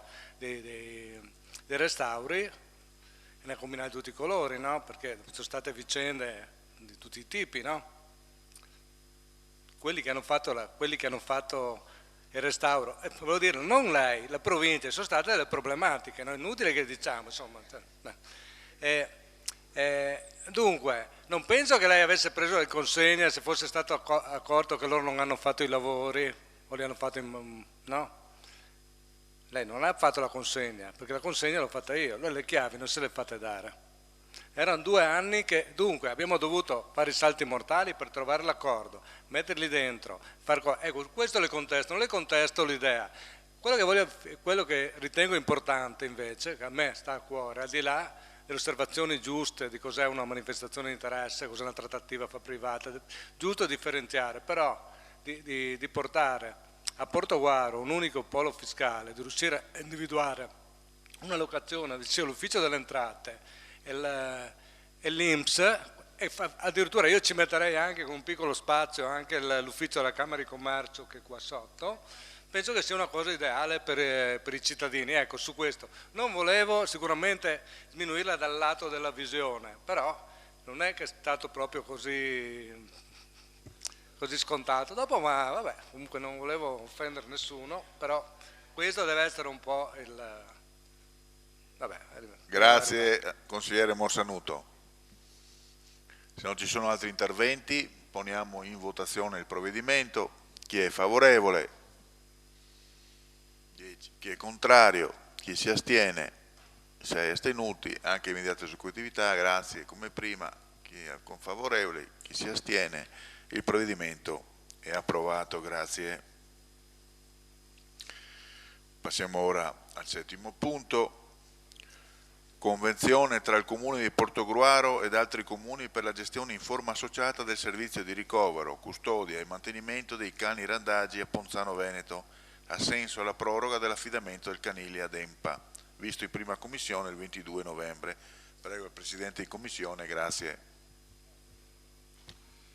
Sì, non è altro che una proroga, quella che abbiamo sottoscritto, la convenzione era del 29/3/21, appunto di ricovero e custodia cani randagi presso il rifugio del cane di Ponzano Veneto. Adesso noi valutiamo una proroga vista la scadenza che viene concessa a partire dal 7 gennaio 2022, appunto per 3 anni. Grazie consigliere Barbisan. Ci sono interventi? Non ci sono interventi? Siamo a posto. Consigliere Pizzolito, prego. Sì, solo una richiesta, se ho interpretato bene, cioè qua si parla di 11.000 euro all'anno, giusto? Quindi sono 33.000 euro in 3 anni, giusto? Ecco, solo questo, sì. Grazie. Grazie consigliere. Se non ci sono altri interventi, poniamo in votazione il provvedimento. Chi è favorevole? Tutti favorevoli, nessun contrario, nessun astenuto, immediata esecutività uguale. Chi è favorevole? Il provvedimento è approvato, grazie. Passiamo ora all'8° punto, proposta di mozione in materia di sanità. Questo qui verrà trattato assieme al punto 9, quindi proposta di mozione inerente ad iniziative istituzionali in materia sanitaria e sociosanitaria a seguito del Consiglio Comunale aperto dell'8 settembre. E quindi qua adesso ci sarà data lettura delle 2 mozioni. Prima inizia la consigliera senatore e poi il consigliere Terenzi, visto la presentazione nel protocollo. Dopodiché la discussione è unica e alla fine voteremo i 2 provvedimenti. D'accordo? Prego, consigliere senatore. Grazie Presidente. Il Consiglio Comunale, considerato che la recente situazione pandemica, che si è prolungata per molto tempo e che continua a far sentire i suoi effetti ancora oggi, ha maggiormente evidenziato la straordinaria importanza della presenza del nostro nosocomio per il territorio del portogroarese e per tutta l'area del Veneto orientale, del vicino Friuli, del litorale, sia per quanto attiene agli aspetti prettamente sanitari, sia per le rilevanze e conseguenze che la situazione di malattia hanno anche dal punto di vista sociale e non ultimo umano. Nello scorso 2020, in piena situazione pandemica, la sinergia tra istituzioni è stata determinante per garantire i migliori interventi possibili e per dare risposte adeguate ai bisogni. La vicinanza dell'ospedale si è capito come sia importantissima Si è quindi ben compreso che la vicinanza della struttura al bisogno garantisce la tempestività dell'intervento.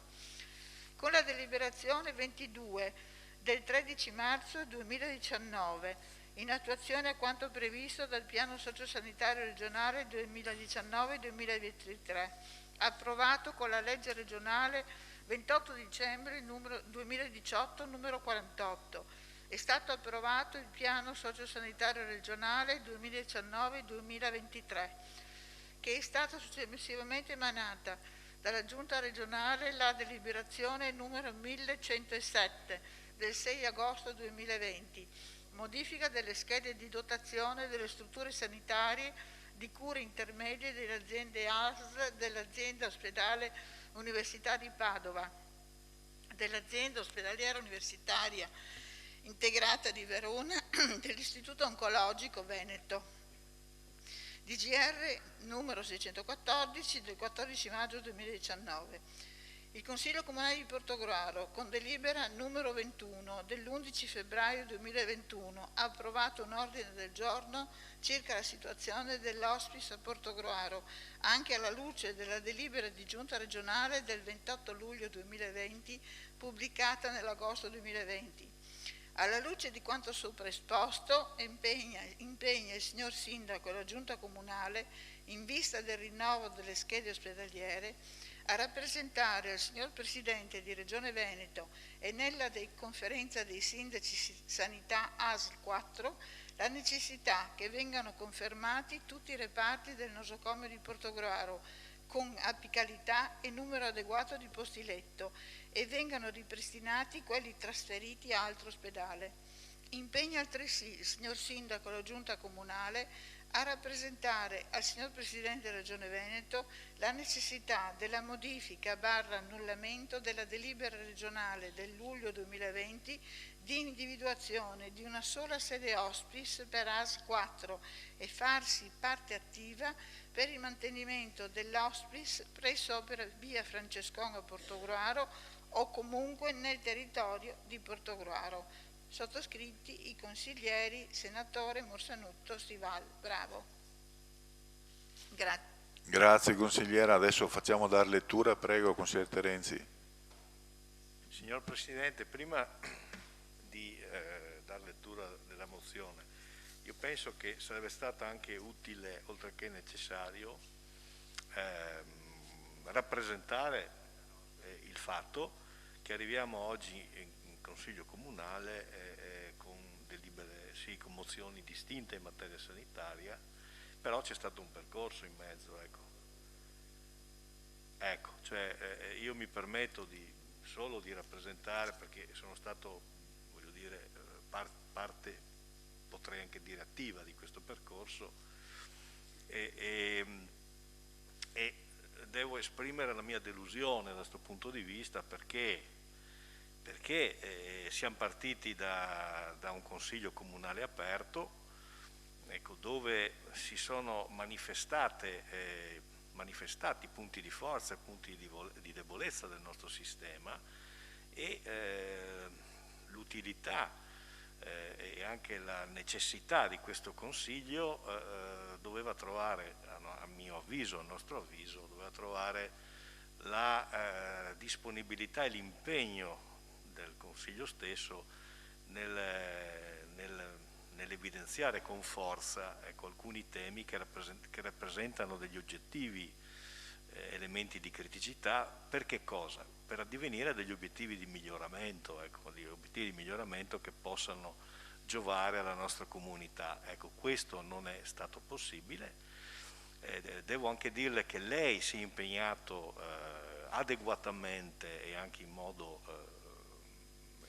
efficace, perché il testo di sintesi era stato sostanzialmente redatto ed individuato. Ecco, non siamo riusciti a capire dove sia stato il punto. Formalmente il punto è stato, e qui chiedo anche ai colleghi di smentirmi se dico delle cose non corrette, ma sono convinto di quel che dico. Il punto è stato, ma insomma questa mozione, il punto di equilibrio che il Presidente Mascarini aveva elaborato, è una mozione eccedente, cioè contiene troppi punti. Ecco, allora, francamente non ho compreso questa cosa, soprattutto dopo 4-5 riunioni di capigruppo, dove c'era stato un lavoro istruttorio serio ed interessante. L'esito è che arriviamo a 2 mozioni. Ecco, non credo sia la cosa ideale, la cosa migliore, perché qualsiasi mozione passi è un atto di debolezza di questo Consiglio, ecco. Anche perché, ripeto, dopo discuteremo ed entreremo nel merito su cosa si intenda, lo diranno anche i colleghi, per mozione eccedente. Ecco, i temi che abbiamo posto sono essenzialmente i temi che interessano la comunità e che sono emersi in modo chiaro, franco e forte nell'ambito della discussione consiliare. Ecco.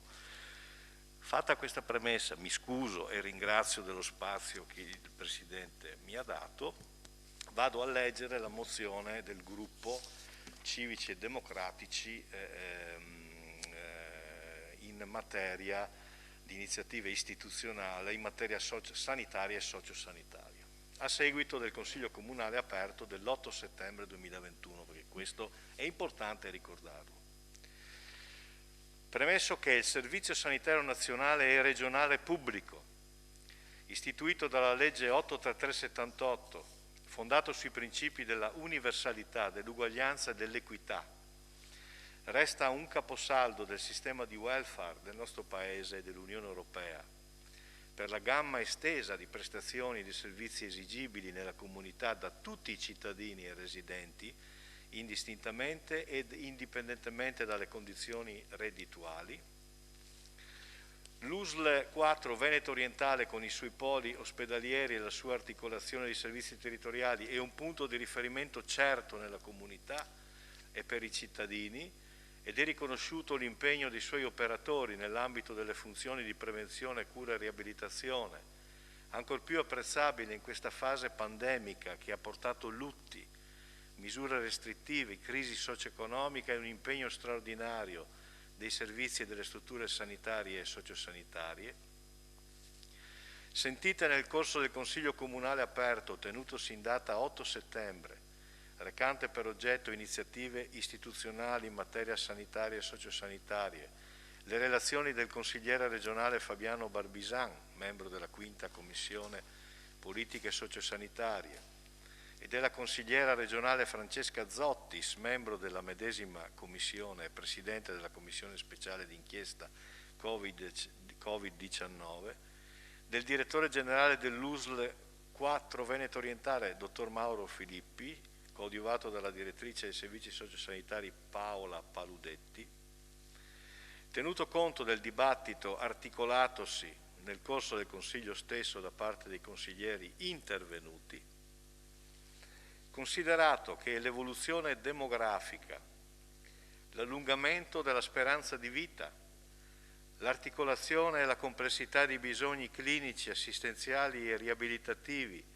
rilevati anche nel nostro territorio, talora in un quadro di cronicità, richiedono l'integrazione fra sanità ed assistenza, fra professioni e discipline e la continuità assistenziale fra il livello ospedaliero e quello territoriale, con un adeguato rafforzamento dei servizi di prossimità e territoriali in termini di risorse di personale, di dotazioni e di strutture.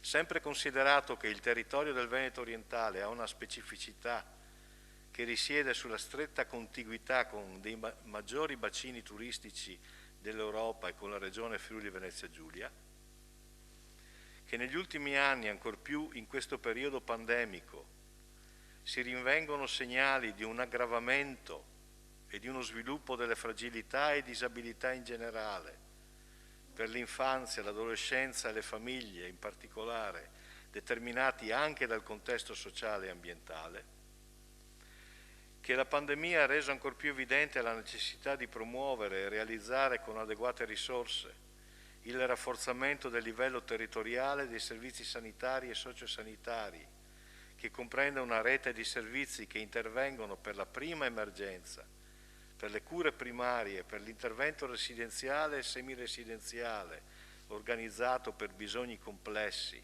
tali da non richiedere comunque un intervento ospedaliero, e per la continuità di cura, ci riferiamo all'ospedale di comunità, all'RSA, all'hospice e ai centri servizi sociosanitari. Considerato che assumono sempre maggiore rilevanza i servizi consultoriali per la tutela della donna, della relazione di coppia e della famiglia nel suo complesso, dato atto che la componente 1 della missione salute del Piano Nazionale di Ripresa e Resilienza si pone l'obiettivo del rafforzamento delle prestazioni erogate sul territorio grazie al potenziamento e alla creazione di strutture e presidi territoriali come le case della comunità e gli ospedali di comunità, il rafforzamento dell'assistenza domiciliare, lo sviluppo della telemedicina e una più efficace integrazione con tutti i servizi sociosanitari attraverso l'investimento complessivo di 7 miliardi di euro, dato atto che la componente 2 della missione salute dello stesso Piano Nazionale di Resilienza e Resistenza prevede di destinare risorse per l'obiettivo dell'innovazione tecnologica e digitale del sistema sanitario che ammontano complessivamente a 7,3 miliardi di euro.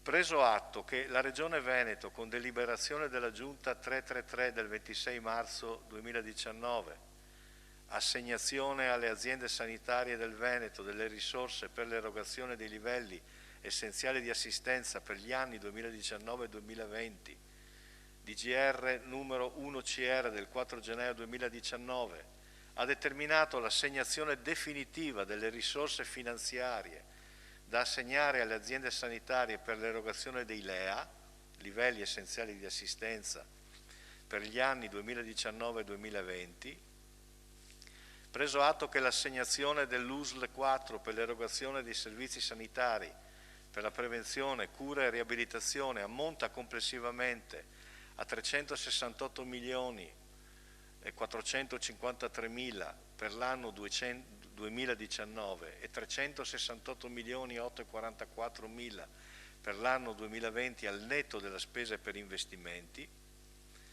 che per l'USL 4 Veneto Orientale la quota capitaria di finanziamento totale indistinto per i servizi sanitari e sociosanitari ammonta perciò stesso ad euro 1.618 pro capite per l'anno 2019 e 1.620 pro capite per l'anno 20, al di sotto della media regionale che si attesta rispettivamente su 1.660 e 1.662 euro pro capite, non prevedendo finanziamenti per la specificità territoriale del Veneto Orientale, che con deliberazione della Giunta regionale 476 dell'aprile 2019 è stato approvato il piano di sviluppo dell'assistenza primaria del 2018, che nel Veneto si stanno registrando 562 zone carenti di medici di medicina generale e nel Veneto Orientale sono ormai 41, che la situazione è destinata a peggiorare nei prossimi 5 anni in quanto nel Veneto Orientale sono 34 i medici di medicina generale pensionandi, circa il 26% della dotazione, che il medico di medicina generale è il perno della continuità assistenziale sia dell'attuale sistema territoriale che del sistema innovativo previsto dal PNRR, che l'articolo 38 della legge regionale 28 dicembre 2016 numero 30 individua i tempi di attesa divisi in classi di priorità entro cui le aziende sanitarie, le aziende ospedaliere, gli istituti di ricovero e cura a carattere scientifico devono erogare le prime visite o le prime prestazioni di specialistica ambulatoriale, che con la sottoscrizione da parte del Comune dell'allora AUSL 10 Veneto Orientale della seconda appendice dell'accordo di programma del 1996 approvata dal Consiglio Comunale con delibera 52/2014 si prevedeva fra l'altro con la vendita dell'ospedale vecchio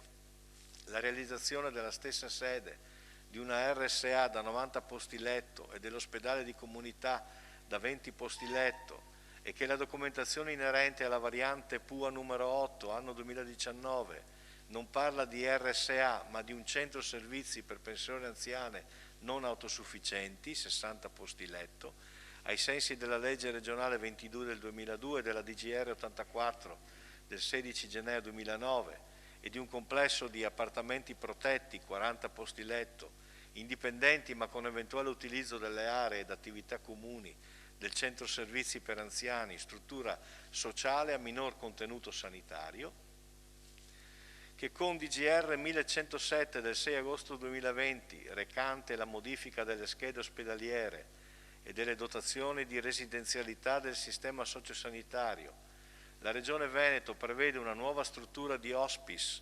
baricentrica fra Portogruaro e San Donà, con una dotazione di 12 posti letto in luogo dei 17 previsti, con la chiusura delle 2 unità di hospice collocate nella IPAB Francescon di Portogruaro e monumento ai caduti di San Donà, che con la delibera del direttore generale numero 1128 del novembre del 2020 l'USL 4 Veneto Orientale si è proceduto all'affidamento dell'incarico per la definizione di un progetto di fattibilità riguardante la realizzazione del nuovo hospice, che in data 11 febbraio 2021 è stato approvato all'unanimità dal Consiglio Comunale di Portogruaro, l'ODG che impegna il sindaco e l'amministrazione a rappresentare presso la conferenza dei sindaci la volontà della comunità di Portogruaro di tutelare l'hospice presso l'IPAB Francescon e ad attivarsi con il Presidente della Regione Veneto affinché venga modificata la delibera regionale citata,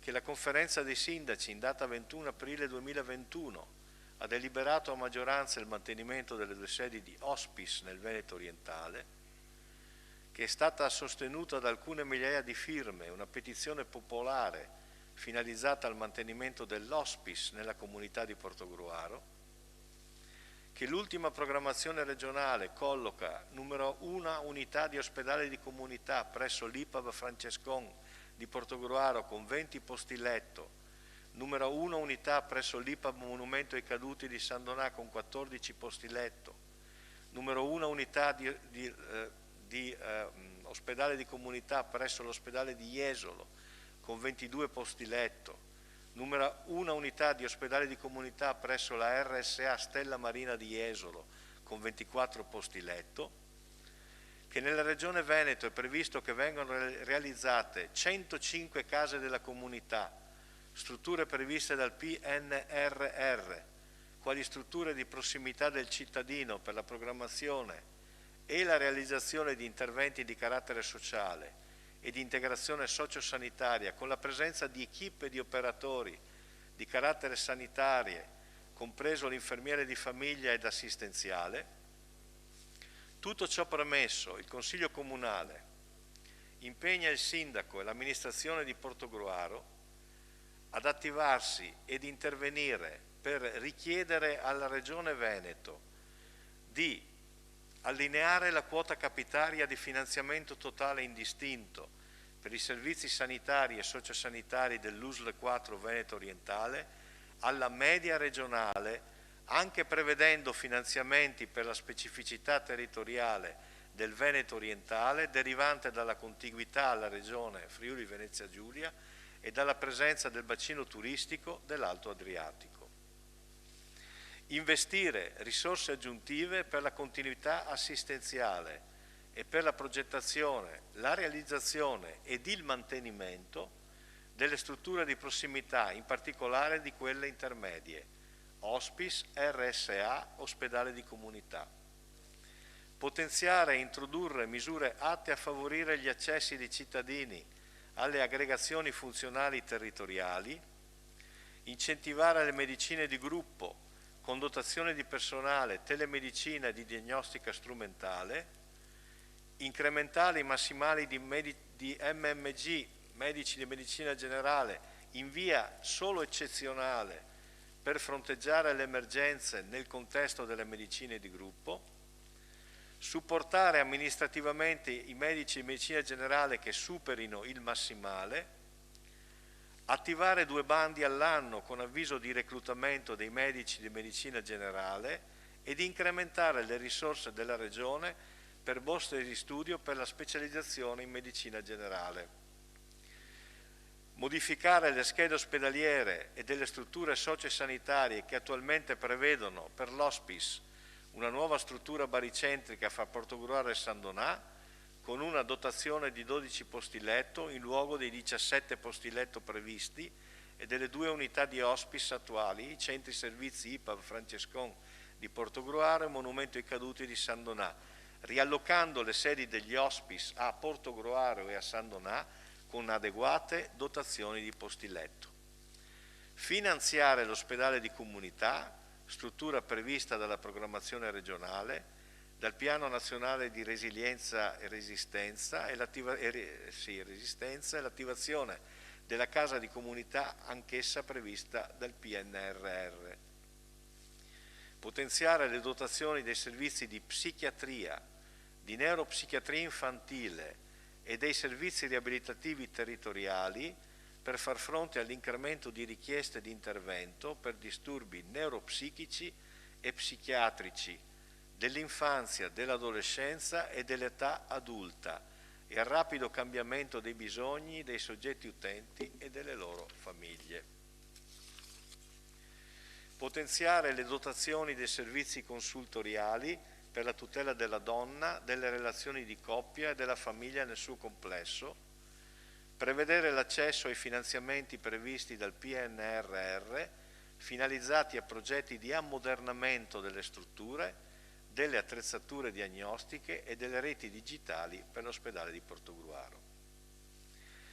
Contestualmente si impegna il sindaco e l'amministrazione ad attivarsi ed intervenire presso la conferenza dei sindaci e l'ULS 4 Veneto Orientale per promuovere la realizzazione delle strutture intermedie indispensabili nella rete della continuità assistenziale fra ospedale e domicilio attraverso il consolidamento strutturale e funzionale dell'hospice nella comunità di Portogruaro, favorendone l'adeguata e piena operatività.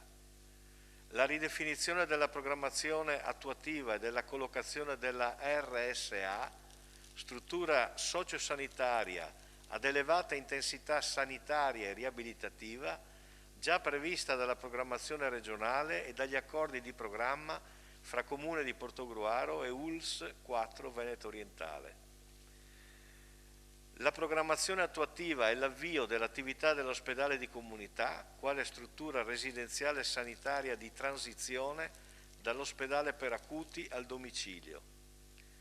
Individuazione dell'immobile e o dei locali per l'attivazione della Casa della Comunità, quale struttura di prossimità del cittadino per la programmazione e la realizzazione di interventi di carattere sociale e di integrazione sociosanitaria ed eventualmente per promuovere ed implementare le medicine di gruppo.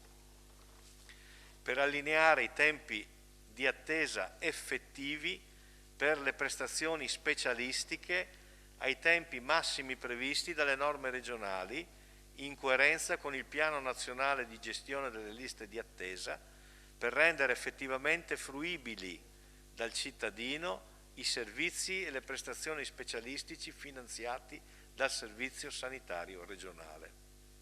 Ed infine il Consiglio Comunale impegna il Sindaco e l'amministrazione comunale a relazionare nella Commissione Sanità e Sociale del Consiglio Comunale in ordine all'avvio del percorso che porta alla programmazione dei servizi sociosanitari e sociali attraverso il piano di zona, strumento privilegiato per recepire i molteplici cambiamenti in atto e attuare processi di programmazione integrata e partecipata attraverso l'integrazione delle diverse risorse del territorio, istituzionali e non, e lo sviluppo del welfare di comunità. Alle risultanze ed esiti del processo di definizione degli obiettivi, dei programmi e dei progetti del piano di zona, ed infine all'esame e alla valutazione degli obiettivi conseguiti, delle attività svolte e delle risorse impegnate nelle funzioni sociali delegate all'USL 4 Veneto Orientale dai comuni. I consiglieri del gruppo Civici e Democratici. Grazie consigliere Terenzi. Allora io chiedo per cortesia al vicepresidente Barbisan di venire qui un attimo, perché volevo fare proprio un intervento anche per fare un po' il cappello, quindi se mi permettete.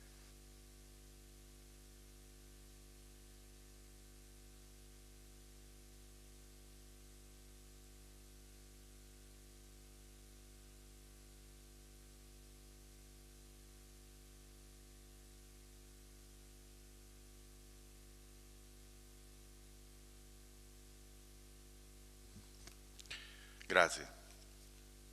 Certo, ci eravamo impegnati, abbiamo anche lavorato, io credo di poter dire che abbiamo lavorato sodo e anche bene, incontrandoci 4-5 volte per poter provare ad addivenire a un documento unitario che sarebbe stato, diciamoci la verità, l'ideale.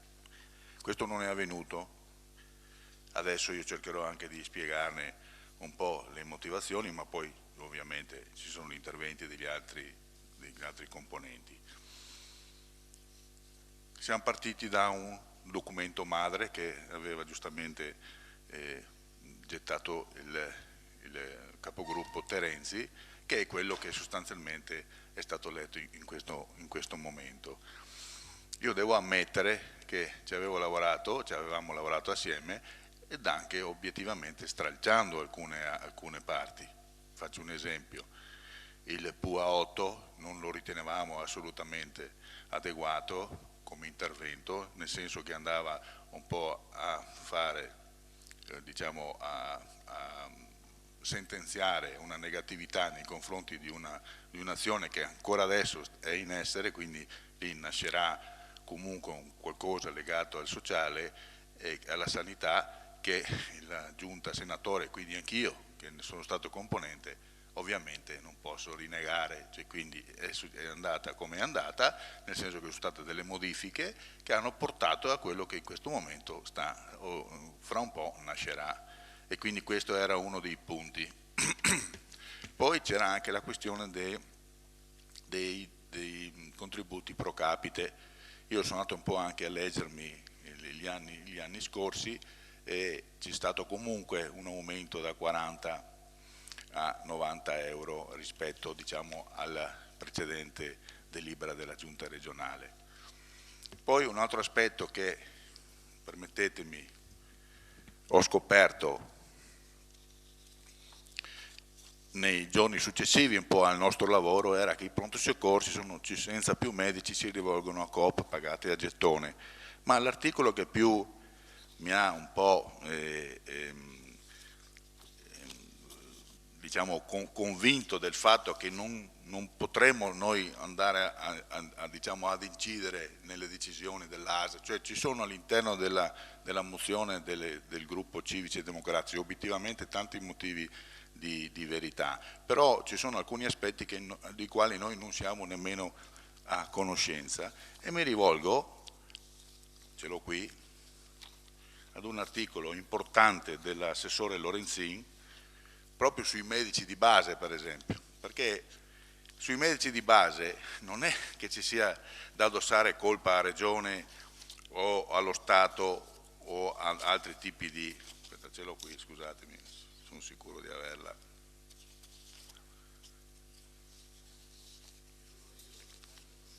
No, ma diciamo che negli anni 2016, 2017 ci sono stati parecchi, diciamo, abbiamo fatto diverse mozioni, quindi vuol dire che il tema sanità, mi rifaccio il fatto che i medici si rifiutano, ci sono i medici per andare ad occupare i posti, perché la Lorenzin ha detto ne mancavano, sì, 400, 500, 150 sono stati sostanzialmente assegnati, ma non è che mancano gli altri, perché ci sono 600 medici che hanno terminato la pratica di preparazione e sarebbero pronti ad andare a lavorare nei siti, nei posti, ma non vanno,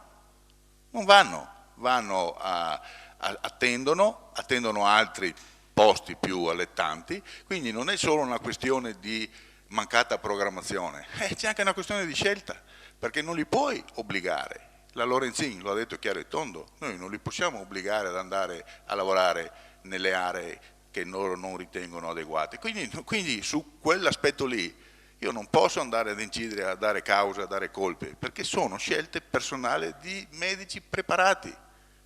Scusatemi, non lo trovo, me l'ero preparato anche, però sono sicuro che questa è la sostanza. Ecco, ce l'ha lei. E quello lì va a toccare il ruolo dei medici di base, però dobbiamo anche dirci la verità. Ci sono medici di base che lo fanno in una determinata passione, in una determinata maniera, e probabilmente all'interno di quei numeri lì ci sono dei medici di base, o quantomeno preparati per fare i medici di base, che la scelta non la fanno o preferiscono andare a lavorare nel privato o in altre aree o in altri tipi di ruoli e attendere eventuali soluzioni. E quindi su questo è impossibile andare ad incidere.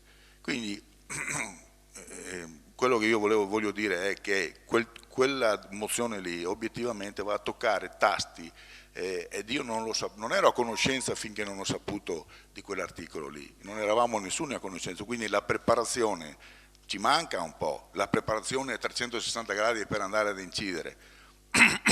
E per l'altro conto il gruppo, diciamo, di centrodestra a un certo momento ha deciso di proporre una mozione che toccasse semplicemente due soli temi, l'ospedale e l'hospice. Tra l'altro credo che la consigliera senatore e il gruppo senatore possa darmene atto, abbiamo assieme lavorato affinché l'ultima frase, l'ultimo aspetto, potesse anche togliere qualche dubbio che io personalmente avevo, ed era quello legato all'hospice obbligatoriamente all'interno della Francescon. Il gruppo giustamente ha recepito e quindi ha inserito presso la Francescon, non l'ha tolto, ma ha anche aggiunto o comunque nel territorio di Portogruaro. E questa è rilevantissima come termine di frase, perché nel dibattito che abbiamo fatto nei capigruppo c'era anche il ragionamento dell'ospedale di comunità che il direttore generale Filippi aveva posto come di contrasto rispetto all'hospice nella stessa sede, quindi ha tolto anche quell'aspetto lì. Ma io per concludere cosa voglio dire? Io mi auguro, siccome sulla sanità ci abbiamo lavorato e credo che abbiamo detto tutti che non è di parte, non è di una parte o dall'altra politica, io questa sera mi auguro che non siano mortificate nessuna delle due mozioni. Quello che intendo? Che ognuno rispetti la mozione altrui, che entrambi possano avere la dignità che meritano, questo è il mio auspicio, e quindi io mi auguro che ci sia un atteggiamento nel voto che rispetti comunque il lavoro altrui e che quindi possa fare in modo che passino entrambe le mozioni, perché sulla sanità, se veramente abbiamo a cuore quello che abbiamo detto, dobbiamo rispettarci. Quindi il voto contrario, secondo me, in una delle due mozioni, per me sarebbe diciamo, uno svilimento dei documenti che presentiamo. Questo è il mio passaggio. Quindi questa è la mia conclusione. Io mi auguro, ripeto, che ci sia un atteggiamento di rispetto. Grazie.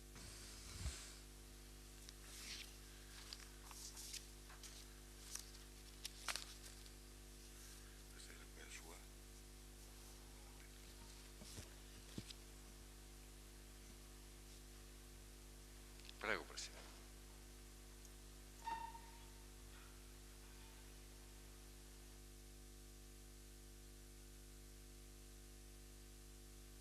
Bene, proseguiamo col dibattito. Prego, consigliera Rett.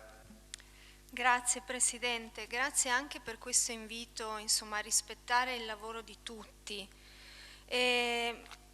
Mi permetto però di dire che mentre noi siamo qui seduti in Consiglio Comunale a dover in qualche modo addirittura invitare a rispettare il lavoro degli altri,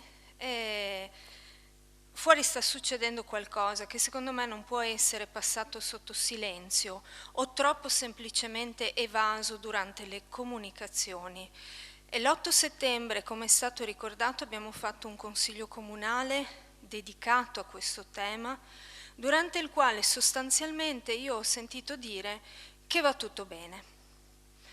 Durante le comunicazioni questa sera io ho sentito dire che sì, ci sono un po' di casi, per esempio, di Covid a Portogruaro, però la cosa si sta gestendo. Io Purtroppo, come molti di voi sanno, ho a che fare sia per motivi professionali che personali con il mondo della scuola e devo dire che le cose non stanno esattamente così, anzi c'è una situazione di grande disagio in questi giorni e in queste settimane nelle famiglie portogruaresi. Entro nel merito. Ci sono alcuni casi di positività nelle classi. Certo, un caso, 2 in una classe, non è questo il tema. Il tema è duplice, a mio avviso, e riporta, ahimè, ad una disorganizzazione del nostro territorio. Quando viene accertato un caso di positività in una classe, i compagni, diciamo, di classe devono essere sottoposti a tampone. In queste settimane, dall'accertamento della positività al tampone effettuato, stanno passando anche 5 giorni. Sono 5 giorni in cui le famiglie attendono, non sapendo se i figli sono positivi o meno, avendo altri figli in casa o anche magari nonni, in attesa. Quando finalmente arriva la convocazione per il tampone, le famiglie portogruaresi, non più solo durante il fine settimana, tema che peraltro avevo già sollevato, ma adesso anche durante la settimana, finalmente sono chiamate a fare il tampone dove? A San Donà, stamattina addirittura alcune a Jesolo, cioè noi portogruaresi siamo costretti ad andare a San Donà durante la settimana perché a Portogruaro non si capisce come mai non ci si riesce ad organizzare, anche a Jesolo, con tutto il disagio che immagino tutti possiate capire, cioè ore di permesso al lavoro, ferie, organizzazioni familiari, altri bambini piccoli. Allora io mi domando, ma veramente non per polemica, ma perché io non capisco come dopo 2 anni passati dall'inizio della pandemia ancora ci sia questa disorganizzazione e ancora noi portogruaresi siamo costretti ad andare a Portogruaro. Voglio dire, era evidente che nonostante fortunatamente con gli strumenti che adesso abbiamo i contagi non incidano più nelle terapie intensive, ma o almeno non come prima, era evidente tuttavia che ci sarebbero state nuove ondate, ma non ci si poteva preparare prima, era evidente che con l'apertura delle scuole e quindi con una fascia d'età di non vaccinati ci sarebbe stata questa situazione, ma caspita, ma perché noi dobbiamo andare a San Donà? Dopo 5 giorni e a Portogruaro non si è organizzati. Mi rivolgo al sindaco in quanto autorità sanitaria locale, ma credo che insomma il signor sindaco possa riportare il disagio di, non sto scherzando, 66 classi in questa situazione, lei fa, o 44 se parliamo di Portogruaro, con una media di 20 alunni a classe, lei si immagini sono centinaia di famiglie che si stanno spostando. Faccio un altro piccolo appunto su questo, ci sono tutti i comuni italiani, non è Portogruaro, tutti i comuni italiani si stanno trovando in questa situazione, ovviamente, ci si sta organizzando. Porto all'attenzione anche l'esempio virtuoso di Ravenna e della collaborazione che per esempio il comune di Ravenna ha messo in campo tra ULSS, azienda sanitaria, ente locale e istituti comprensivi per gestire al meglio questa situazione. Se vuole l'assessore deputato poi magari le giro il link di quello che insomma stanno facendo a Ravenna per sollevare le famiglie da questo disagio. E questo però mi dà l'occasione per tornare anche alla discussione in merito alle mozioni, cioè mi sembra evidente che qua c'è qualcosa che non sta funzionando.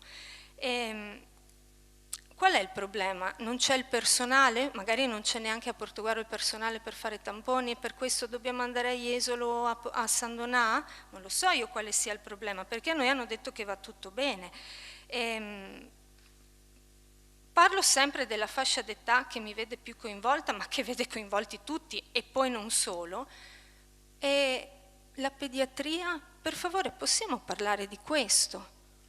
Cioè, a me risulta che, di nuovo, se io ho bisogno di una degenza pediatrica devo andare a San Donà, mi pare, perché mi sembra, ma correggetemi se sto sbagliando, che la pediatria a Portogruaro sia chiusa come degenza.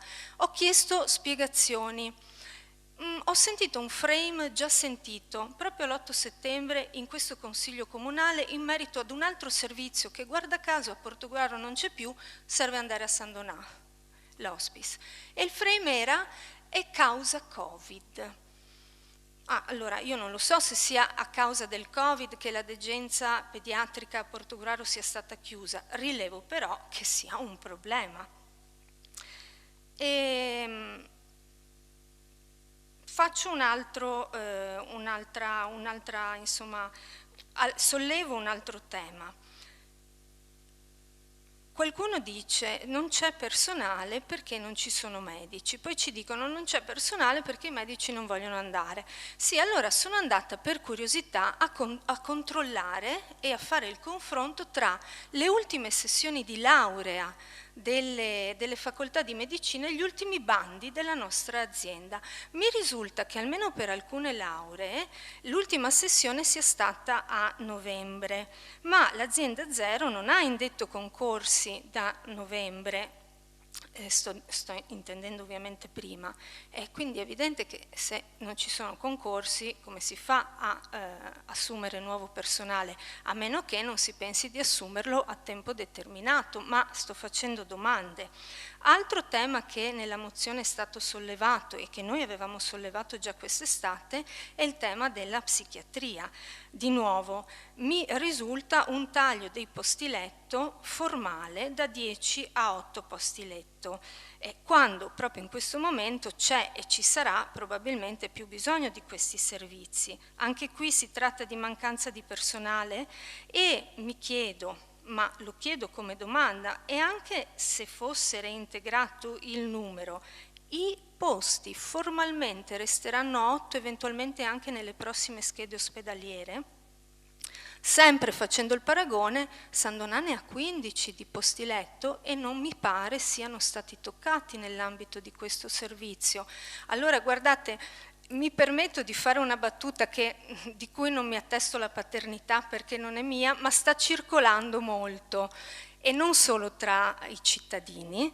Qualcuno mi ha fatto la battuta e mi ha detto: ma finalmente la conflittualità, la gara tra San Donà e Portogruaro è finita perché Portogruaro si è ritirata dalla competizione. E beh, se uno guarda questi numeri forse ha ragione chi fa questa battuta.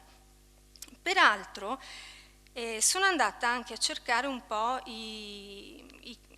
nella stampa, insomma, le notizie riguardanti la gestione del periodo pandemico in generale nel nostro territorio. E mi sembra, peraltro colgo anche l'occasione di citare la consegna del premio straordinario Gervino che c'è stata la scorsa settimana, un momento a mio avviso molto importante e sicuramente pregevole. Però appunto a fronte poi della consegna di un premio c'è, per quanto importante, ci mancherebbe, non sto facendo polemiche anzi su questo, però poi c'è la vita quotidiana anche di chi lavora, no?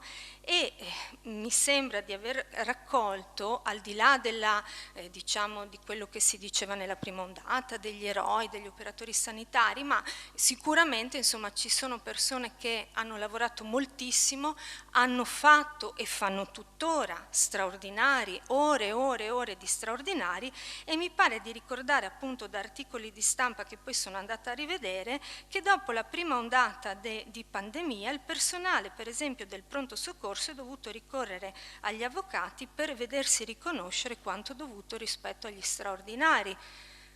Mi pare, poi ovviamente è tutto passibile di smentita e di discussione.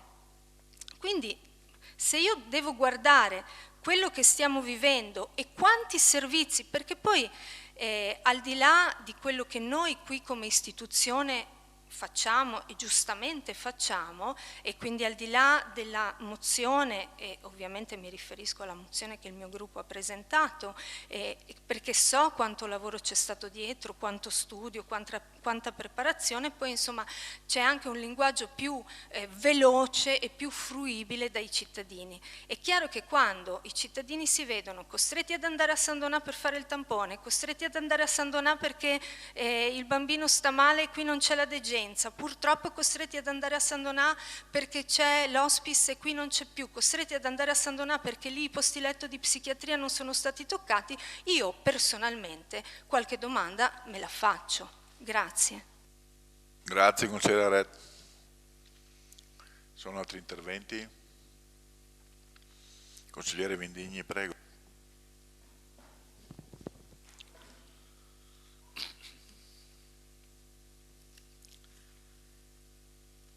Quando abbiamo presentato e proposto in sede di capigruppo la nostra mozione, noi speravamo veramente che si trovasse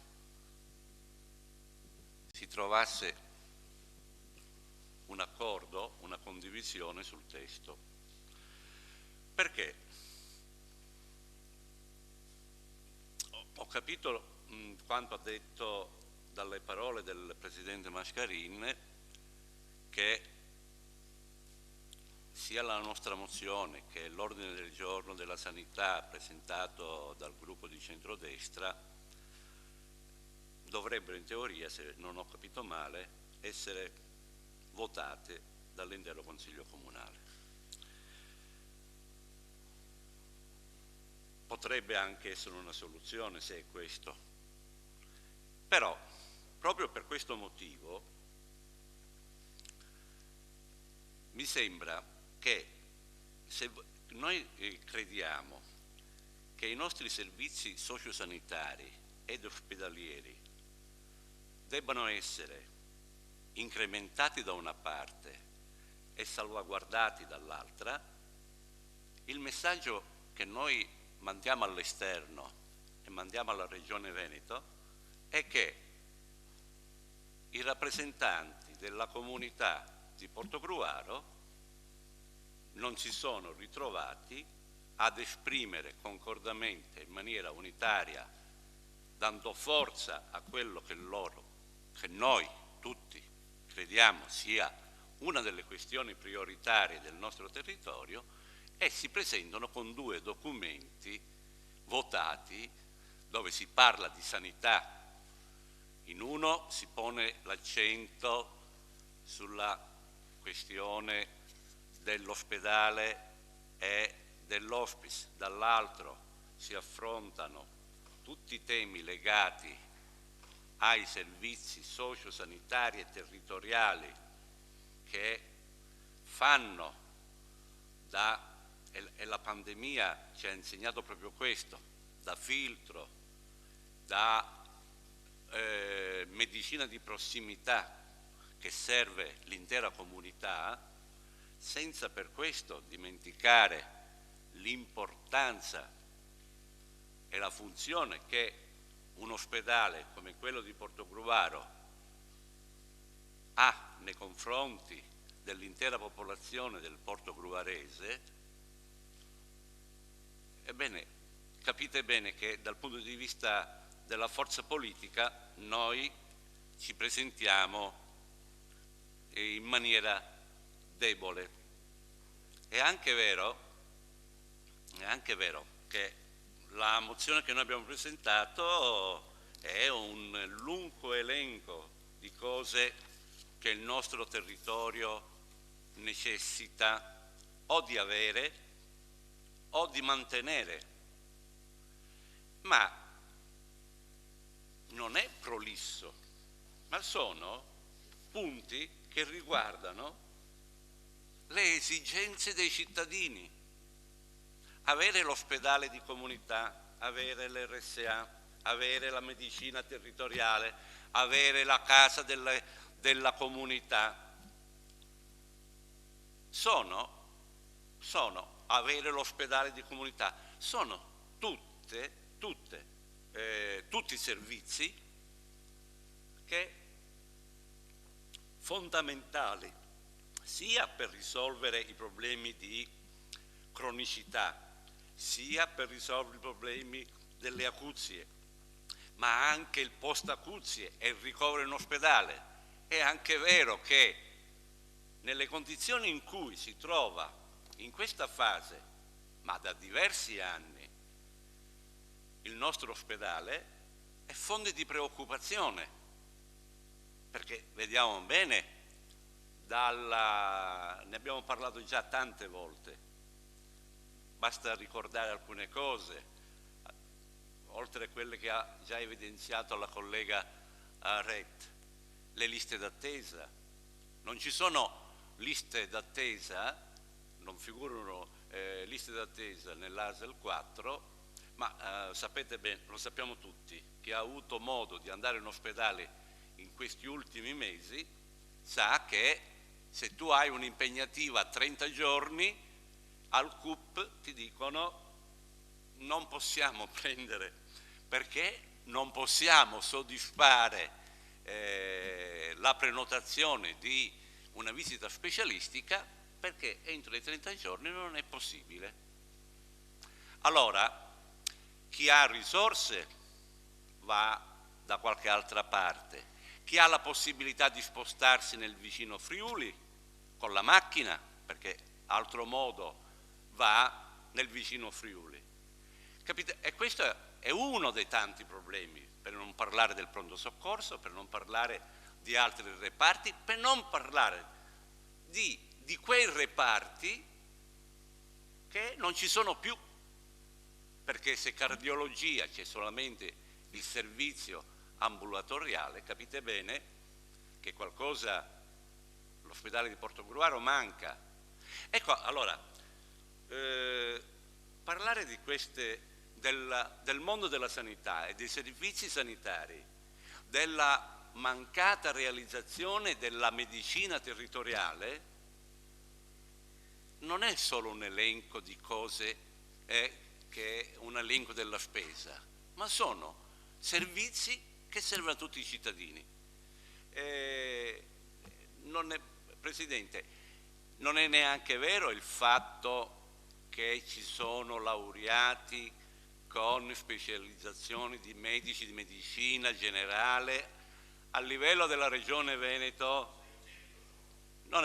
No, i 450 è il fabbisogno necessario, e che non c'è, per andare a coprire le esigenze.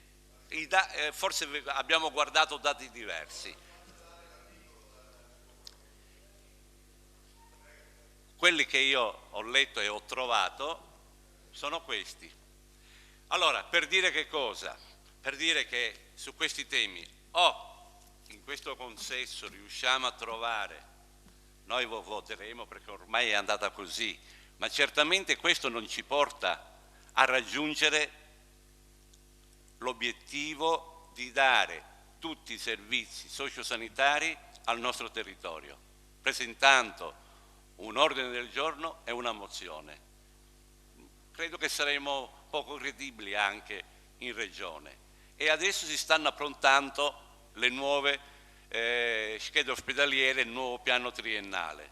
Sarebbe importante che da questo Consiglio Comunale uscisse una soluzione e una proposta forte, anche perché poi, una volta che noi l'approviamo qua, se l'amministrazione, e in questo caso chi guida questa amministrazione, non fa sentire fortemente la sua voce a nome del Consiglio Comunale in Regione, è perfettamente inutile che noi ne possiamo votare una al mese, ma dopo che votiamo ci vogliono azioni continue, forti e costanti da parte di chi guida questa amministrazione.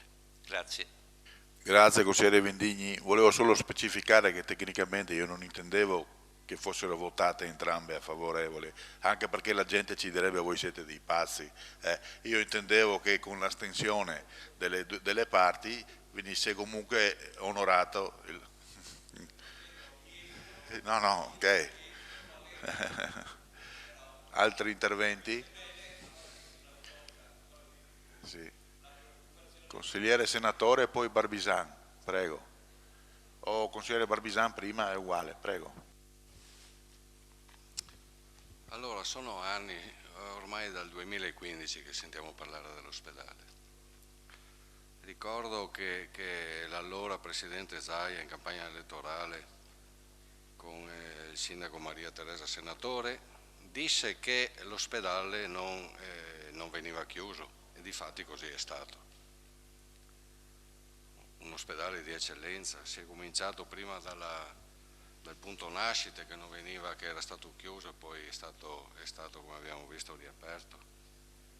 Adesso si comincia dalla pediatria, dalla cardiologia. Dico solo che abbiamo dei reparti di grandissima eccellenza. Io lo ripeto e l'ho sempre detto, che sono stato un promotore di una raccolta firme ancora nel 2008 per la non chiusura dell'ospedale, perché l'ospedale veniva chiuso, l'ospedale era ridotto a un pronto soccorso. Quindi grazie al presidente Zaia a quell'epoca l'ospedale è stato potenziato. Anzi, so per certo che ci sono tantissimi denari che la Regione Veneto mette per la sanità del Veneto, tra cui l'ospedale di Portogruaro, e faccio un appello al signor Sindaco, il quale deve cercare immediatamente dei parcheggi, perché so per certo che col prossimo anno l'ospedale verrà ampliato. Verrà ampliato con nuovi reparti, con nuovi posti letto e quindi un'ala ben importante. Ricordo tra l'altro che sono stati inseriti all'interno dell'ospedale, parlando con i vari primari, i robot Da Vinci, che erano a disposizione, mi sembra 5 robot Da Vinci in tutto il territorio del Veneto, quindi uno è arrivato qua a Portogruaro. Io non faccio applausi a nessuno, però devo dire che la sanità nel nostro territorio è un punto di eccellenza per noi portoguaresi e anche per il Veneto, perché ci sono dei primari effettivamente che sono a livello internazionale, non nazionale nostro, internazionale. È chiaro che la mozione adesso è da valutare, perché ci sono delle cose, come diceva il Presidente Mascarin, abbiamo fatto 5 capigruppo per sintetizzarla, quindi togliere dei punti, non è stato fatto un accordo, non è stato preso un accordo. Ci sono queste 2 mozioni, come diceva appunto saremmo pazzi, però adesso le valutiamo assieme e poi vedremo. Grazie Presidente. Grazie consigliere Barbisan. Consigliere senatore, prego.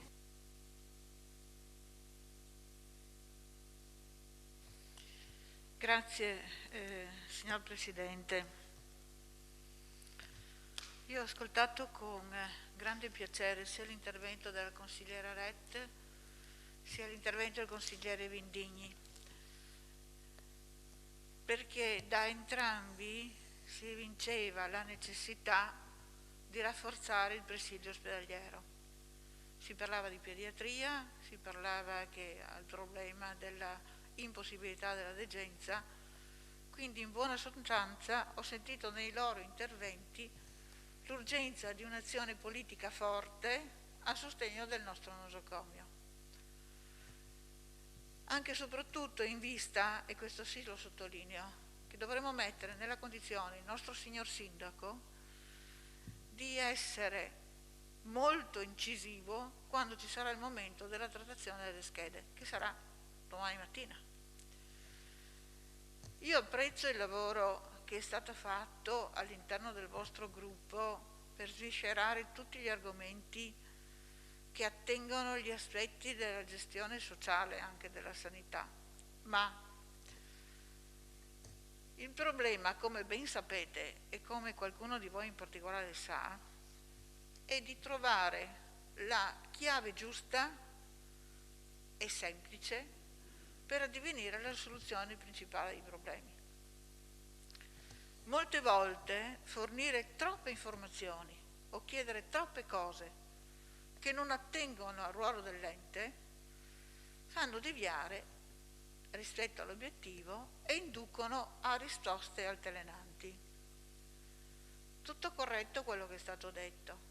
Può essere, certo possiamo scrivere anche un elenco di altre 50 cose necessarie, ma quando si tratta di fare politica bisogna fare delle scelte. Bisogna essere ben certi che l'obiettivo che si vuole raggiungere sia quello. Bisogna trovare anche il mezzo più semplice per arrivarci, senza indurre nessuno nei vari passaggi che ovviamente il signor Sindaco dovrà andare a fare, di andare a giustificare non risposte. Ed è per questo che il gruppo di maggioranza, cioè il nostro gruppo, ma suppongo che la maggioranza concordi, anzi sono certa che concordi, ha deciso una strada più semplice. Ha deciso di rappresentare l'urgenza in modo di mettere nella condizione il signor Sindaco di esprimersi immediatamente rispetto al risultato finale. Ripeto, molte cose che sono state scritte nell'ordine del giorno che avete rappresentato possono essere condivise, ma molte di queste non attengono al ruolo dell'amministrazione comunale, attengono ad altro. Forse questo è il mio modestissimo punto di vista, andare a rappresentare troppo argomenti che non ci competono è fuorviante. E questo io mi associo a quanto detto prima il Presidente Mascarin, questi sono i motivi principali. La mozione che abbiamo presentato vuole essere immediata, di immediata comprensione, immediatamente utilizzabile per essere presenti nei luoghi di discussione. E i luoghi di discussione, sapete, sono pochi, uno solo. Sono o in audizione in commissione regionale oppure presso i rappresentanti regionali con un compito preciso. E il signor Sindaco, in base alla mozione che abbiamo rappresentato, ha un compito preciso. E il compito è scritto in maniera molto semplice, molto lineare. Non ci sono scelte da fare, non ci sono interpretazioni. E questa è stata una scelta di azione politica. Perché mi sembra ovvio che se avessimo voluto elencare di più, ovviamente in qualche modo ci saremmo informati, no ovviamente ai vostri livelli, perché capisco la competenza, io non sono in grado di scrivere come scrivete voi, io scrivo cose molto più semplici, molto più banali, però è stata fatta una scelta. Ripeto, probabilmente approfondendo, informandoci di più, avrei potuto scrivere 5 pagine, però non era, a nostro avviso, funzionale all'obiettivo. L'obiettivo è chiaro, il compito è preciso, scritto con parole semplici, e ritengo che il signor Sindaco avrà gli elementi corretti per agire sia a livello di conferenza di sindaci sanità, una volta se dovesse venire approvata la mozione, ma soprattutto di agire a livello regionale, perché si dice a chiarissime lettere, in funzione delle modifiche delle schede regionali, e ripeto, sono domani mattina, non abbiamo tutto questo tempo, in funzione delle modifiche delle schede regionali chiediamo questo e questo. Grazie. Grazie consigliera senatore. Consigliera Reghini, a lei, prego. Grazie. Andrò un po' a ruota perché avevo delle cose da dire, ma ho sentito anche tante altre cose, quindi andrò a spizzichi, a bocconi, a rispondere un po', a commentare più che a rispondere. Allora, parto da un concetto che per me è fondamentale, soprattutto visto anche che è la mia prima esperienza in consiglio ufficialmente. Io penso di essere qui, e credo che lo siamo tutti qui, ma io lo dico per me stessa, per le persone, perché se no partiamo da un concetto per me incomprensibile. E il fatto di andare ad elencare nella nostra mozione tutta una serie di servizi, di esigenze, di mancanze, parte da questioni che non riguardano altro che problemi che emergono dalle persone, perché tutti quanti noi purtroppo, chi direttamente, chi indirettamente, vive tutti i giorni problemi di natura sanitaria. Io sfido chiunque di noi a non conoscere qualcuno che evita di andare a curarsi qualcosa perché costa, perché non ce la fa a fine mese, perché evita di organizza il suo tempo lavoro in funzione, come ha detto la consigliere Rett prima, cercando di organizzare al meglio, ma con una serie di difficoltà familiari non da poco, perché se hai bambini è così, ma se hai degli anziani anche a carico è anche peggio la situazione. Quindi parto da questo presupposto che chiudere gli occhi di fronte ai problemi delle persone per me è inconcepibile. Detto questo, giustamente il consigliere senatore dice per noi non è funzionale chiedere tutte queste cose. Io dico però che per me non è funzionale che io dica solo e impegni solo il sindaco come portavoce in regione o la regione o chi vogliamo impegnare nelle mozioni come abbiamo ben elencato. Non posso giocare al ribasso, perché o io chiedo le cose adesso o quando le chiedo. Allora non possiamo risicare, stringere su cose che vanno a incidere sulla pelle delle persone. Uso questi termini, pelle delle persone, perché è così, E non è vero che, è vero che questa struttura ospedaliera a Portogruaro ha avuto tanti investimenti negli ultimi anni, ma io vi faccio una domanda. A me onestamente una struttura piena di attrezzatura ma senza servizi e senza personale, cosa me ne faccio? Bello, ampliamo, facciamo, la pediatria è chiusa, il punto nascita è aperto, ma siamo andati a vedere i dati del punto nascita. Io chiedo al Presidente che li tiri fuori, che se è possibile, al Sindaco che riusciamo con l'ULSS a tirare fuori i dati delle punto nascite e le mettiamo a confronto con altri punti nascite vicini. Non ci sono nascite a Portogruaro. E quindi è aperto il servizio per cosa? Certo che sono dati che sono stati già detti anche in altre situazioni. I punti nascite, è chiaro che se non c'è esperienza, non c'è esperienza non perché di competenza, ma non c'è esperienza perché ci sono poche nascite e di fatto poi la gente che va a partorire a Pordenone. Io ho almeno 10 amiche che negli ultimi 6 mesi sono andate a partorire a Pordenone, non a Portogruaro. Per dirne una.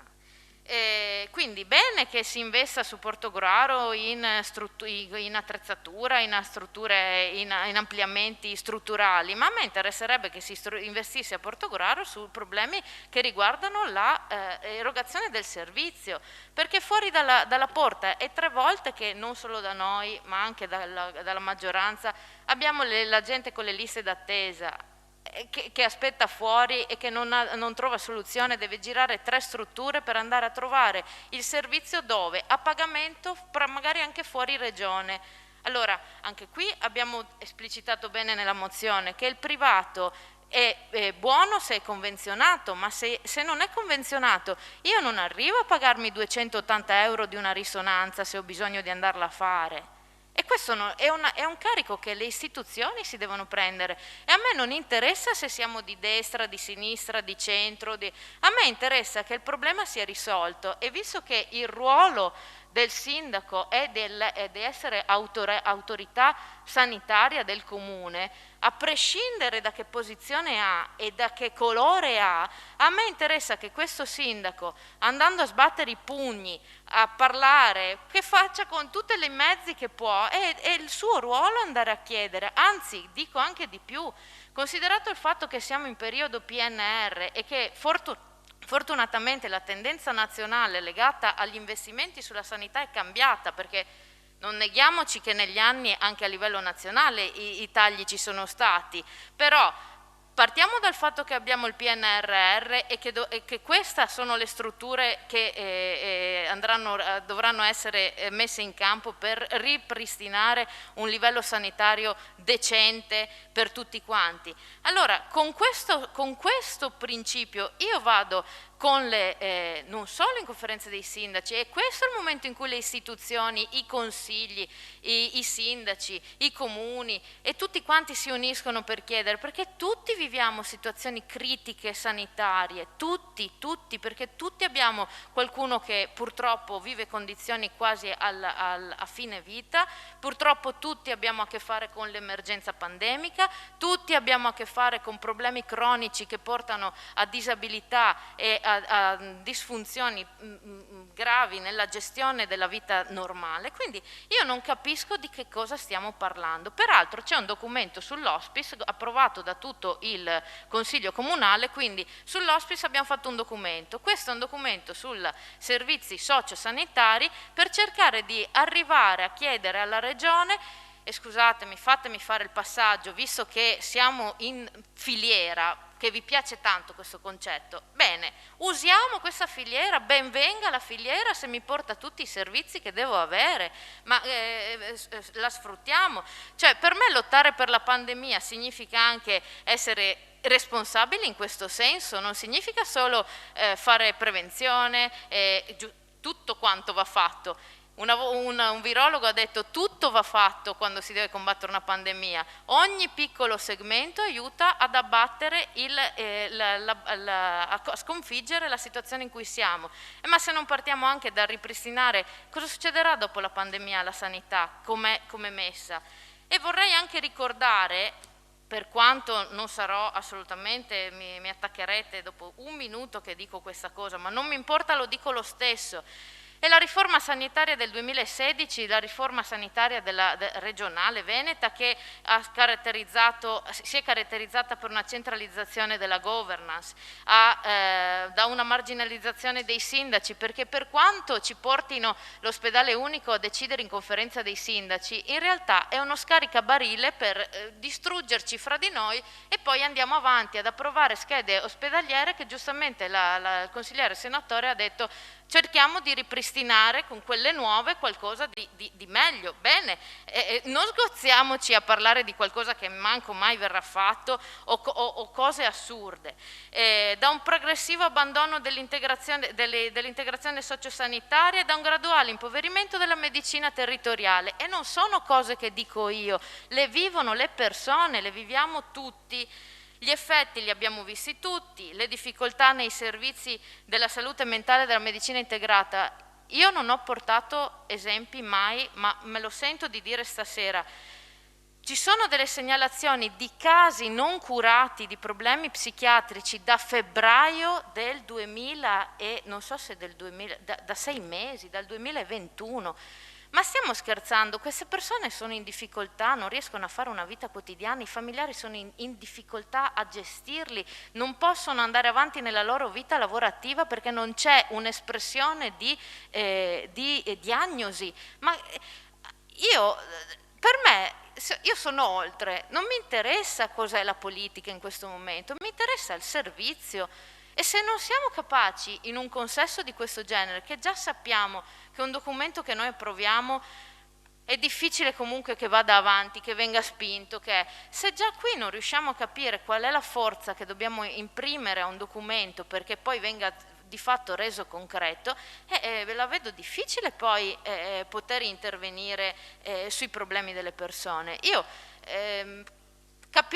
apprezzo l'invito del Presidente, il lavoro di tutti è giusto e nessuno ne sa di più di uno o dell'altro, è solo questione di quante informazioni si possono avere, quelle dipende da quanto lavoro fai e da che relazioni hai. Però veramente dico, perché non chiedere tutto insieme, tutte le criticità, tutte le cose che vediamo che non funzionano, per cercare di far sì che i nostri cittadini abbiano una sanità migliore, perché li vediamo tutti i giorni questi problemi, non siamo solo noi della minoranza. Io sono sicura che se parlo fuori da questo consesso con ogni consigliere, sono sicura che mi dicono che anche loro hanno avuto persone che gli segnalano problemi. Allora io veramente invito a fare un ragionamento per le persone, per la comunità, e chiedo veramente al Sindaco, a prescindere dal documento che noi approveremo nella modalità che ha chiesto il Presidente può essere una cosa corretta, ma chiedo veramente al Sindaco che si faccia portatore assieme ad altri sindaci delle esigenze di questo territorio, a prescindere da quello che noi approviamo oggi, perché se non risolviamo questi problemi, finita la pandemia, avremo un altro problema, perché saremo presi a dover gestire qualcosa che dovevamo risolvere già prima della pandemia, almeno durante la pandemia, mi viene da dire. Grazie. Grazie, consigliere Arrighini. Consigliere Adrigo, prego. Buonasera a tutti, grazie Presidente. Io sarò brevissima perché credo che insomma, i colleghi che mi hanno preceduta siano stati più che chiari sui concetti che abbiamo cercato di esprimere attraverso questa mozione di cui stiamo discutendo. Intervengo semplicemente per ragionare e sottolineare alcuni aspetti. Credo sia assolutamente legittimo il ragionamento fatto dalla consigliera Senatore. Ha detto chiaramente, abbiamo un obiettivo chiaro e attraverso il documento che stiamo presentando pensiamo di poterlo raggiungere. Bene, allora io rilevo un dato di fatto, evidentemente abbiamo obiettivi diversi. E perché abbiamo obiettivi diversi? Perché la mozione che stiamo presentando noi ha una visione ampia del servizio alla persona in ambito sanitario.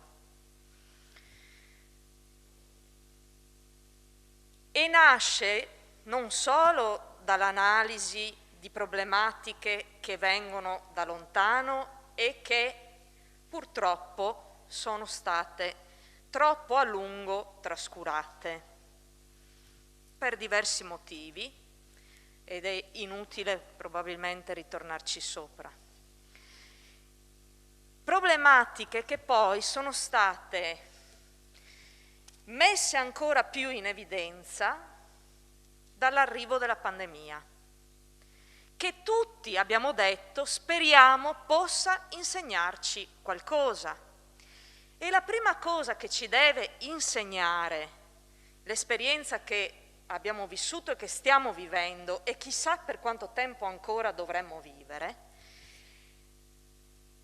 parla chiaro e dice che solo ed esclusivamente attraverso dei servizi territoriali che funzionano e funzionano bene, in maniera capillare e che non si concentrano semplicemente sul caso specifico e sull'emergenza, ma che lavora seriamente e in maniera costante sulla cronicità, sulla prevenzione, sul gestire il quotidiano delle persone che hanno la necessità di accedere ai servizi sanitari. Questo è l'obiettivo ed è per questo che si scrive un documento il più puntuale possibile, perché si vuole mettere la lente di ingrandimento non semplicemente sul ruolo centrale che può avere un ospedale o un hospice, che nessuno mette in discussione. Ci si può ragionare su diversi tipi di organizzazione, sulle location, sulle strutture, per carità, ma nessuno vuole mettere in discussione queste cose. Il problema è che mi pare evidente a tutti, da quello che ha detto la consigliera Rett, da quello che ognuno di noi vive quotidianamente, come ha ribadito la consigliera Arrighini, per vie dirette o indirette, è assolutamente evidente che ci deve essere un lavoro preciso e puntuale e un impegno delle istituzioni tutte, che la competenza sia totale o solo parziale, poco importa, tutte le istituzioni devono impegnarsi per mettere la luce e la lente di ingrandimento su quello che sta succedendo, per cercare di sbagliare il meno possibile, per cercare di fare in modo che i cittadini abbiano dei servizi che funzionano e che danno delle risposte. L'ultimo della lista, non perché ha meno valore, ma perché ha magari un problema meno importante, è quello che ha il problema più grave. Per questo è stato scritto un documento di quel tipo, perché si vuole far capire che questo Consiglio Comunale, che questa istituzione, ha presente quali sono le esigenze del territorio, sa quali sono le problematiche che sta vivendo questo territorio e mette insieme delle proposte e cerca di mettere in luce quali sono le criticità. Questo è il punto. E il mio rammarico è che, e chiudo con il concetto con cui ha aperto, evidentemente abbiamo obiettivi diversi. Grazie consigliere Trigo. Consigliere Barbisan, prego, secondo intervento. Sì, per dichiarazione di voto, Presidente. Visto i due interventi, quello della consigliera Drigo e quello della consigliera Reghini, credo opportuno, come capogruppo della Lega, di lasciare i miei consiglieri liberi al voto. Ognuno di voi, di sì, ognuno di noi ha il voto che credo opportuno. Grazie, consigliere Barbisan. Consigliere Terenzi, prego. Sì, intervengo per entrare nel merito della mozione. Ecco, evidentemente prima l'ho presentata, ma insomma, anche perché il dibattito si è sviluppato opportunamente e giustamente, quindi alcune cose le risottolineo, altre le ripreciso. Anche rispetto a quanto ha detto lei, Presidente, no? Dice sui medici di medicina generale, dice non c'è colpa, dice non c'è colpa dell'ente locale ovviamente, non c'è colpa della regione, ma giusto, ma l'obiettivo di fondo del Consiglio Comunale aperto in particolare non era quello di individuare delle colpe, era quello di far evidenziare, di far emergere delle criticità e di porre in maniera autorevole, in qualità di Consiglio Comunale, la necessità di pervenire a degli obiettivi di miglioramento o addirittura di pervenire alla realizzazione di alcune come dire, strutture che dal nostro punto di vista, ma non credo solo nostro, dal punto di vista di tutto il Consiglio, vengono reputate fondamentali. Mi riferisco alle strutture intermedie, perché qui continuiamo a fare un errore, scusatemi se lo dico, continuiamo a considerare sanitario tutto ciò che riguarda l'ospedale. Guardate che non è così. I livelli essenziali di assistenza, i LEA, i cosiddetti LEA, quelli che in qualche modo dovrebbero essere fruiti dai cittadini per garantire il diritto costituzionale alla salute, va bene, sono interventi che riguardano la fase acuta e c'è l'ospedale che interviene, ma poi c'è la fase post-acuta, la fase cronica, la fase neurodegenerativa, la fase degli interventi per soggetti in condizioni di fragilità, soggetti affetti da dipendenza, soggetti affetti da problematiche di natura psichica, eccetera, eccetera, eccetera. Ed è tanto vero questo che il 55% del fondo sanitario regionale, o giù di lì, è orientato sui servizi territoriali. Quindi, se qualcuno mi dice, noi identifichiamo gli obiettivi nostri sull'ospedale, perché sul sociale comprendiamo che anche il sociale è importante. No, guardate che fate un errore, stiamo parlando di sanità, di fondo sanitario regionale, stiamo parlando di LEA. Bene, Seconda cosa, signor Presidente, rispetto al suo intervento, che io tra l'altro apprezzo, come ho apprezzato il suo comportamento durante il percorso che c'è stato, io insisto, c'è stato il percorso e c'era il risultato del percorso, sia chiaro, è bene che lo sappiano i cittadini, c'era il risultato di un percorso. Allora, la sintesi che lei aveva presentato alla Capigruppo era una sintesi che da una parte snelliva quello che era ritenuto eccedente, dopo torno sul concetto di eccedenza e chiederò se i temi che vado ad esprimere sono davvero eccedenti, ma insomma il punto di equilibrio si era trovato. Ora è inaccettabile che una mozione, con tutto quello che si vive all'esterno, con il dibattito nazionale e anche europeo, perché io vorrei ricordare a tutti voi che il dibattito che si sta orientando ora, e che era comunque bello vivace anche prima della pandemia, ma ora è ancora più rafforzato, non è tanto sulla fase acuta o sui livelli ospedalieri. Andate a vedere, andate a leggere, ma è sul problema della rete territoriale dei servizi che nella migliore delle ipotesi è a macchia di leopardo, e dobbiamo costruire la continuità assistenziale, dobbiamo costruire, e lo dice anche il PNRR. Perché abbiamo citato il PNRR nella nostra mozione? Non perché volevamo far sfoggio di conoscenza e di competenza, ma perché il PNRR metteva una valanga di risorse, proprio una valanga di risorse, 7 miliardi e mezzo, li metteva proprio sul rafforzamento dei servizi territoriali di continuità assistenziale, dando un nome e cognome a questi servizi. L'ospedale di comunità, sono 20 anni che se ne parla anche nella nostra comunità, ma non si vede la realizzazione, e non solo nelle nostre comunità. E la casa della comunità, e il servizio domiciliare, terzo elemento, il servizio, che ne facciamo del servizio domiciliare?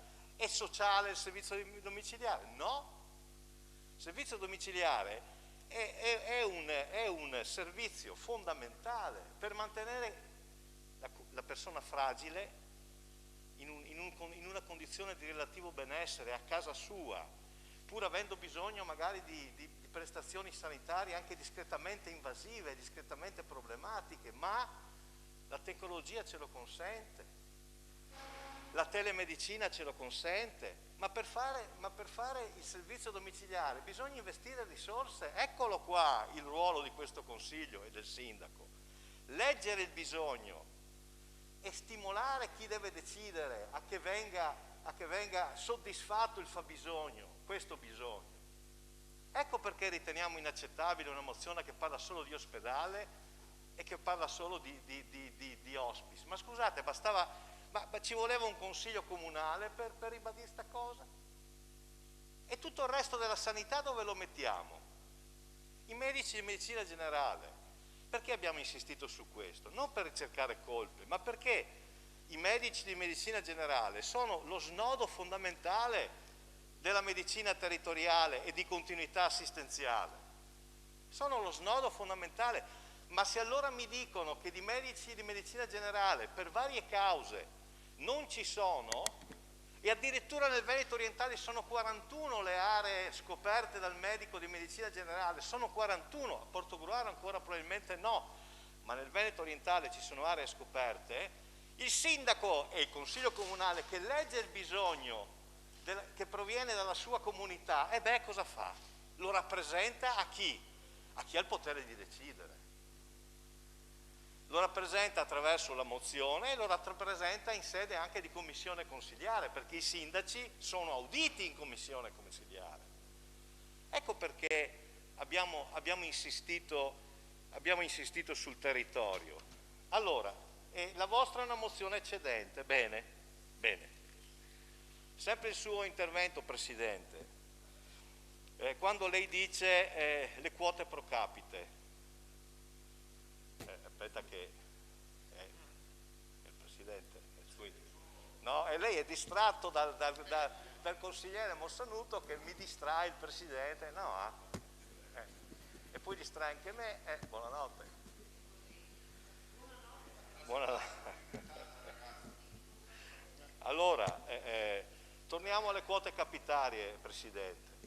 Dal suo intervento io ho colto che parlavamo di cose diverse, perché lei probabilmente si riferiva alle quote capitarie sociosanitarie o legate alle residenze per anziani. No, io mi riferivo alle quote capitarie, va bene, che vanno a definire il fondo indistinto assegnato alle aziende sanitarie per la copertura dei LEA.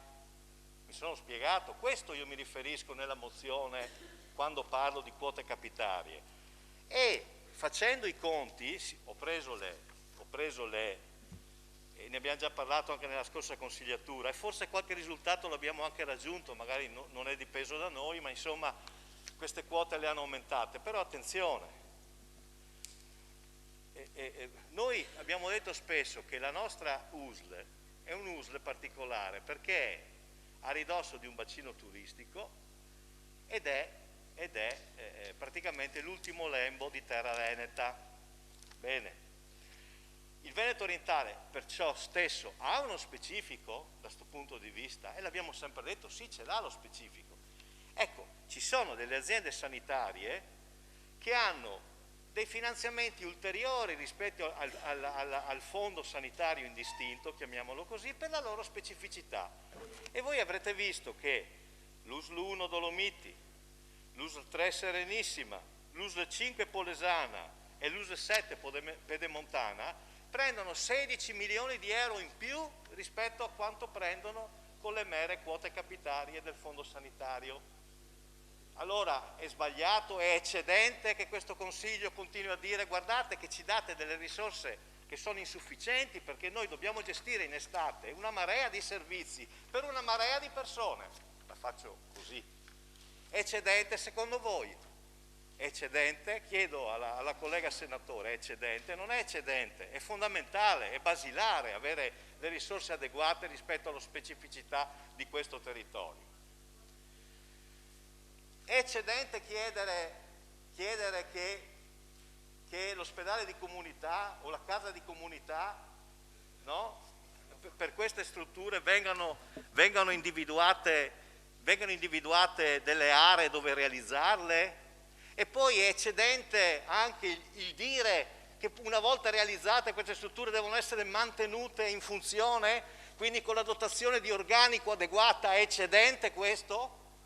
Non è eccedente, è dire che c'è un bisogno, è dire che c'è una rete territoriale, una continuità assistenziale da garantire, e dire che siamo completamente nella logica e nella pianificazione dei LEA chiedere queste cose.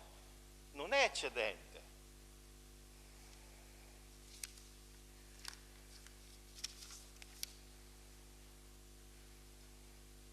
Sui temi del medico di medicina generale, è eccedente dire che bisogna implementare le medicine di gruppo e bisogna che la Regione in qualche misura doti anche questi punti fondamentali, nodali della medicina territoriale, anche di attrezzature specifiche? È eccedente questo? È eccedente dire guardate che la programmazione dei medici sanitari, io ho scoperto studiando, spetta alla Regione.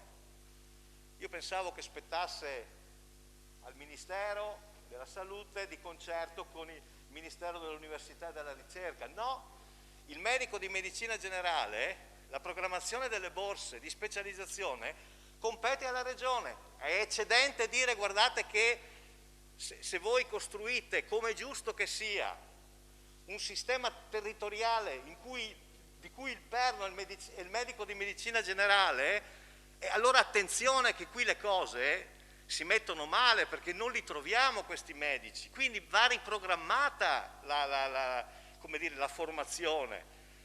Vanno impegnate risorse. Poi è vero, Presidente, ci sarà chi non ne vuol sapere di andare in montagna o di venire nel Veneto orientale, io questo non lo so, però nei giornali si legge, e non per spirito polemico, ma si legge che forse la programmazione va rivista e non solo dei medici di medicina generale, ma anche di altre specialità, visto che i medici non si trovano, perché oggi alcune specialità sono carenti.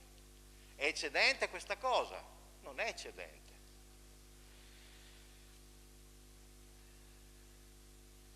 È eccedente dire che il Covid ha fatto esplodere ulteriormente alcune problematiche, alcune patologie di natura psichiatrica nell'ambito dell'età evolutiva, nell'ambito dell'età adulta? È eccedente e che quindi c'è bisogno di alimentare questi servizi. Ecco, la faccio finita perché mi rendo conto che è tardi. Non è eccedente, tutto ciò non è eccedente, tutto ciò rientra in un ragionamento che è stato fatto in questa sede, durante un consiglio comunale, dove abbiamo audito e ascoltato i dirigenti massimi di questa azienda e 2 consiglieri regionali, pur nei loro livelli di competenza e per quanto di loro competenza. Questi sono i temi che nascono da una lettura del bisogno e francamente ridurre quella discussione, ridurre il profilo del bisogno della nostra comunità all'ospedale e all'hospice è del tutto limitativo e non porta né frutto né giovamento. Io l'ho ascoltata, collega senatore, però non mi ha convinto, l'ho ascoltata in sede di capigruppo, non mi ha convinto, però ho motivato perché non mi ha convinto. No, l'ho ascoltata benissimo, come ho ascoltato il suo collega Morsanuto, quando aveva preannunciato a suo modo che questo percorso si stava interrompendo, perché la vostra è una mozione eccedente, Bene, noi ci teniamo, la mozione eccedente, è frutto di ascolto, perché nasce da un ascolto in questo Consiglio, è frutto di studio, è frutto di ascolto anche nella comunità, è frutto di esperienza, qualcuno di noi ha un'esperienza da questo punto di vista, e ci teniamo alla mozione eccedente. È un appello che facciamo a questo Consiglio, ecco, perché noi dobbiamo in qualche misura uscire in modo unitario su questo tema e non dobbiamo aver timore e paura di far emergere le criticità, perché queste criticità caratterizzano anche con fatiche, anche con sofferenza, la vita di molti cittadini, di molte famiglie, che una volta che sono usciti dall'ospedale, perché hanno trovato una ottima risposta per la fase acuta, poi devono gestire la fase post-acuta o la fase della cronicità, o la fase del disagio mentale, della malattia mentale. Per la continuità assistenziale bisogna fare servizi, dotarli di personale adeguato ed investire risorse. Noi abbiamo detto questo nella nostra mozione, certamente non possiamo votare una mozione che taglia il 55% dell'attività sanitaria finanziato dal Fondo Sanitario Regionale. Più che taglia, non lo considera proprio. È una mozione limitata, limitante e, mi scusi, collega senatore, inutile. Grazie, concedetemi per favore un mio secondo intervento da qui, proprio 2 minuti, solo per specificare un paio di cose che forse qualcuno... Io non intendevo dire che volevo togliere colpe alla Regione, io intendevo dire, e questa qua è la Lanzarin... No, ho capito, ma io intendevo un altro aspetto, io intendevo dire che Emanuele Lanzarin, oggi il Veneto conta 2.884 medici di famiglia, 5 anni fa erano 3.100, ne perdiamo una cinquantina all'anno, però nel territorio regionale all'inizio del 2000 figuravano 561 zone carenti, quelle che voi avete giustamente riportato. Io parlo del senso di impotenza in questo senso. Siamo riusciti a ripristinare la presenza in 116 casi, mentre 445 zone restano prive di copertura. Indisponibilità di figure professionali si dirà, tutta colpa di una programmazione statale maldestra si dirà, invece no, espletate le procedure richieste, quindi espletate le procedure richieste, disponiamo di una graduatoria comprendente circa 600 medici che hanno completato i 3 anni di specialità e potrebbero svolgere l'incarico dove il servizio è assente. Il problema è l'indisponibilità a trasferirsi nelle zone bisognose, né di accollarsi un gruppo di assistiti, e noi non abbiamo strumenti di pressione. Sono liberi professionisti convenzionati con il servizio pubblico. In molte occasioni preferiscono aspettare una località ritenuta maggiormente consona.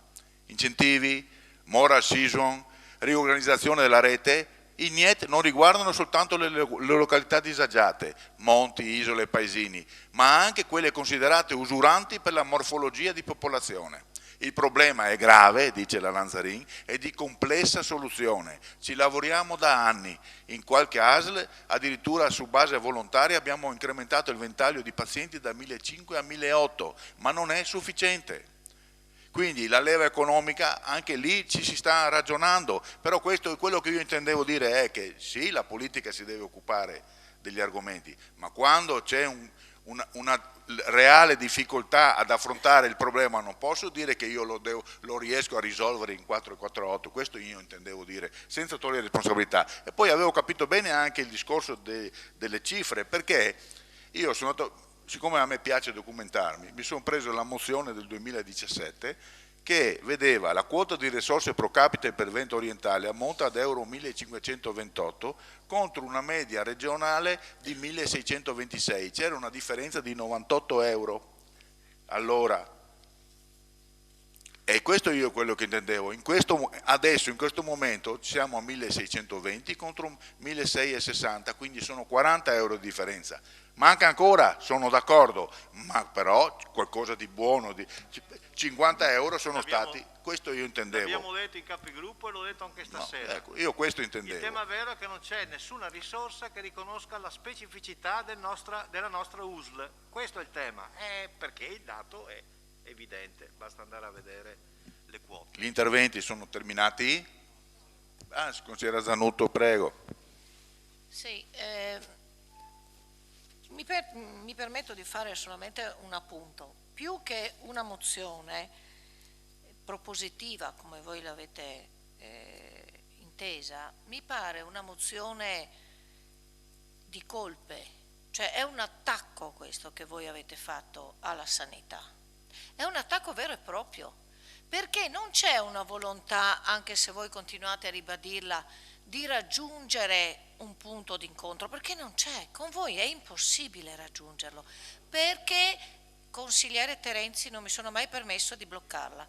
Allora, non è possibile trovare per voi un punto d'incontro, perché la nostra è troppo semplice, la vostra è troppo complessa. Io vorrei vedere chi riesce a leggere completamente il vostro documento e a capirne qualcosa. E la discussione che ne è seguita è un continuo attacco all'ospedale di Portogruaro. Vanno a Portorino e a Pordenone. E chi li spinge ad andare a Pordenone? Vanno tutti a San Donà. Bene, provate a chiedere dove vanno a operarsi all'Anca. Hanno problemi di psichiatria, qui non abbiamo niente. Vanno tutti a San Donà. Bene, il centro proprio di salute che sta dei disturbi mentali a livello nazionale non è a San Donà. Allora, qui si tratta di un attacco, continuo a ribadirlo, non è una volontà. Voi continuate a dire manca questo, manca quello, non c'è questo, vanno a fare i tamponi a San Donà. Benissimo, andiamo a vedere perché fanno i tamponi a San Donà. Ma noi con l'Eastgate abbiamo fatto un lavoro riconosciuto da tutti come un lavoro eccezionale. Quello che hanno fatto i nostri medici durante l'epidemia, i medici comuni, in cui ad esempio ricordiamo anche il punto di Via Verga, dove facevano i tamponi, e a loro spese, attenzione, non pagati dall'ULSS, quello è da riconoscere, perché l'ULSS non è solo l'ospedale, l'ULSS sono tutti coloro che danno la loro opera. Non continuate a colpevolizzare Portogruaro, non funziona così. Io non riesco a parlare di collaborazione e vedere che la Regione si mette a interloquire con noi, lei sindaco deve battere i pugni alla Regione. Ma ragazzi, all'ospedale di Portogruaro voi non avete neanche idea di quanti soldi stanno arrivando. Il problema dell'ospedale di Portogruaro è che c'è stato fatto un lavoro in 5 anni che ben pochi posti hanno avuto i risultati come i nostri.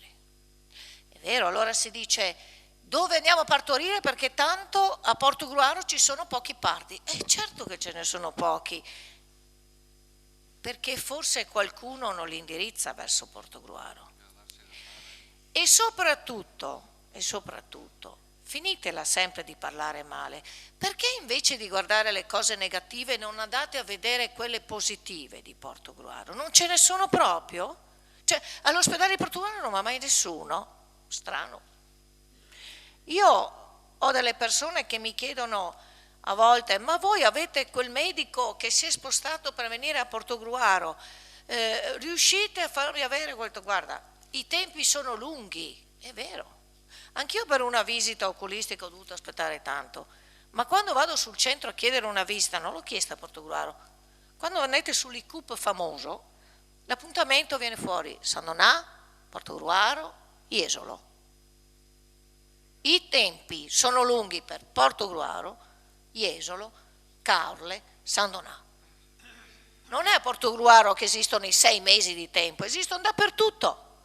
Perché una visita oculistica a San Donà, 8 mesi, vogliamo dirla tutta? 8 mesi. Ma io non ho fatto causa all'ospedale di San Donà, ho detto cercherò un posto più vicino. Ragazzi, questa è la verità. Veneto, Regione Veneto, sanità veneta, prima in Italia. Di cosa stiamo parlando? E voi mi venite a dire che questa nostra è troppo semplice, ma allora, come ha detto il mio capogruppo, mi dispiace, ma io non collaboro con questa cattiveria e con questa arroganza. Il voto mio, ve lo dico subito, sarà assolutamente contrario alla vostra mozione, perché non è una mozione per aiutare e collaborare, è una mozione solamente di demolizione della sanità. Non funziona così, mi dispiace. Grazie consigliere Zanutto. Signor Sindaco, prego. Provo brevemente perché i temi stasera sono tanti anche su questo argomento. Prendo spunto dall'ultimo pensiero del consigliere Terenzi, che evidenziare la criticità va sempre bene, se però non si ha un atteggiamento di contrapposizione immotivata e dura nei confronti della sanità veneta. Se c'è una collaborazione, sì, se c'è, come dicevamo, un tentativo di migliorare le cose che non vanno, ben venga. Covid, scuole e tamponi e San Donà. Io ho passato giorni, questi ultimi giorni, consigliere Ret, al telefono con presidi, ASL e strutture, anche qualche genitore, perché è vero che i tamponi vengono fatti 3-4 giorni dopo, ma è altrettanto vero che dobbiamo considerare il perché. San Donà di Piave ha 45.000 abitanti, il doppio quasi degli abitanti di Portogruaro, e sicuramente avrà una struttura per il tampone, per verifica dei tamponi, quasi il doppio dei nostri, altrimenti nel periodo normale non riuscirebbe a dare risposta. In un momento di picco come questo, e ci c'è stato, in cui sicuramente qualche allievo in più ha avuto il contagio a Portogruaro, in più ci mettiamo i Novax, in più ci mettiamo una struttura di Portogruaro che è minore della struttura di San Donà, è ovvio che la struttura di Portogruaro non reagisce nell'immediato e nel picco come dovrebbe essere. Di questo l'ASL ne è consapevole, ma ne è consapevole in questi 10 giorni. Non è che dobbiamo su ogni questione generalizzare, perché su altre questioni i tamponi fino a ieri andavano benissimo, li facevamo velocemente, sia all'ASL sia in altre parti, e nessuno ha mai sollevato il problema che un allievo avesse questo problema. È vero che se noi abbiamo, come a Sumaga, 5 classi su 9 che hanno un contagio in ogni classe, 5 classi significa 5 per 20, 100, 120 tamponi, ma allora capisce che è un picco e non è una normalità. Noi andiamo a San Donà per i tamponi, è vero, ma è altrettanto vero, come dicevamo prima, che tanti sandonatesi, e non solo, ma mi fermo ai sandonatesi, vengono a Portolaro per urologia, vengono a Portolaro per ortopedia, vengono a Portolaro per chirurgia. Non dobbiamo sempre generalizzare, non è così. Le due strutture sono complementari perché la visione, e sottolineo visione, dell'ASL della Regione Veneto ha fatto in modo che questi due ospedali fossero complementari. Non possiamo avere a San Donà di Piave e a Portogruaro la fotocopia delle specializzazioni, tamponi a parte. Devono essere specializzazioni completamente diverse per far funzionare l'AS4 che va da San Donà, che va da Cavallino fino a San Michele al Tagliamento. È talmente preoccupante la realtà della ospedaliera di Portogruaro che ci saranno, la Regione investirà per un centinaio almeno di milioni nei prossimi 2 anni, 3 anni nella realtà portogruarese, perché farà un ospedale nuovo, perché farà l'ospedale di comunità, perché farà la città di comunità, la casa di comunità, farà tutti quei servizi territoriali che è ovvio che se il PNR li sostiene, la Regione Veneto e l'AS4 ovviamente conseguentemente non può essere da meno.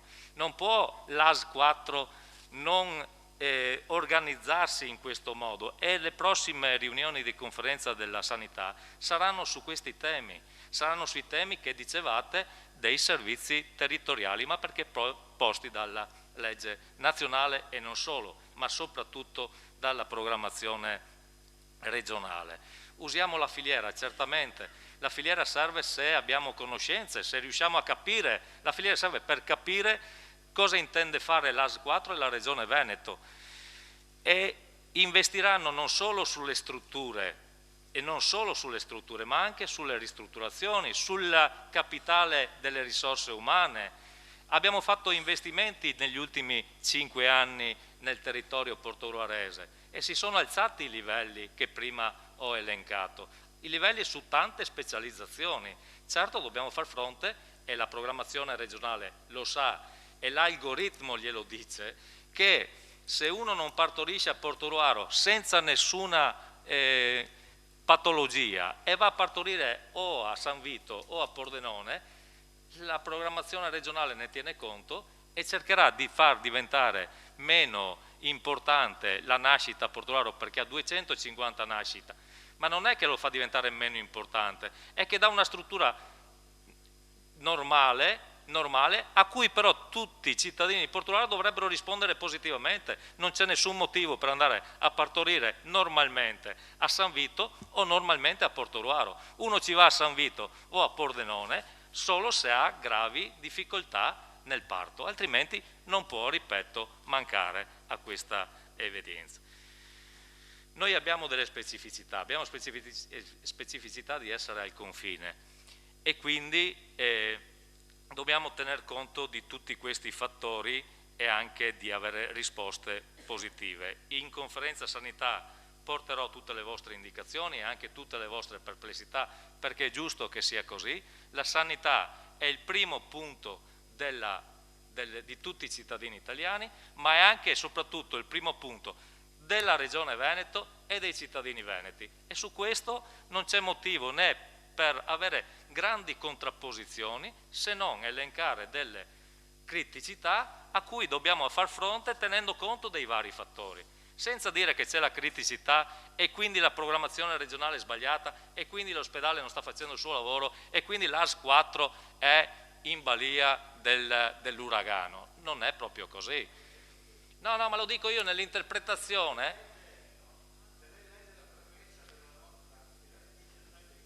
Certo, allora posso dire soltanto che se non è vero, se abbiamo sempre interpretato male noi, forse dite le cose, scrivete le cose giustissime e avete un modo di dirle sicuramente meno positivo. Però su questo, anche se non è positivo, io personalmente come sindaco ne terrò conto nella sostanza per cercare di migliorare la qualità del servizio sanitario a Portogruaro e nel portogruarese, perché i servizi territoriali non sono solo della città di Portogruaro, devono essere distribuiti equamente, perché noi non siamo il re e gli altri paesi, le altre città sono sudditi, noi siamo una città capofila, ma deve tener conto di tutti i servizi che devono essere distribuiti nel mandamento.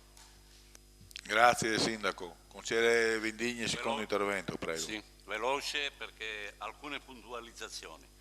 Da parte nostra, e non mi pare che in nessun nostro intervento ci sia stato un attacco o un atteggiamento di sminuire il ruolo dei sanitari che operano nel nostro territorio e nel nostro ospedale. Ciò che noi abbiamo sottolineato, ed è sotto gli occhi di tutti, anche perché è questo il vissuto dei nostri concittadini, è che il nostro ospedale, che noi vogliamo salvaguardare, e le cose che abbiamo dette, le abbiamo dette solo per questo, non può passare come noi che per partito preso, per schieramento politico, vogliamo attaccare la gestione della sanità da parte della Regione Veneto. Ricordiamo che se la Regione Veneto ha una buona sanità, ciò risiede e lo possiamo far risalire a ciò che è stato fatto negli anni 70. La tradizione della buona sanità veneta risale a quegli anni. Qualche problema è iniziato con la riforma del 2016. Ma questo non è polemica. Così come non abbiamo mai detto che i sanitari che operano nell'ospedale di Portogruaro non sono capaci. Anzi, se ci sono poche nascite, come ha detto lei, 250 dai 500 che c'erano, è perché nel frattempo il reparto di neonatologia non c'è e le famiglie, le mamme, i genitori, quando devono andare anche in situazioni di normalità, perché come ben sappiamo tutti, quando c'è un parto, anche in condizioni di normalità, di buona salute, di continui controlli, un parto va come va. E se non c'è il reparto di neonatologia non ci sono le condizioni di sicurezza, non perché qualcuno invita le partorienti ad andare a Pordenone o a San Vito. È una bestialità, se mi permettete, affermare questo.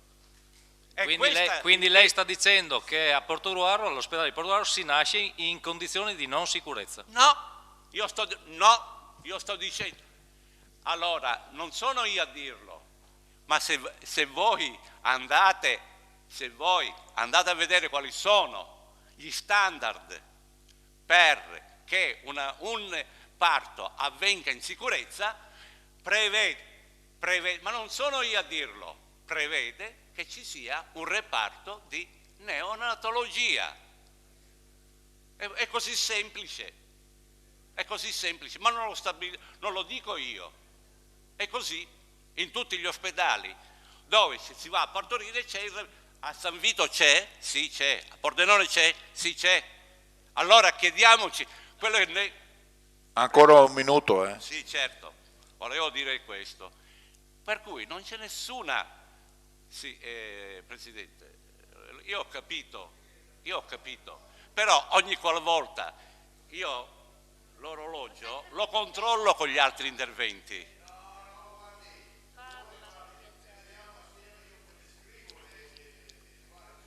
E allora controlliamo insieme. Va bene, detto questo, la nostra mozione non nasce per fare polemica o per dare contro a qualcuno. La nostra mozione nasce perché noi vogliamo che i servizi sociosanitari, a partire dai territori, fino ad arrivare all'ospedale, siano migliorati. Tutto qua, e siano mantenuti. Punto. Grazie. Grazie consigliere Vendigni. Consigliere senatore, secondo intervento, 5 minuti. Sì, ma sarò velocissima, Presidente. Ovviamente non metto assolutamente in dubbio le buone intenzioni legate alla mozione presentate dall'opposizione. A me preoccupa molto quando si mettono in dubbio le capacità di intervento dei medici. Un primario o qualsiasi ginecologo che accetta un parto o è un folle che lo accetta in una situazione di non sicurezza, oppure un delinquente, che è la stessa cosa. Quindi, e questo purtroppo è un malvezzo di chi come me, perché mi ci metto in primis, non è competente della situazione.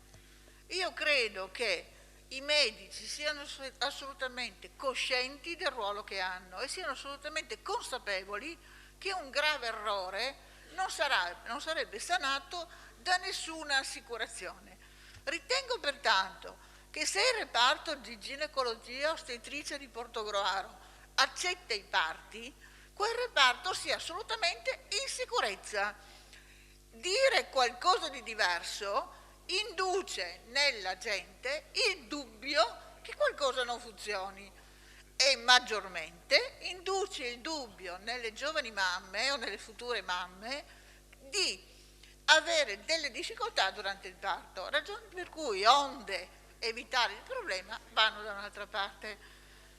Purtroppo, ripeto, c'è questo malvezzo, e non sto parlando di lei, c'è il malvezzo di diventare tutti allenatori di calcio quando gioca la nazionale, virologi in tempo di Covid, ginecologi, medici quando si tratta di sanità.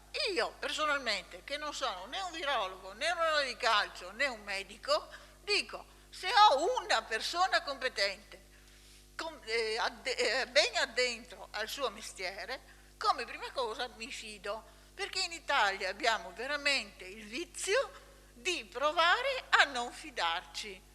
Le istituzioni sono una cosa importantissima delle quali dobbiamo fidarci, i presidi sono importantissimi e di loro dobbiamo fidarci, e dei sanitari che hanno dato degli esempi di grandissima competenza, secondo me è doveroso fidarci e dobbiamo metterli nelle condizioni di essere accolti benevolmente dal pubblico.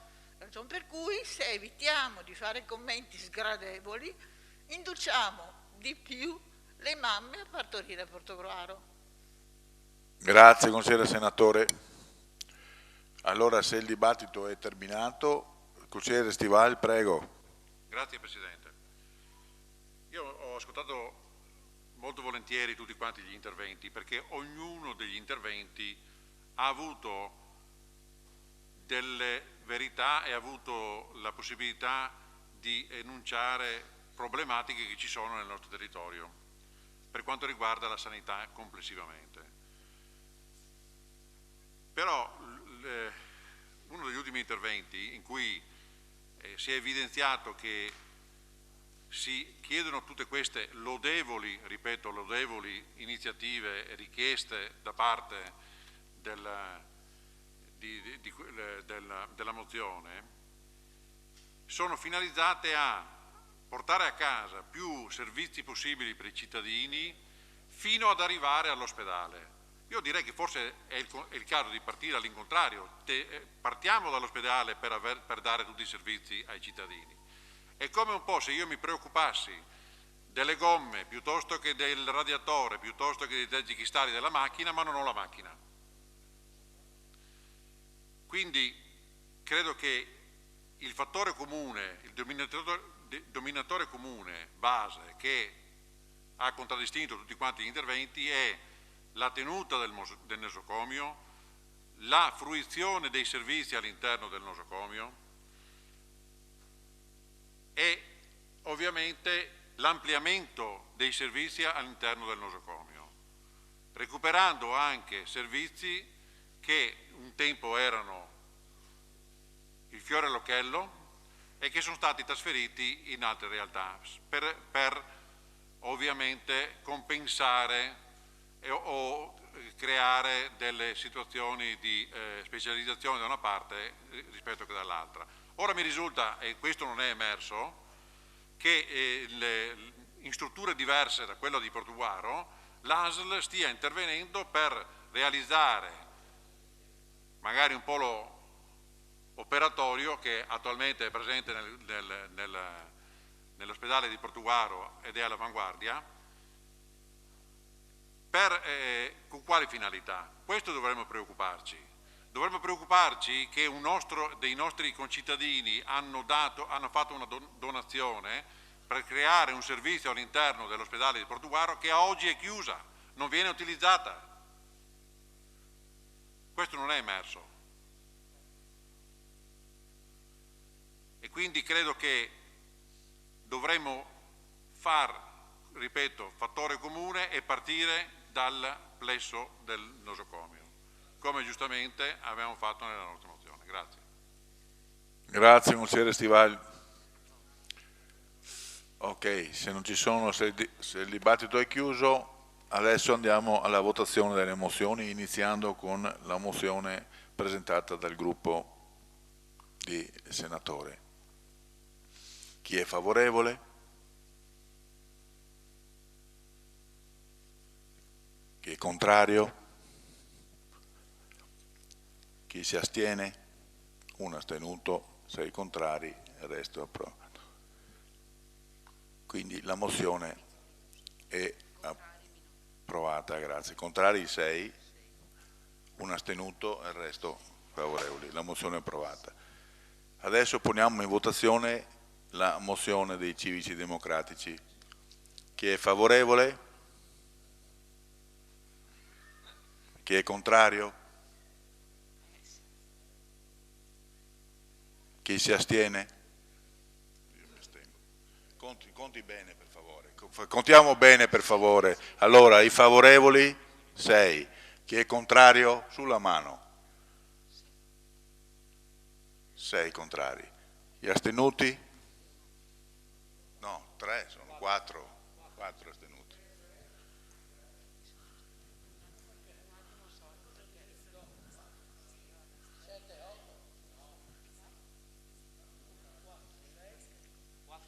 Sì, 6 e 6, la mozione non è approvata. Quindi il Consiglio Comunale si chiude qui, il resto degli argomenti vanno al prossimo Consiglio che indicativamente, vi dico già, sarà dal 10 al 13 dicembre. 13, dal 10 al 13 ancora la data certa